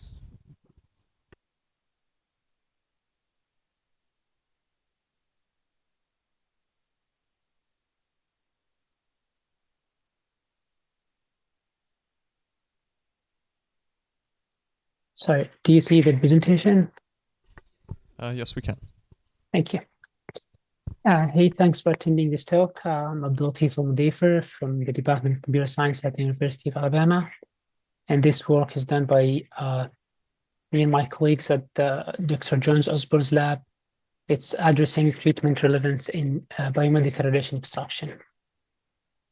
So I'll start with how does the biomedical relation extractions works currently or recently, and I'll show our work last year on Litcoin, and then I'll go over why it's not a good idea and it's not working very well in our use case, and then I'll show some preliminary data on how this problem could be solved by leveraging large language models. So the recent current approach to document level relation extraction is by multitask training, and we experiment our approach on the BioGrid corpus as part 2 of the NIH Litcoin challenge, and the task was given an abstract with multiple relations related, multiple entities, related and unrelated entities with their identifiers. The goal was to first extract relations between the related entities, and by extracting relations, we mean if there are 2 entities like genes or proteins or the diseases, and trying to figure out the relationship between them. For example, the association between a gene and a disease. And also the other goal, or the other goal from this task is to find out if this relation is novel or no, or it could be, as in our use case, if it's a treatment relevant or no. And I would like to emphasize on the right-hand sides of the large scale of the different relationship. Like some relationship appears in thousands of times, and some are as low as only 3 times. And this also reflects the real case where there would be multiple unique relationships in real data, real world. And the approach that we used was by fine-tuning the standard approach, by fine-tuning encoder models like BioBERT, and we tackle this problem by modifying abstract, and I'll explain what we mean by modifying abstract in a little bit. But we pass the modified abstract to the encoder model, and we use the CLS embedding, which is the aggregation of the information from the entire context, to do 2 tasks. One is predict the relation, if there is a relation or no, between the specified entities in the modified abstract, and also to point out if this relation is novel or no. And I'm showing an example here of what we mean by a modifying abstract. It's based on entities in each abstract, we create all possible pairwise combinations of entities. For example, we have, I'm showing 3 entities in this abstract, like hypertension, this entity, and edema. And at this abstract, we're trying to find the relationship between hypertension and edema. And we do so by annotating all the appearance of these 2 entities in the abstract by adding some annotation sample like exclamation mark. And this would help direct the model to focus the attention on the context around these two entities and predict the relation between them if there is any. And one obvious limitation for this approach is it needs we need enough examples to train this model, and that's why in our case we had to train only on relations that has enough examples, and we ignored the other relations. Even though with this we had and I mean, we'd say fair accuracy about 88 in relation finding and novelty. I also want to point out that this vast disparity is not something unique to this dataset. This is an example from the BioCreative 7 datasets, and we can see also a similar issue where some relations like inhibitor has over 2,000 examples of relationships, and the direct regulator has only 13. And the first issue with this approach is the performance. In our performance for the F1 score was about 48%, but even the best system was a little bit less than 63%. And so if a query on this knowledge graph from the first system going from just a single edge to another, or from one edge to another with one hop, is only 63 chance that it would be a correct relation, then going to another hub or one more hub would be less than 30% or 40%, which is consider basically a garbage, and you can't do any real work for if the quality of these relations is very low.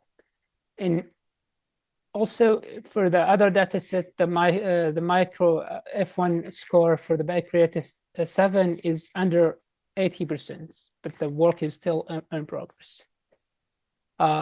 Additionally, also I would like to point out that the performance, even if this low performance is on data set where the training data is more or less the same as test data, you know, from at the same time from the same kind of articles. But in scientific literature, the scientific literature are changing all the time, where there is new methods or technologies are published. So in real life, the performance would be even worse. And the other issue is what we call content completeness problem. So here is an issue with expressing all this or figuring out what's going to be actually in a relationship or a predicate. This is an example from the relationship for chemical effects on genes and proteins for the NCATS translator project. And we can see that the natural language is very expressive and very complicated. Even they're shifting from having all these relationships to using qualifiers, but it's still unclear how well this is going to work in real life. And additionally, it's very challenging to even both coordinate the ontology and relation, adding new predicates in an ontology. And this issue doesn't only affect chemical, it only extends also outside the chemical effects on genes. For examples, you have to consider all these things when deciding whether these are going and a relation is going to hold or not, and probably other things. For example, taxonomic issues, whether it's really happening at the right cell, and whether it's affecting particular tissue types, if it's only at people with some genetic background, or at some specific populations like Japanese or other populations that only affected by specific genes or relation. And also some other factors, the qualitative effects. If a chemical affects a gene in specific dosage, or no, based on the context it appears in. So the hypothesis that we looking at is using large language models can identify relations and their context. And we've done experiments by prompting GPT-4, giving it this the bold text, which is the prompt, giving it a prompt, and the italic is the abstract, and we're asking it to identify chemicals and diseases and the effects and their relationship, and also extract the context that identify this relationship between a chemical and a disease. And we see that it's doing a good job identifying the chemicals, and it's the RG1. It's improving the spatial learning impairment, and it's also showing the context that this relation holds. This is done in zero-shot learning, where we don't give it any examples, just giving the prompts and the extract and ask it to do the query.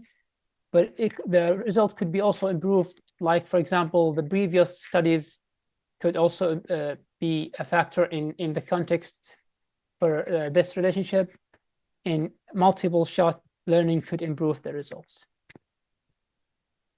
Also, we're showing here the context is very important. Like large language models can evaluate the relationship context for a specific query. For example, giving the large language model the same abstract and asking it if this chemical would be appropriate treatment for a specific type, like a human child with a spatial learning impairment. And we see that it grasps a good understanding of the context, and it's also pointing out that this spatial learning impairment was done in a morphine-induced, and it may not be appropriate for other cases. And also pointing out that it was done in rat, not humans, let alone the children. And it also gave a conclusion if this relationship is also can hold or no. So finally, this is a diagram of our or an overview of our proposal work. Is giving a large language model a template or a prompt template, and the query or the patient and the patient or the query as an input. And also we give it the relation, the context of where a relation appears in a following way, like given a patient with specific symptoms and genes, we could ask it to see if a relation is relevant. And we give it the relation and the context that appears in, for example, the abstract in literature.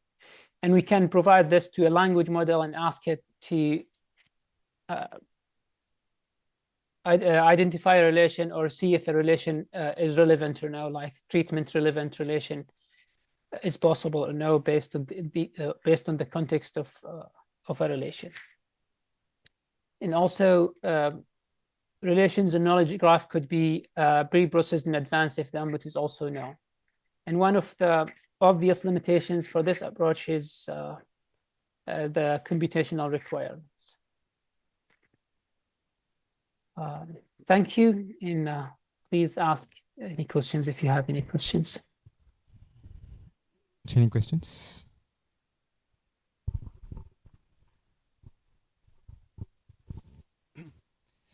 Thank you, Abdul Latif. That was a great talk. This is Stephen Ramsey from Oregon State University, and I have a question about the last slide that you showed. Yeah, that one. Thank you. So if I understood the proposal, this is a proposed prompt for like ChatGPT 4. Is that right? Yes. And so, any thoughts on my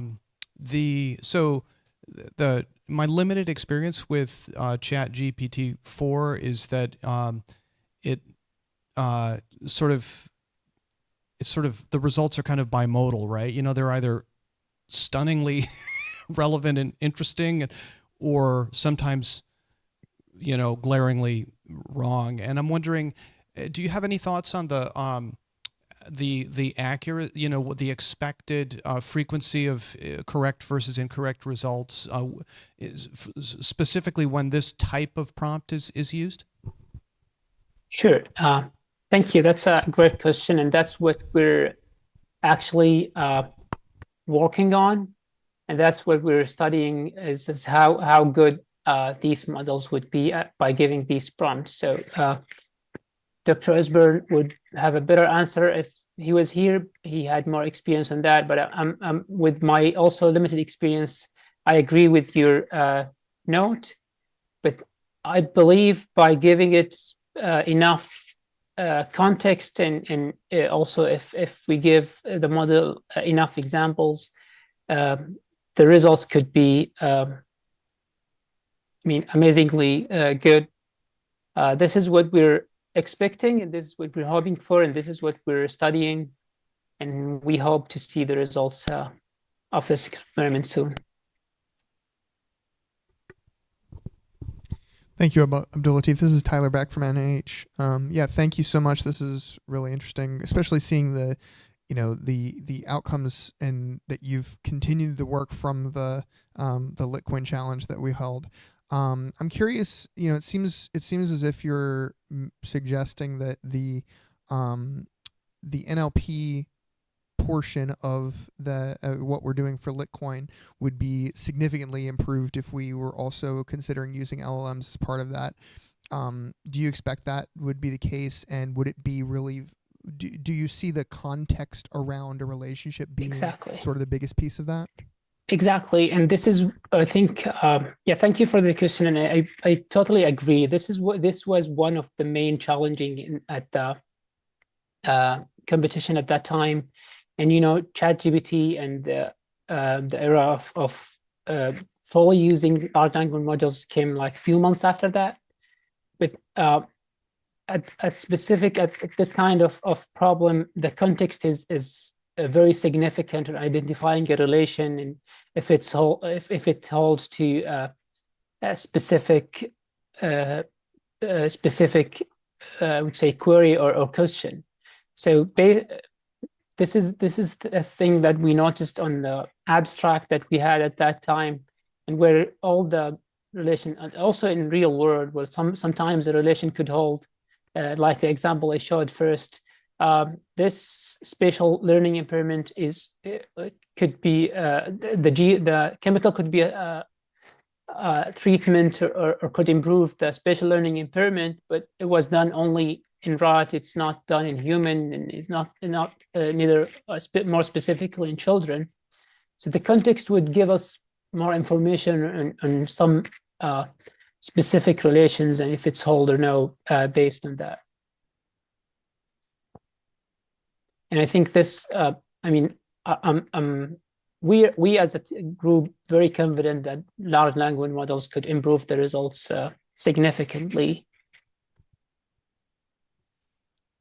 So thank you. Can I have one more question, if there is any? Sure.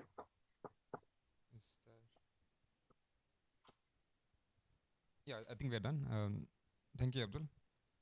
Sure. Thank you. Up next, we have Daniel Kahn, who will be speaking on aggregating combinatorial biomedical graph ranking results.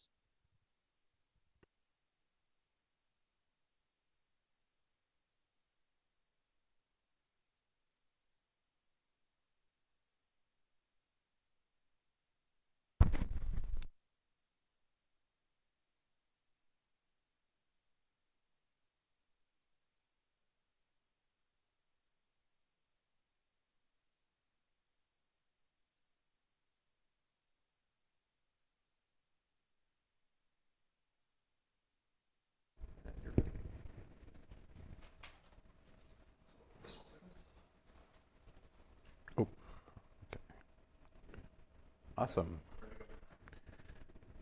All right. Hello. Thank you, everyone. All right. So today I'm here kind of twofold. I want to talk about the EveryCure sort of organization, and essentially this actually serves as basically an extension of Tyler's presentation from earlier. I'm going to try to leave a lot of time for questions and discussions as much as I can. So I'm going to try to keep things pretty brief, but basically the EveryCure project is a nonprofit that was founded about a year ago now, essentially trying to tackle the drug repurposing problem. So I'm going to cover basically that. So right now there are 3,000 FDA approved drugs approximately, and each one of those drugs is essentially only approved for one explicit use, and it's FDA labeled. That is a bit of a muddled definition sometimes. It can get very specific, but that's the general claim. So sort of the idea underlying everything we're trying to do is that these 3,000 drugs can be repurposed at low cost and very high efficiency to help patients. So my PI, David Feigenbaum, actually works at a Castleman treatment center, and they have found over 10 repurposing treatments for Castleman disease and a broader set of cancers. Specifically, a treatment for angiosarcomas is a good example of the kinds of work that gets done. Was uncovered in 2013, but was not thoroughly explored until 2016. So they were able to find that this angiosarcoma patient was actually treated by a PD-1 inhibitor that was previously unknown. And so by sort of taking this knowledge that was in the literature and applying it more broadly to the biomedical patients, they were able to achieve their goals. So this is the world that we live in right now. There is diseases that have treatments, and then there's essentially like a barrier that of diseases that won't have treatments. Further reflecting off of Tyler's point from earlier, 30 million Americans are expected to have rare diseases. That number may be higher. We are actually uncovering more rare diseases every day. So we want to try to start developing mechanistic links in existing drug disease combinations that might be able to help us attack some of these issues. Very obvious question, why aren't, this seems like a big problem, why is industry not tackling this?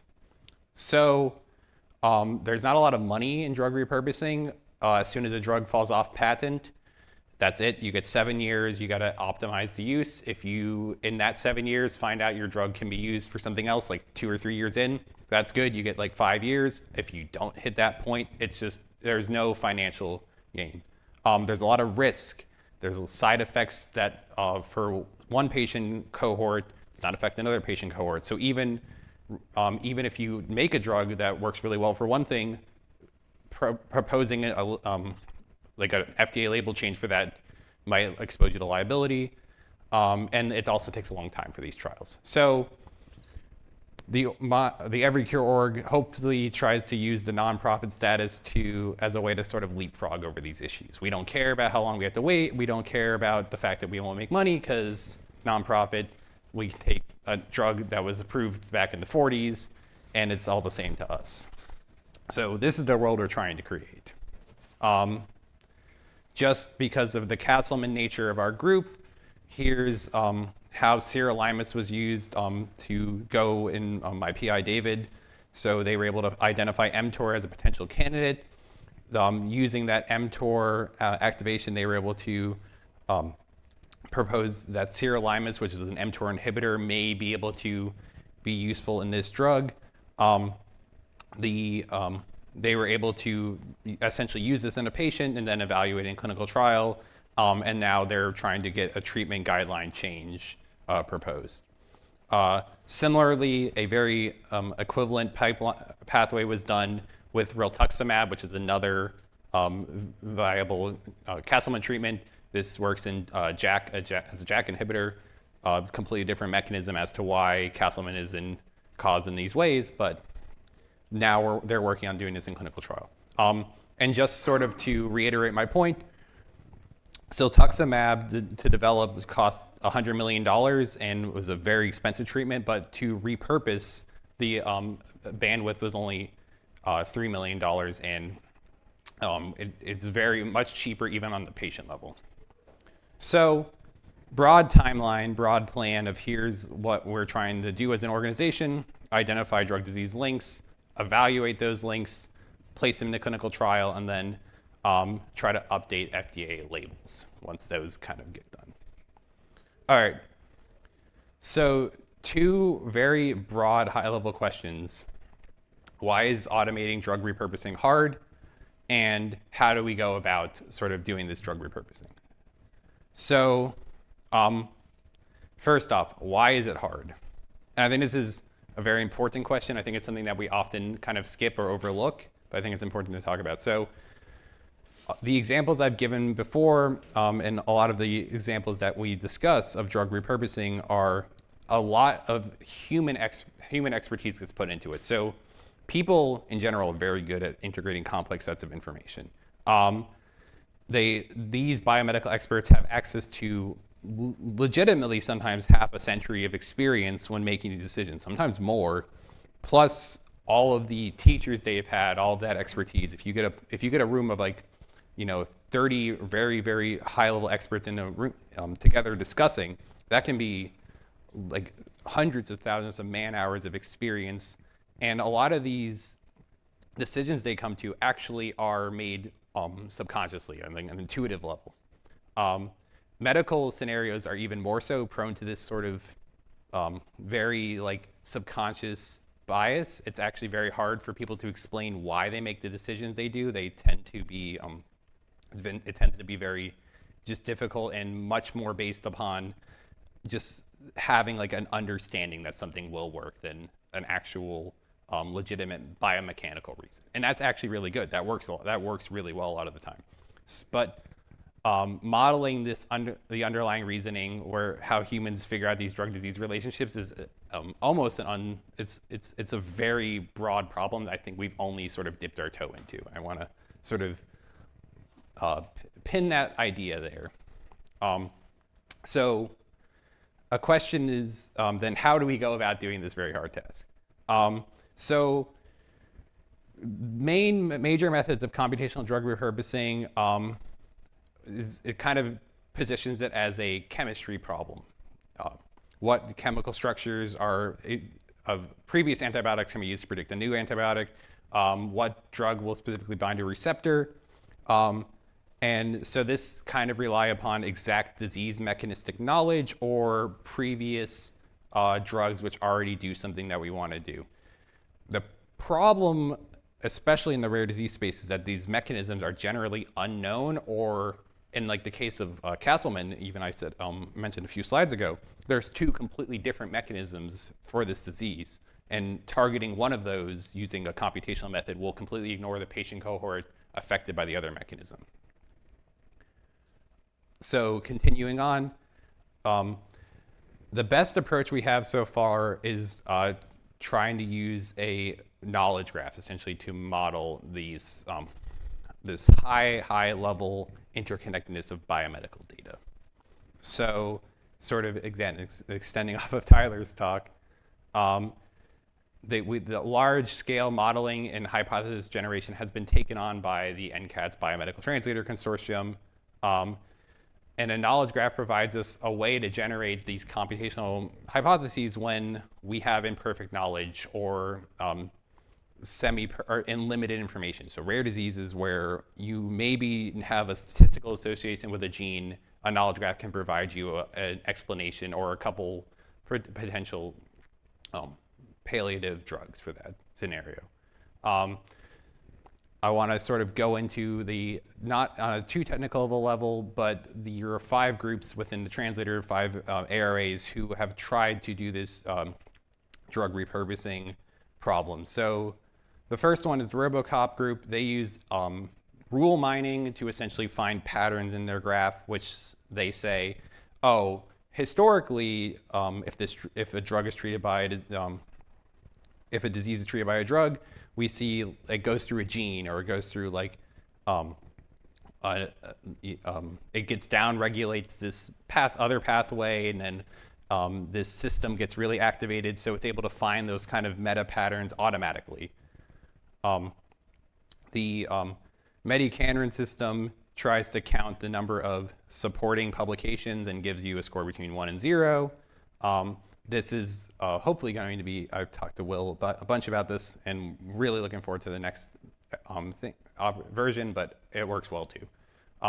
BTE does they do this normalized Google distance calculation, which is essentially a co-occurrence comparison between how often a specific drug and disease occur together amongst all of the different databases that underlie BTE, and that tends to produce pretty interesting results. And Spoke does this very interesting building up pathways of facts in their knowledge graph, and then they're able to incorporate the EHR data from UCSF, and then from that result they are able to use PageRank to get drug disease scores. And then last but not least is the ARAX methodology. This uses a drug embedding methodology. It's specifically neural net based. They mathematically represent nodes, and then they compare how similar or different each of those nodes are. So these are 5 very orthogonal approaches to drug disease matching. I think that's one of the major benefits of what the Biomedical Data Translator project has provided us so far, is these extremely different ways they're trying to go about solving the same problem. So what kind of have my team been doing? So all these systems sort of were put out into the world without really any intention of doing sort of what Evercure is trying to do right now. So we went through and we just systematically asked every single group, hey, what do you know about this drug? What do you know about this disease? What do you know about this disease? What do you know about this disease? That took a pretty long time and it required a little bit of work. I'll get into that later. But for the first time, all of this has been put into one location, and now, at least for a fixed time point, what the translator system as a whole believed about drug-disease relationships is now captured. And we're actively working on finding new information that. Here's a very, not projecting very well, but visualization of sort of a subset of how we believe that drugs and diseases are interacting. And then furthermore, here's interesting statistics about how many particular mondos are returning for each group in the translator project. And in general, most of the teams are not returning that many drugs for how large these things can be, unfortunately. And if people are interested, here are the top 10 hits from every group for which that makes sense. If you want me to go back to these specifically, I can. Most of the time, they're all getting 1s because there's a lot of stuff way at the top for a lot of these. But so here's, for the first time, something we can do with this. We can look at, here's what all of our groups think will treat influenza. And we're able to actually take this, instead of just running this query, we can actually take all of this in a bulk form and start doing this kind of high-level analysis of it. More interestingly, I think this is very cool. You can just run this for the plague. The Black Plague is a valid Mondo term, and you can just run it in there. And it turns out that the top result from BTE is a plague treatment that will treat the plague, and the one from Spoke is just the plague vaccine. And that got a 1. That actually worked. Spoke did the best. I actually think that is insanely impressive that they somehow Spoke has it in the knowledge graph that plague vaccine cures the plague, and if you go and ask it, hey, what's going to cure the plague, it will just tell you directly. Yeah, it's so yeah, no, so kind of for the first time, we're able to start doing this really fast, high-level analysis of what do we know? What do we know about these things? So there's a lot of issues, and I don't want to speak about these issues in a disparaging way. I think these are things we're actively working on fixing. And I think hopefully my team will be a large part of this. So there's a lot of occasionally arrays are down, or hitting them with tens of thousands of queries all at once tends to break them. I don't know why that would happen. It's very unclear to me. Some ARAs were unable to query Mondos for which they had information. There's certain sparse or non-algorithmic limits on how many drugs would be returned for specific ARAs, which is something that I think is very achievable and fixable in the near future. I think one other translator issue is that some algorithms could you could customize or tune parameters when appropriate. I think that's going to heavily depend on what algorithmic system gets used. Clearly, the 5 algorithms I've discussed are wildly different, so just saying like a do better parameter doesn't really make a lot of sense. But I think things like the novelty are like clinical viability make a lot of sense. And hopefully we're working to be able to fund some of these groups to be able to work on some of the issues that directly affect the EveryCure project. And just something interesting, the sparsity issue. So we were able to kind of look at how much overlap we found, and it's often very low. So because so many of these ARAs are only returning like 400 drugs, the statistical chance that a drug and disease pair that occurs in one of them will occur in another one is just generally like there's tens of thousands, if not hundreds, or there's about 120,000 drugs that are returned across all of Translator. If you just do like a Bayesian model of that, it's just low. Malaria actually did really well. Malaria has 7 drugs that are returned by everyone. So that's actually the best one we have.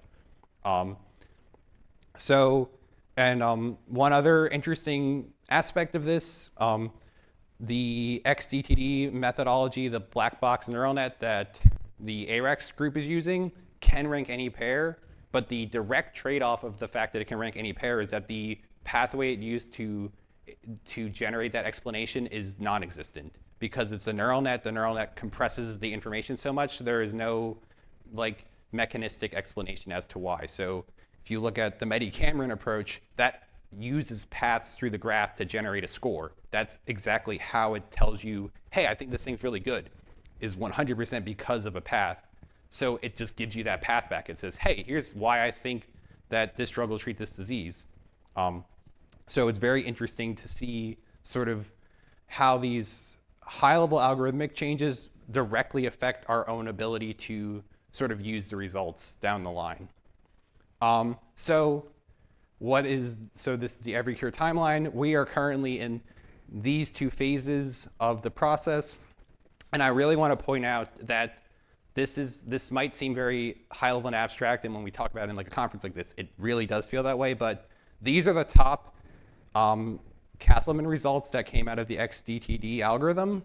And the top result, which is adalimumab, which is an anti-TNF inhibitor, was concurrently with with this kind of the operation of us running this, was actually being tested in a Castleman patient, and is found to be extremely likely to be a viable treatment. So like parallel discovery, proteomics work being done by the Castleman Center was directly aligned with the top scoring result from the Translator project.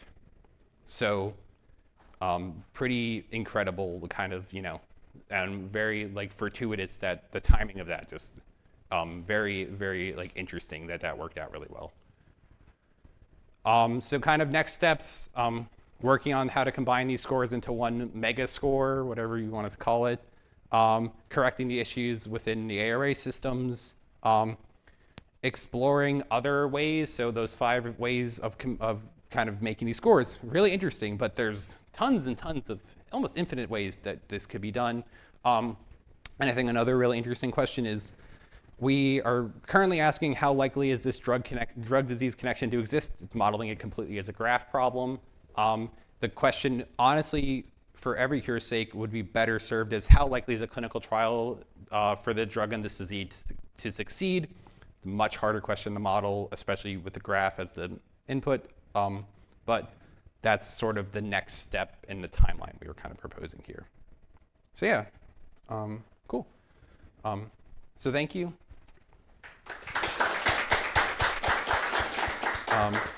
This is the link to the results again that we've kind of been my mouse is on screen. But yeah, so yeah, exactly 20 minutes. Any questions? Thanks, Daniel. So I wanted to thank you for talking more about Translator, because it's, I can only talk so much about it even in 45 minutes. So I appreciate that you went in depth a little bit on the ARAs. And, when we started the program, the goal was to try to leverage as many different, methods as possible. And I think we've succeeded well at that, and your data shows that. So I think that's really great. I think my biggest question for you would be, how can Translator, as we're looking into the future, how can we work towards supporting your question of, whether a given clinical trial might succeed? Like, what do you envision as the important steps for that? So within the Every Cure project, we have like a couple different things, and Jeff has spoken about this, like the PICO of what a trial sort of, or what you expect like a drug disease pair to have, maybe expanding the information we have within the Translator as a whole, or sort of just even just proposing that directly as a question we're trying to go about doing. Because I'm not sure for that question that modeling it as a graph algorithm problem is the correct way to do it right now. That's an open question. Like, I just don't know, because it might be the case that we just have to take results we have now in this big set of data and just say, okay, here's the best 1,000 ones. Let's run this through some other computation. I think it's an open question. I think we probably should talk about it more offline.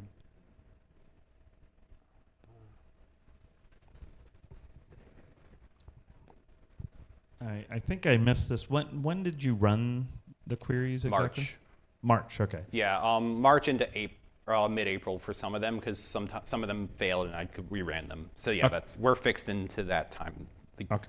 I guess one of the interesting things, and I guess challenges for this sort of assessment, is that Translator's changing. Yes. A lot. I Right. I agree. I think that was sort of why there was a hesitancy to gather the data in this way. For my purposes, it's nice to have, but if things someone adds a new data set to their thing in May or June, they are going to not be reflected in the results that I have. And so it kind of needs to be reran every few months. That's right. Yeah. Yeah, we're totally revamping our scoring. Yeah, no, I'm excited to get the new stuff, but yeah, Okay. right, it's locked in. I'm not getting, Great. Thank you. That was a great talk. I just wanted to say I think this work is really important in terms of kind of establishing and updating that matrix of with diverse models, and getting a good stress test of our RTX KG2 service is a good side effect of that. Helps us load test the system, and we're going to work hard to try and put a little more X in the XDTD. So, thank you.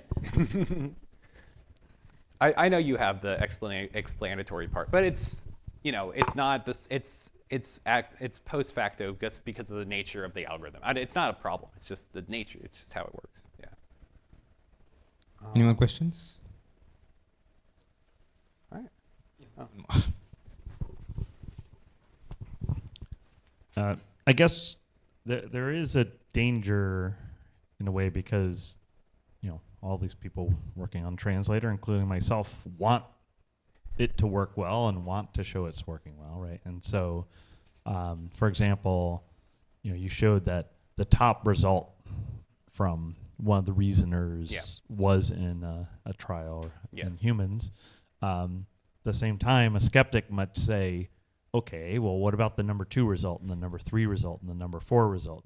So did we just happen to get lucky in that case? You know what I mean? If you looked at all the diseases and all the reasoners and all that, are we only sort of lucky some tiny percentage at a time, or how do we assess that? And do we and do we know all the clinical trials with all the drugs? Is that something we're always?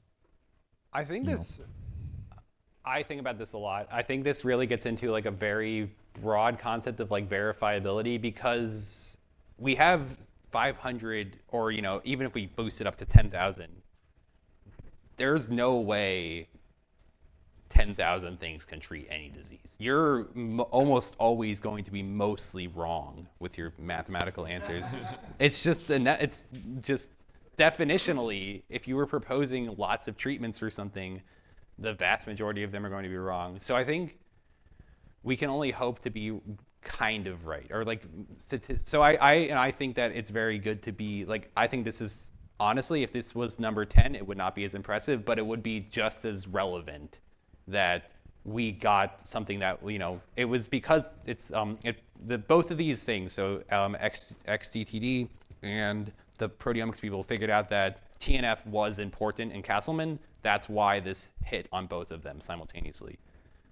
It's just very fortuitous that it was number 1, but if the score was 0.2 different or 0.02 different, I don't personally think that would have affected how cool this was or how useful or interesting it was. Which is why, even in our timeline, a lot of this is evaluate with human experts is like a big part of our kind of, methodology. We want those like top 20 results or top 100 to be checked by like a human, like a biomedical expert. That's kind of, because we're going to be mostly wrong. Yeah. Okay. And just one more part about the anti-TNF. So was it already known that TNF was associated with Castleman? Was that just kind of like a known thing in the literature that everyone agreed upon, or? It was moderately known, but it was more emphasized within a specific patient subtype. Okay. So that was kind of the proteomics discovery. I just wanted to add to your point, Will, that we don't have the information on all the clinical trials out there being utilized right now in the way that we definitely could in Translator. And that's actually the subject of one of the sessions we're going to have in our relay in a week and a half, is how can we better utilize clinicaltrials.gov in order to get at exactly those points. So. And just one final plug for the relay. I hope you're coming to the testing sessions, and I hope we can incorporate your stuff into our benchmarks. We'll do my best. Yes, I'm gonna rerun the thing pretty soon also, so we'll fix it. Time will start again mid-September 2023. That's when we fixed in time soon. Oh, you're. One more question finally. So on the topic of rerunning these analyses, what kind of metadata do you need to make sure that you can generate reproducible results from the translator queries you do? Can you be more specific, like? Right. So one of the things that's on my mind is that we need to version translator. We need to say this is version 1, and you can go back and put that on your analysis and say it was generated on September 1st. We don't do that yet, so I'm curious if there's other metadata that you need. 0.5. It's a good point. All the groups have kind of their own. So time important. Maybe a seed. I'm not sure. For some of them, have some stochasticity. Hard to say. I don't know I don't know if fixing the seed and running it, everyone gets a seed 42, and we just say that, and then we use those results. I don't know if that's the best long term. So yeah, there's a lot of stochasticity implicit into a lot of these methodologies that make that a very hard problem. Yeah, that's just kind of the nature of how it is working right now. One more. Sorry, just one last question. I'm wondering, what is sort of the criteria for selecting these algorithms, and how do you consider sort of like the interdependencies and how like the similarities, how they work, and how the difference, like how would you, I guess incorporate that into your scoring mechanism, and yeah. Oh, that's a really good question. I don't know. I should have left this thing plugged in. So the way that the scoring methods were chosen was by the PIs of every group, essentially, who are, pretty much the experts in biomedical knowledge graphs as far as I'd say. So they have a pretty good intuition as to what has worked historically. Mostly it was just, we really want to get some scores. What's something that can work at this scale? So that was the main criteria, was scalability at this point. I think, and we have a lot of people within the translator really pushing for this, an idea of, hey, sort of using the Mondo, all these lung cancers are really well, like for the lung cancers we know, all the lung cancers are really well classified by this group's algorithm. So for a new lung cancer that we don't have a treatment for, we should really like listen to them. So kind of like splitting it into disease space. I think that's a really good way to sort of cluster diseases and then give everyone, you know, how good are you at cancer? How good are you at, you know, neonatal diseases? How good are you at like blood diseases? That is one way we will probably end up going about weighting these algorithmic results. Yeah, awesome. That's answering. Thank you. Yeah. So I think we're out of time for this session. So thank you, Daniel.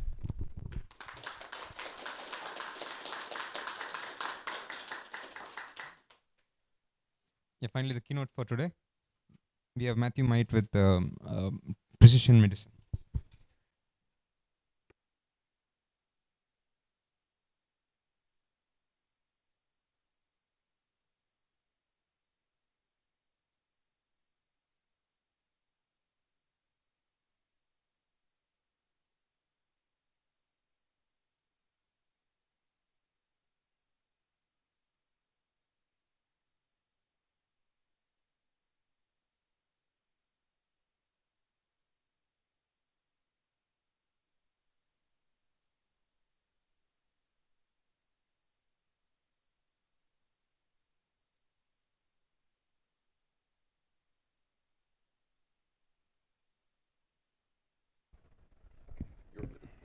Okay.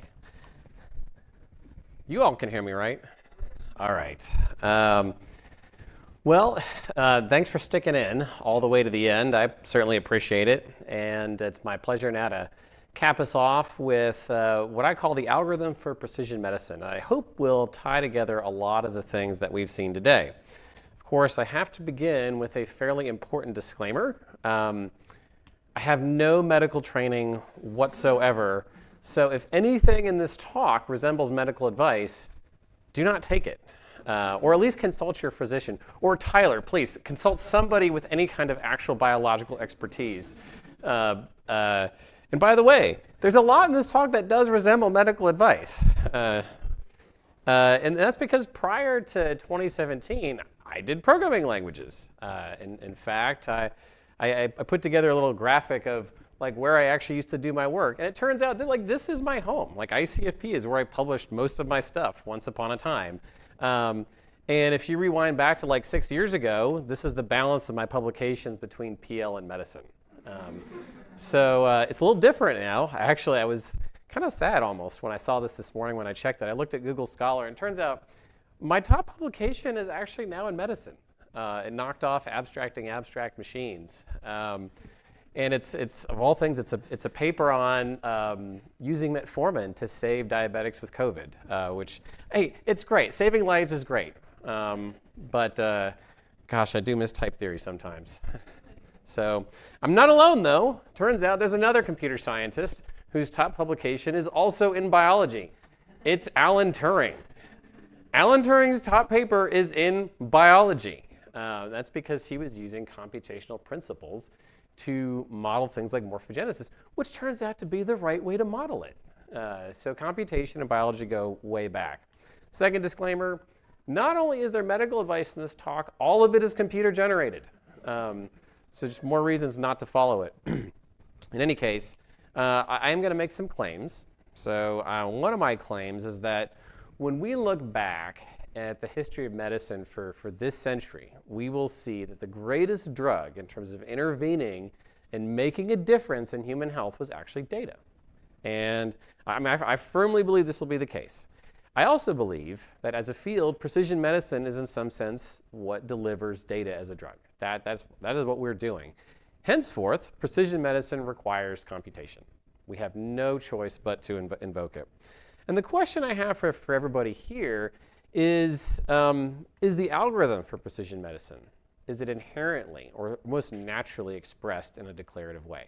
I think the answer is yes. So I'm going to show you, not formally, because if it was done formally, I would have answered the question, what the algorithm looks like with lots of examples, some high-level structure, and my attempt to render fragments of it in a declarative way. And it just seems like the most natural way to express it. And the algorithm for precision medicine, by the way, is what I'm referring to as the very high-level process of going from a patient and their information or their data over to a set of recommended treatments that are truly tailored to that patient. I do think that it is most naturally declarative. So there's 3 components to the talk today. The first is, what is precision medicine? If your background is primarily on the computational side, this could be a new term to you. I want to give you a sense of what it looks like, secondly, and I'll just do that by showing you examples of patients that we've actually helped at the Precision Medicine Institute over the past 6 years. And then I'll actually try to distill the algorithm from all those specific examples. And in the course of doing this, you'll end up figuring out why I jumped from PL over to academic medicine. So, what is precision medicine? If you go back in time to 2011, the first place it appeared was actually this report from the National Academies. And in the back, there's this glossary of terms, and they try to define this term they've just defined, and it's like this essay-length debate and argument with itself over what it is.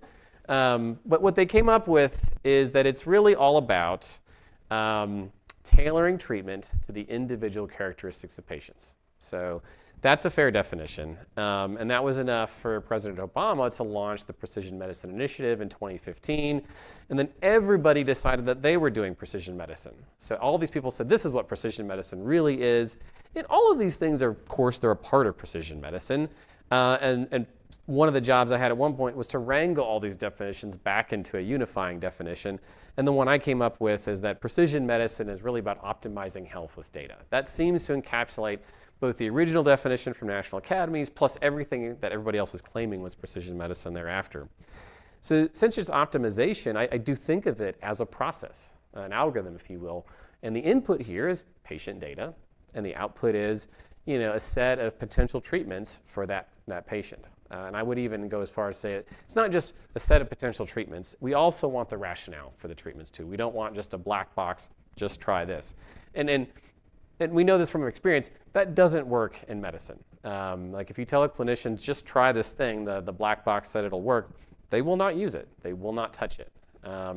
And so those explanations really do matter. But at a high level, the process looks something like this. You've got a patient, and you begin to pull out data. And the piece of data that really got everybody excited about precision medicine was the sudden clinical accessibility of the human genome. Like the fact that you could sequence a person's genome and get access to it, and a clinician could see it. I mean, that was groundbreaking. But it also meant that you couldn't avoid computation at this point. I mean, genomes are massive. To construct them, it's massive amounts of data. To distill them down, it's massive amounts of data. To interpret them, it's massive amounts of data. And computation all over the place, too. That said, there are plenty of sources of data that you can also use for this optimization process, some of which are still not fully leveraged despite being much older than genomes. There's all the medical data sitting in health records. I would argue we're still not fully optimizing just that data.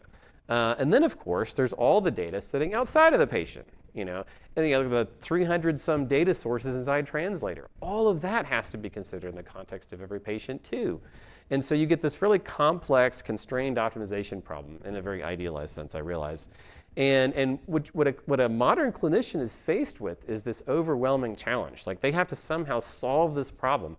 They have to choose the right combination of things like treatment and lifestyle to find the optimal health for their patient. That's hard. That's really hard. And that's where all of this is headed when it comes to precision medicine. So to give them some help, you can start to break it apart into different processes or phases within precision medicine. And broadly speaking, there are kind of 2 phases to it in practice. There's the precision diagnostics phase where you're trying to figure out what is sort of the root cause of a patient's problem. And I've got a genome representing that here because a lot of the work that I do is in rare genetic diseases. So there's usually some genetic variant or genotype that's sitting there at the core. And then there's the precision therapeutics phase. And for the purposes of this talk, I really want to focus on the therapeutic side. It's the side where there's probably the highest unmet medical need. I mean, there's been fantastic advances in precision diagnostics over the last decade. There haven't been equivalent advances in precision therapeutics, and that's really what I want to focus on today. So at a very, very high level, and we're going to come back to this in more detail, there's kind of two ways to think about doing precision therapeutics. There's what I call the rational approaches, which will be very comfortable for people with a computational background. And then there's the empirical approaches, where, you know, if you're not comfortable with pipettes, they're a bit scary because it involves going to a bench and doing things with animals. So in the rational approach, you're basically saying, well, what is the core mechanism of harm? What is really driving the disease here? And there's really kind of four directions things go. Like you could have something that's become overactive, in which case you want to inhibit the mechanism. It could be underactive, and now you want to activate it. Maybe it's missing or absent. Now you have to compensate for it or replace it. Or in some cases, something that was fine is now toxic, and so you have to eliminate some kind of product. It would be a biological product or metabolite or something like that. This contrasts to the empirical approach, where you've identified the root molecular cause. And instead of trying to think your way out of it and identify a rational way to invert this mechanism, you just say, you know what, let's just build a model of the disease, probably using genetic engineering or some other technique, and let's just try things out and see what happens. Both are perfectly reasonable ways to go about this process. Both of them can work in practice.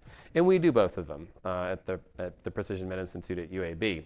Since you're mostly computationalists, I'll show you what a drug screen looks like at a very high level, because we're not really going to come back to it.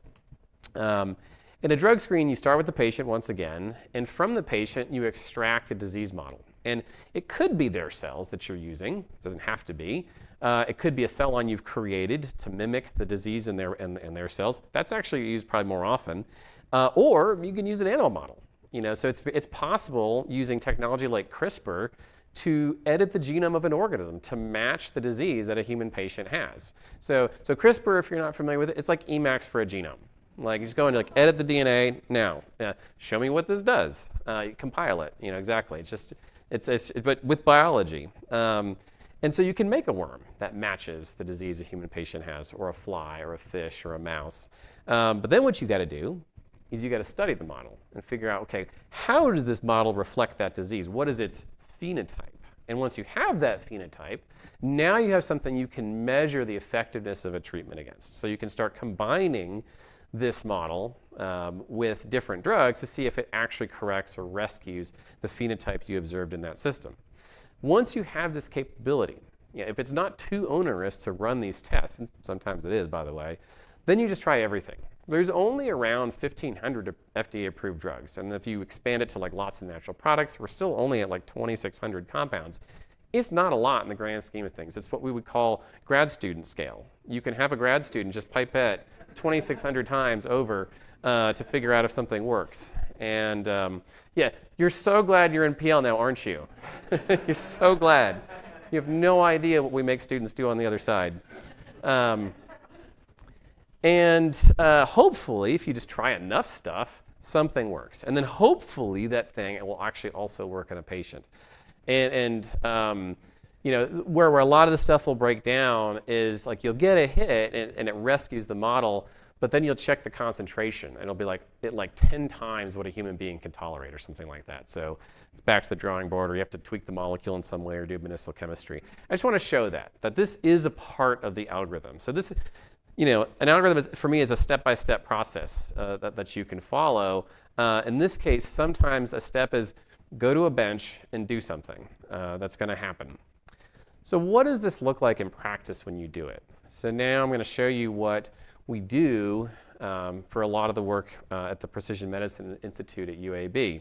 And our broader mission is what we call science in the service of patients. So the patients that reach out to us are those that, you know, it's a rare genetic disease. They could, in some cases, be the only known patient in the world, or they have a more common condition, may not be that common, but for whatever reason, they've run out of standard of care. It just hasn't responded to the treatments we know about. So these are the kinds of cases that we take on. And you know, really the only criteria we have for getting in is you have to say, look, we've tried everything and really have tried everything. and then we'll get interested. I've got to give credit to the medical directors here, or the medical leadership team. So we have a lot of medical oversight, on a program like this. We're not just taking results from programs and slinging them back at people or patients. Everything goes through our medical directors to their physician back to patients. So there's a very tightly controlled process in place for all of this. And a lot of the heavy lifting, by the way, is done by undergraduate students. And now we have a program that pulls in medical students for the summer so that they can actually get to work on cases. And really what these folks are doing is they're serving as routers between computational tools, scientists, clinicians, and even the patients themselves, trying to come up with, okay, what's going on here? And based on the tools and experiments and knowledge that's out there, what could be a set of treatments for that patient? They'll write the first draft of these research reports that will eventually go back. Those will get checked by the medical directors before they go out, but it would be impossible to do what we do without their effort. And my hope is that language models may serve as a major accelerant for what these analysts do going forward. So I'll show you some example stories. The first here is from a rare genetic disease caused by mutations in a gene called MAPK8IP3. This patient came to us initially as a 5-year-old boy through the Undiagnosed Diseases Network, through the Duke site in particular. And at 5 years old, this child could not walk or stand, which is pretty typical for this there's not many patients, so when I say typical, I'm saying typical of the handful of patients known to have this disease. Fairly typical to have pretty severe developmental delay around that age. And so he can't walk or stand, and upon about a year's worth of investigation, they determined that the root cause was in fact that his MAPK8IP3 gene was underactive. So it needed its activity level raised. So the question was, what activates MAPK8IP3? And of course, to answer this question, all you have to do is summon the biomedical data oracle. And so we'll come back to the oracle in a second. And so we summoned the oracle, and the oracle said, oh, just use high-dose retinoids. This will obviously upregulate MAPK8IP3 because look at this research paper over here. There's clearly a connection for how to do this. So we put all this together, packaged it up, sent it off to Duke. They said, this looks reasonable. We're going to contact the treating physician. And then initially nothing happened, which often happens when you're doing this kind of work, because sometimes you're dealing with very complex developmental disorders, and it can take time to see something. But out of the blue, 6 months later, we got an email from the mom. She said, you're not going to believe this, but he's actually standing. And not just standing, he's taking some very basic steps now. And again, this is a child that was essentially trapped on the ground or in a wheelchair just a few months before this. So he's about 5.5, I think, at this point. And then a year later, we got another email out of the blue from mom. And she says, you're not going to believe it, but not only is he walking under his own power, but look what he's doing in his physical therapy. So he's significantly better than a year prior, so walking under his own power. And when he falls down now, he can push himself back up. And in just a second, you'll see, I think he goes all the way down to the ground and lifts himself all the way back up. And really, the only thing that changed here was the high-dose retinoids. That was the intervention in this particular case. So that's it's an N of 1. Was it the retinoids that did it? Well, you can't do statistically significant experiments from an N of 1, but nothing else changed. And by the way, we've done lots of follow-on, basic biology that says, yeah, it probably was that. So let's go back, because I invoked an oracle in the middle of this, and it's important to understand what that was. And no, it's not ChatGPT. It didn't exist at the time we worked on this. Although I will say that language models do have a role to play here. And as Chris was saying earlier, they are kind of a declarative programming language, if you want to think of them that way. You give them very high-level specifications, say this is what I want, and they're often good at coming back. In fact, what's interesting is this case is not that old. The answer has been known for a while. The information to synthesize the answer has been out there for even longer. But even today, I asked this morning, if you look for upregulators of MAPK8A3 or activators of its corresponding protein, still can't find them, which to me is a little surprising. But when you get to the long tail of knowledge, sometimes stuff drops off in the language model. So it does happen. So the real oracle in this case, of course, is the biomedical data translator. That's how this was done. I'll add another plug to the interface. Please go test it out. Give us some feedback. And in the context of the cases I'm talking about right now, a lot of this preceded the existence of this interface. I'm talking about stuff we were able to do with our ARA, which is Medicanron. So I have a lot of thanks to some of the folks in this room for making this particular ARA come into existence and allow us to start tackling these cases early on through the interface that folks like Will were able to build. In a nutshell, I mean, you've seen a lot about Translator. The way I put it is it's what you get when you fuse logical reasoning with all the biomedical knowledge you can get your hands on. That's what a system like Medicanron and Translator more generally is really trying to do, I think. And we can kind of zoom into Translator's brain. And we're going to see obvious places where declarative programming come into play right here. And then I want to, by the end, zoom all the way out to the top to this sort of the patient to pill process as a whole and see, does it apply everywhere? So if you look inside Translator's brain, it's a knowledge graph. So you have all these biomedical concepts represented by nodes. And these are things like genes, drugs, symptoms, phenotypes, diseases. And then you've got relations encoded as edges between them. Okay, that's a knowledge graph. And as an example, there's an edge in there from a paper I published a while back that says Prevacid inhibits NGAs. And you just represent that by tying Prevacid to NGAs with this edge labeled inhibits. So the brain looks like this soup of interconnected concepts, each representing some kind of fact. So it's pretty naturally declarative to represent a knowledge. It's very natural to represent a knowledge graph in a declarative way. I mean, you can come up with these list of core predicates. You can tie things together that way. So you can have relations like inhibits and manifests and decreases and increases and treats. Very, very natural to do that. Once you have that, it's natural to start stitching them together in a very declarative way. So you can say, I could create a may-treat relation that says a drug may treat a disease if that gene causes the disease, and in particular, that disease decreases the activity of that gene, and this drug happens to increase the activity of that gene. This is literally encoding the logic we just used for the MAPK8IP3 case. And this template applies over and over and over again for lots of diseases. And what's cool is, you can represent them as things like inference rules, which hopefully provides a launching point for folks in this room. I'm trying to, as I do this, actually try to express everything in something that looks like an inference rule. So maybe we can get proof trees at the end of the day out of everything. And again, because we're trying to convince people at the end of this process, if we can build proof trees, we can always render an argument for a human being to consume.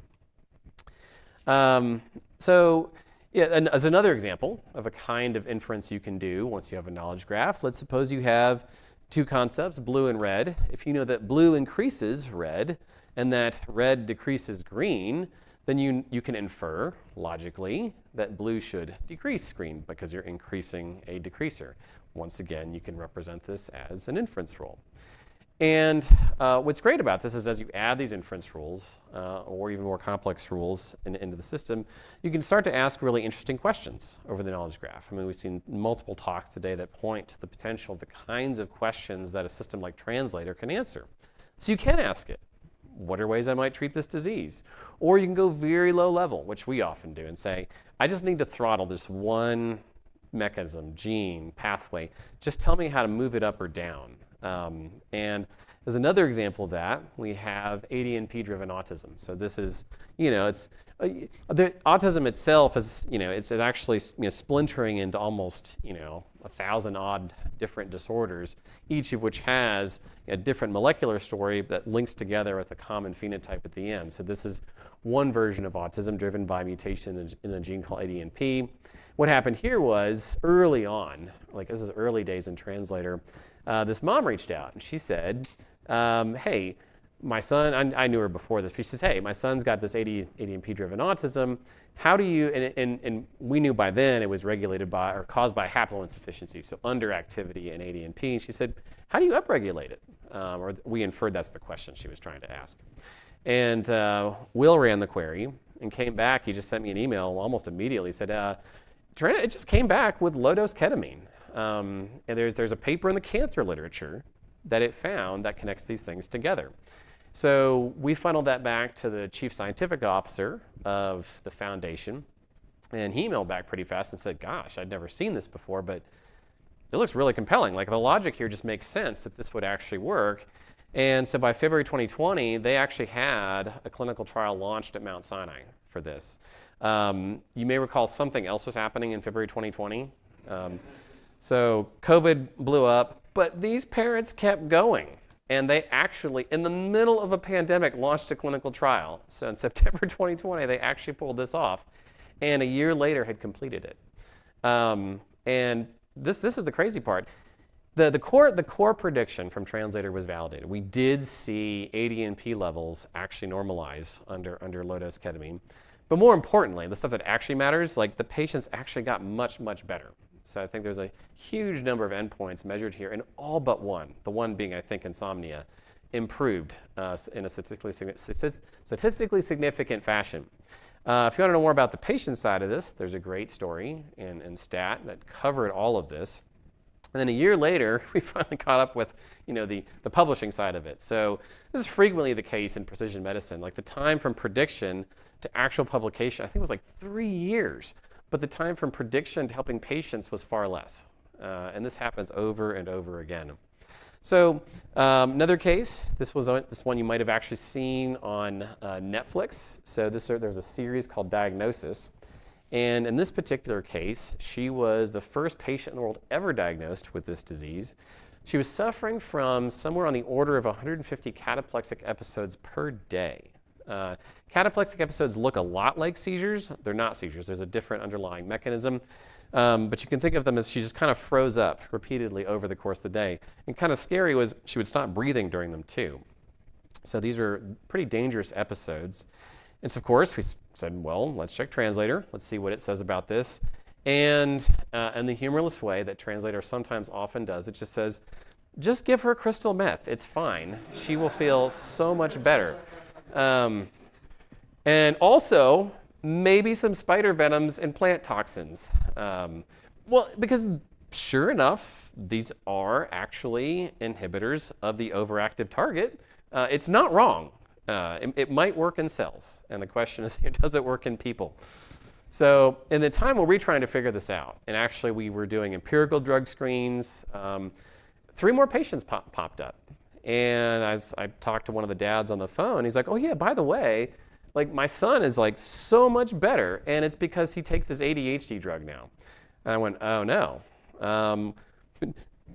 Let me guess which one it is. He goes, yeah, it's one of the amphetamines. So sure enough, crystal meth wasn't. It's right. It is actually an inhibitor of the overactive channel in this case. Which is KCNMA1. And this is the ADHD drug, and this is what Translator had recommended. So it differs by a methyl group, and that's not from like a medicinal chemistry point of view. That wasn't the important part of the molecule. That was not what made the difference. It was actually the amphetamine part of the amphetamine that actually made the difference. And so now you have a lot of drugs to choose from. So it turns out all the amphetamines work for these patients. So we sent a report over to the physicians, and the mom called like the next day, and she said, by the way, it worked. And because you get an instant feedback on this one, like within like minutes, it's working. And from 150 cataplexic episodes to 0 episodes. So extraordinary effect size as well. And now we know of at least 5 patients where we see exactly the same effect.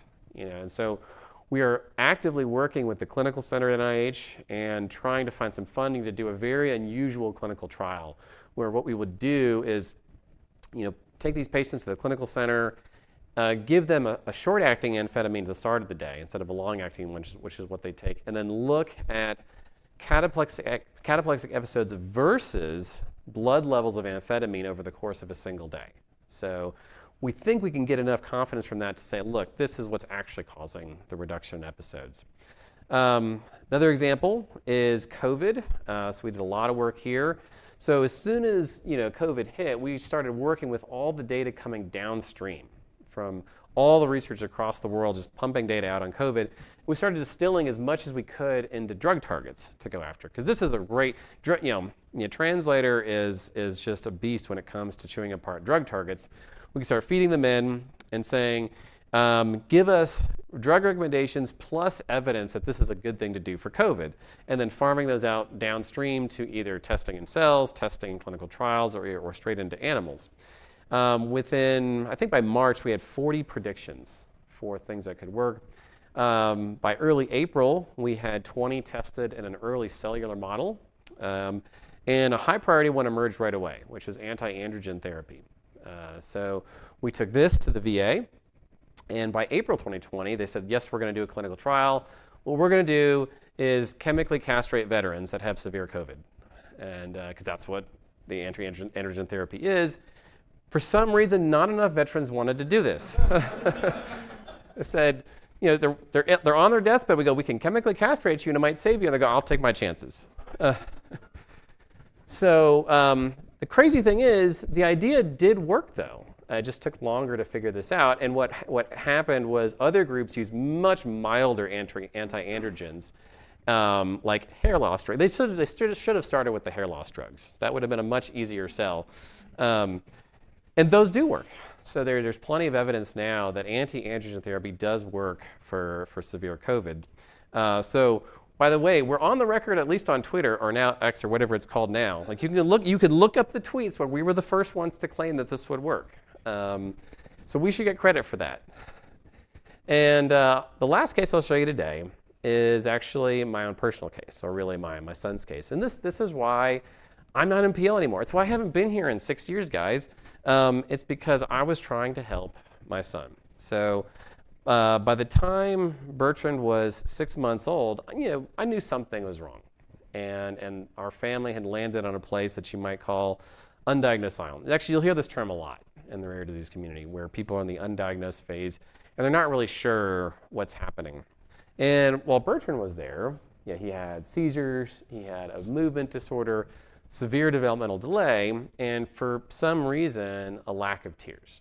And I'll be honest, from a day-to-day basis, one of the most challenging symptoms to deal with was the fact that he wasn't making tears. Because if you don't make tears, your eyelids will abrade your cornea. Your eyes will get infected. And it was to the point where he was having eye surgery to drain pus out of his eyes from the lack of moisture. By the time he was 1, he had a life expectancy of just 2 to 3 years, based on the constellation of symptoms that he was facing. And you just got lucky that around that time, a breakthrough occurred in genomic science. Something called exome sequencing became possible. This is where you can economically look at the fraction of, it's about the 1 to 2% of a human genome that encodes proteins, where we think 80 to 90% of all genetic diseases actually live.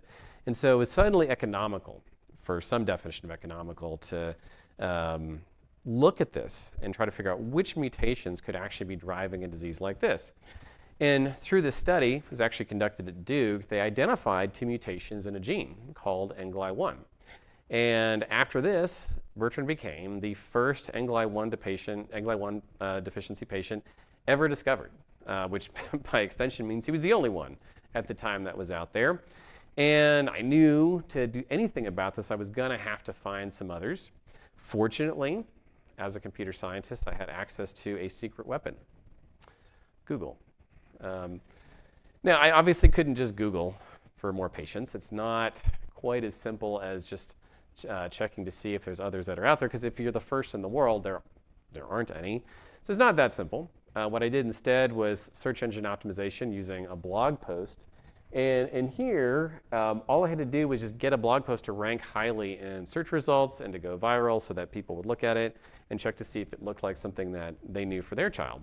So this is the top part of that blog post, by the way. So the link bait title, the picture of Liam Neeson, all that's there to try to get it to go viral. But there's 3,000 words down here that was all about search engine optimization.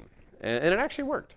So for people that didn't have tears, this is one of the places they find. So I'm like an expert in telling people, no, you don't have NGLI1 deficiency, you actually have Sjogren's, which is the thing you usually have when you don't have tears, because people reach out for that all the time to this day. but sometimes they are NGLY1 patients. And in this case, it took two weeks to find 2 additional patients. They happened to be over in Turkey, a sibling pair. For me, it led to a jump into glycobiology and into unusual collaborations I never would have imagined, like with this guy here, Hud Freeze, because the disorder itself was what we call glycobiological in nature. So I had to learn a lot about this. I was learning a lot of genetics, now I had to learn a lot of glycobiology, and this guy helped me out. If you want to know more about this phase, there's an article in the New Yorker that covers a lot of it and talks about the emergence of this disorder, the discovery of the community, and all of that. Got me involved in the Undiagnosed Diseases Network. I'm now one of the PIs on the coordinating center for this many years later. It led to NIH launching a natural history study and in pulling these kids into the clinical center 1 week every year, collecting massive amounts of data on these patients and leading to very useful insights. I ended up getting, I was at Utah at the time, ended up picking up a secondary professorship in pharmaceutical chemistry. And I'd learned just enough after about 2 years of this to make a prediction. And it's something I think we could really automate at scale now. And the prediction was, okay, if NGLY1 breaks, something else has got to break too. That was really the logic I was going after. And what I was able to figure out is that from this, Bertrand is missing something. He's not just missing NGLY1. NGLY1 has a function. It turns this thing into that thing. And so if the producer of these things goes away, you have a deficiency in something. You also might have an accumulation of something. That's the fundamental logic you have in what we call metabolic disorders. So the thing in this case was N-acetylglucosamine, which at the time meant nothing to me, but it was a series of characters that I could type into Google. And so I did that and realized that you can actually buy N-acetylglucosamine on Amazon. So I did that. I got like a bag of it 2 days later at my doorstep, and decided that the next step was safety testing. So I just literally ate the bag myself, and woke up the next morning alive. And at that point, I was like, well, I guess FDA phase 1 safety testing is complete. Now, I'll mention now, it does cause horrific osmotic diarrhea at those doses, but I was alive. And I still had sort of that like Star Trek level ethical dilemma that I was like, do I give this to Bertrand? I'm not really sure. But he made it simpler because he went to the hospital for pneumonia on something unrelated, came very close to dying, which he would do frequently. And I realized, like, man, if I'd had this sitting on my shelf and I never found out what it might have done for him, I wouldn't be able to live with myself as a parent. And so once he got home, once he was better, I said it's time to try it. And I didn't know what I'd see. I didn't know if it would help with seizures or development or movement disorder. But in the end, what it helped with was tears. So about 3 days into trying this out, I was giving him breakfast one morning. I was running behind, and so when I got up to his room, he was crying, but he was actually making liquid tears, which up to that point in his life I'd never even seen. So I did what I think any parent does when they see their child cry for the first time. I collected his tears, I packed them on dry ice, and I shipped them to a lab in California for analysis.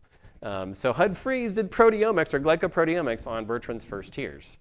And those tears really ended up being kind of an ocean of science for the disorder as a whole. We learned a lot about this disease from those tears. And I learned quickly that biologists are very strange, because most people are like, hey, that's great, that you can help your child. But biologists say that's great, but they say we are biologists, and the important question is, will it work in flies?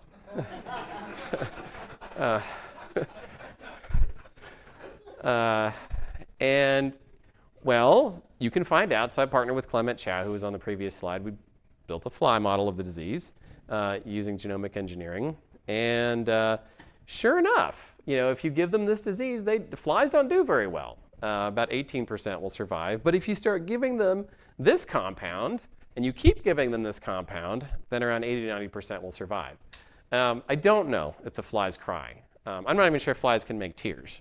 But they do survive, and that's probably a lot more important in the end. If you want to know more about this, all this work is now published too.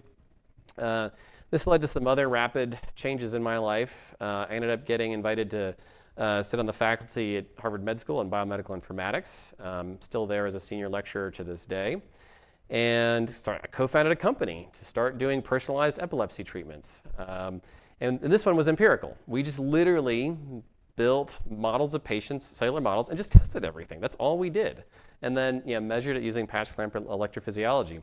That actually worked really well. It was a dumb idea that actually worked really well for patients. So that company got acquired in 2018. And the company that acquired that company got acquired later on, just back in January. And then I got the strangest offer ever, which was to help launch the Precision Medicine Initiative. So I ended up getting invited to the White House, and Obama says, hey, I'm going to launch this Precision Medicine Initiative. Do you want to help architect this thing? And I didn't say at that time that I'm actually an expert in static analysis and you should talk to somebody else. I just said, sure, why not? Might as well. And that led to me helping to craft some of the founding white papers by the launch of the initiative. I ended up working at the White House for 3 years. Today, this program is still around. So if you've seen this All of Us program, that's what the Precision Medicine Initiative became. It's collecting 1 million genomes and corresponding health records so that we can build what I would think of as a Rosetta Stone for the human genome. I helped out a lot on the Million Veterans Program, a sort of sister initiative to this that started actually a little bit earlier. Helped out in Biden's Cancer Moonshot, did some work on helping to pass 21st Century Cures, which ended up funding the Precision Medicine Initiative. I got to launch a little micro project on precision medicine for actual patients inside of the Precision Medicine Initiative too. For reasons I still don't quite understand, I was asked to stay on for a year after the election. So I did. And that was an interesting year.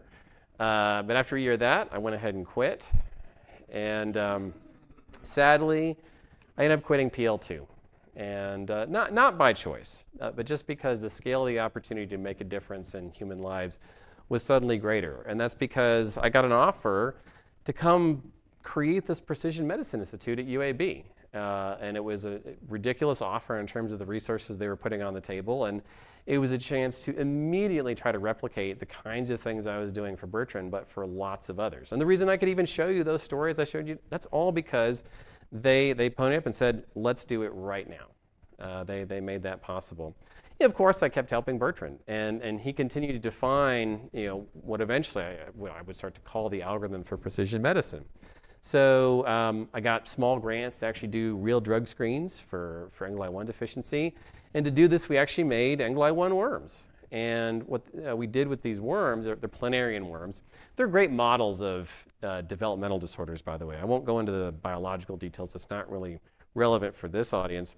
The important thing is they showed us another drug target, something else we could go after. And this is an important part of the algorithm itself, is that sometimes you start off where this is the core mechanism of harm, but then when you really investigate it, you say, well, there's something else downstream that we can go after instead. And that's much easier to hit. And that was absolutely true in this case.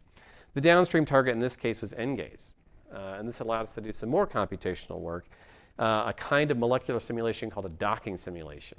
And my shorthand way of describing this is you take a 3D model of a protein, your drug target, and then you shut off regular physics and you import video game physics. So literally you do, and then you get to use BSP trees and OCT trees and stuff like this that makes certain things in video games really, really fast, whereas simulating real physics would be really, really slow.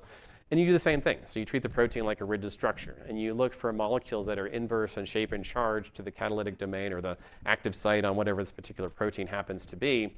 And then hopefully that's faithful enough to what happens in reality. You can think of it like an abstract interpretation of physics, I guess. And that might give you a sense of what actually works. So you're trying to dock things with some now rigid region on this protein. In real life, proteins, they bend, they wiggle, they wobble, they can change conformations, they can do things like that. But for this stuff, you just say, don't let them do that.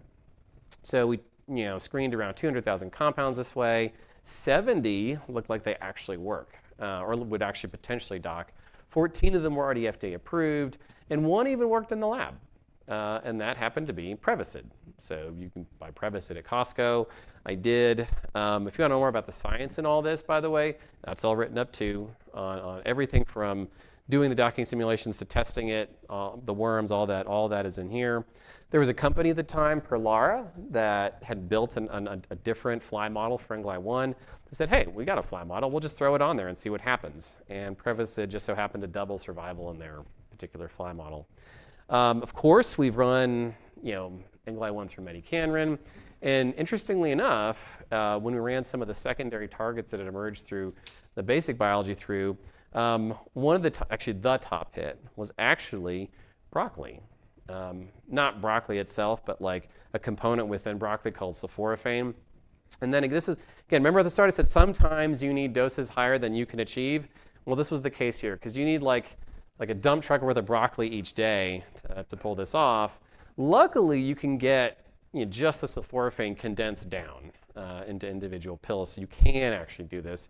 And over time, these sorts of interventions started to really stack up and make a difference in Bertrand's quality of life.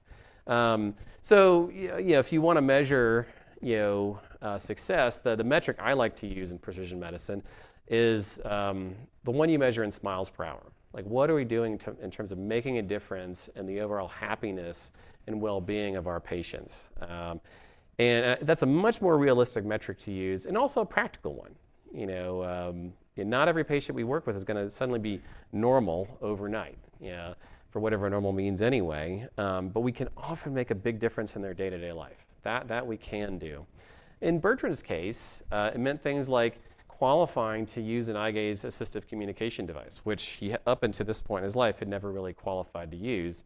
And what it enabled him to do was really express himself for the first time.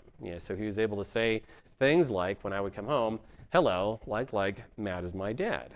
And this was Bertrand's language for saying, hey, welcome home, Dad. So we'll come back to Bertrand in a moment. I want to circle back to the algorithm itself, because we've seen lots of individual examples at this point.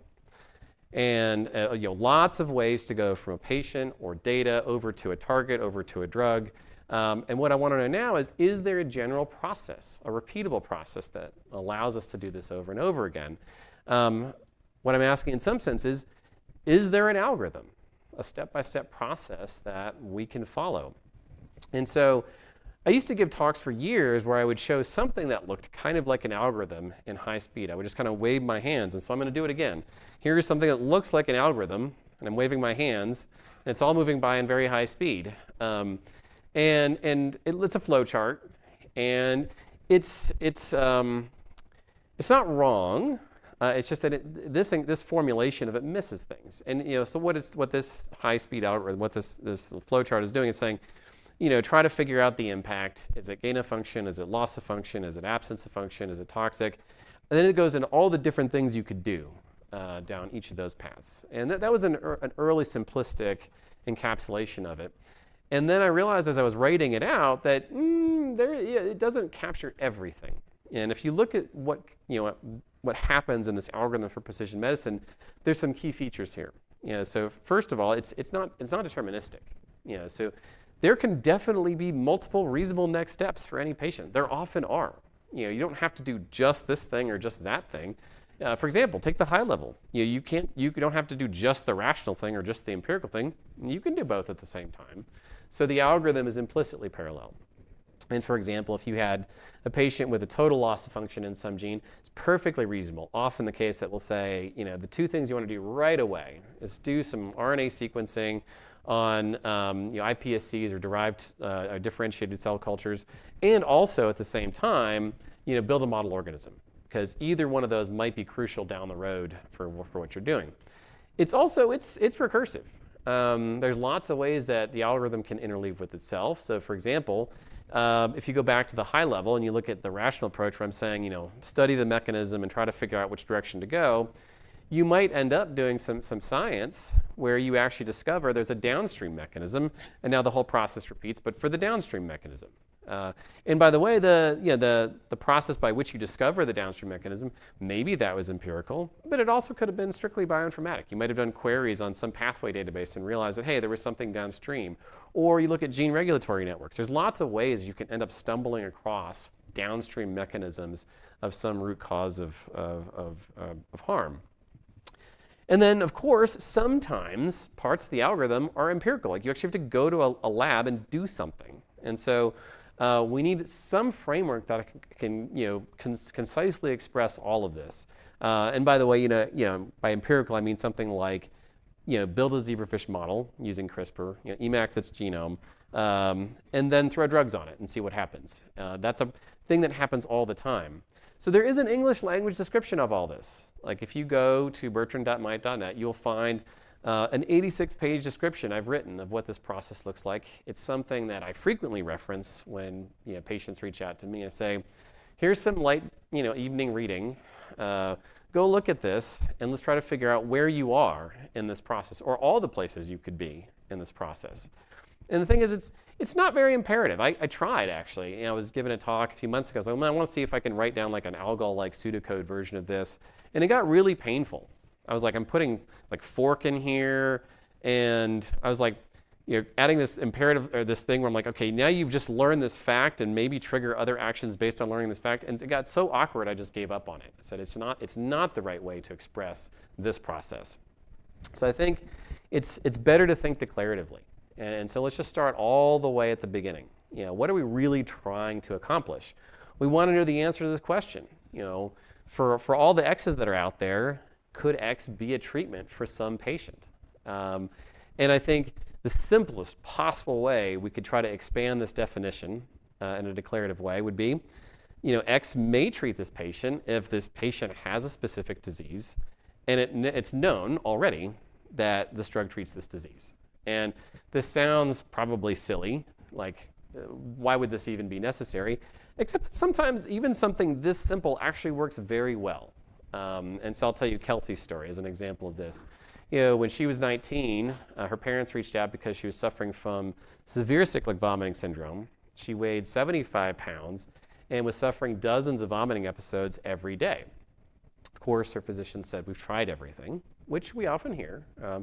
In their case, when they said we've tried everything, what they really meant was about 25 things. They had tried 25 things for Kelsey.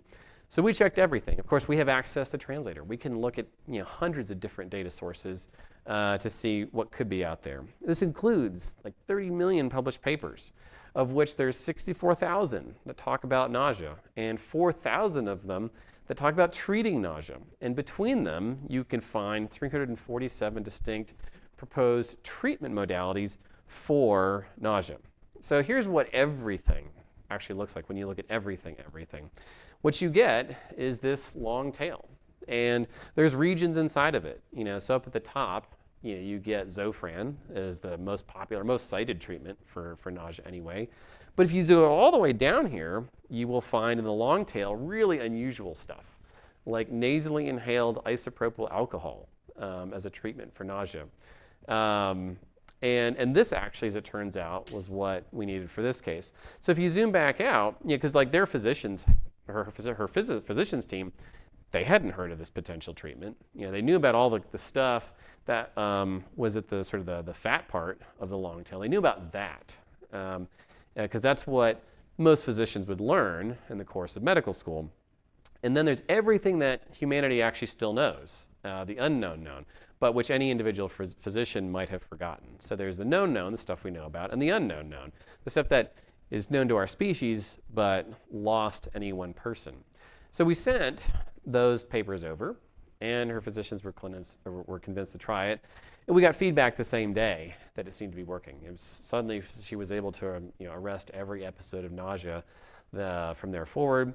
And if you jump forward 8 months, not only was she still no longer vomiting, being able to intervene like this all the time, but she was up to 125 pounds and got married. And it's because she was able to get out of the hospital. Her high school sweetheart proposed to her, and they even moved to California, where she's living very happily now. So again, even though this seems really simple, it's a good place to start because it can actually work. And we can sort of drill down from here into other forms that get more specific. So for example, if we're dealing with rare genetic disease, we might expand it a little bit. We could say, X may treat this particular patient if they have a particular pathogenic genotype, and it's known that this genotype will push up activity in some gene, and this drug is known to push down activity in this particular gene. And so then we can sort of break it down. Are we out of time? Okay. So we'll just stop here. Because I'm basically, all I was going to do now was just show you more and more examples of how you can phrase fragments of this in a declarative way. So how you can think about defining inhibits, how you can think about defining enhances, and I can share the slides. So if you have to go out and do something in a lab, it's in blue, and if you have to just look it up in a database, it's in green. And I was able to define, as I went, more and more of these 86 pages in this style. So I will stop there and take any questions if we have time.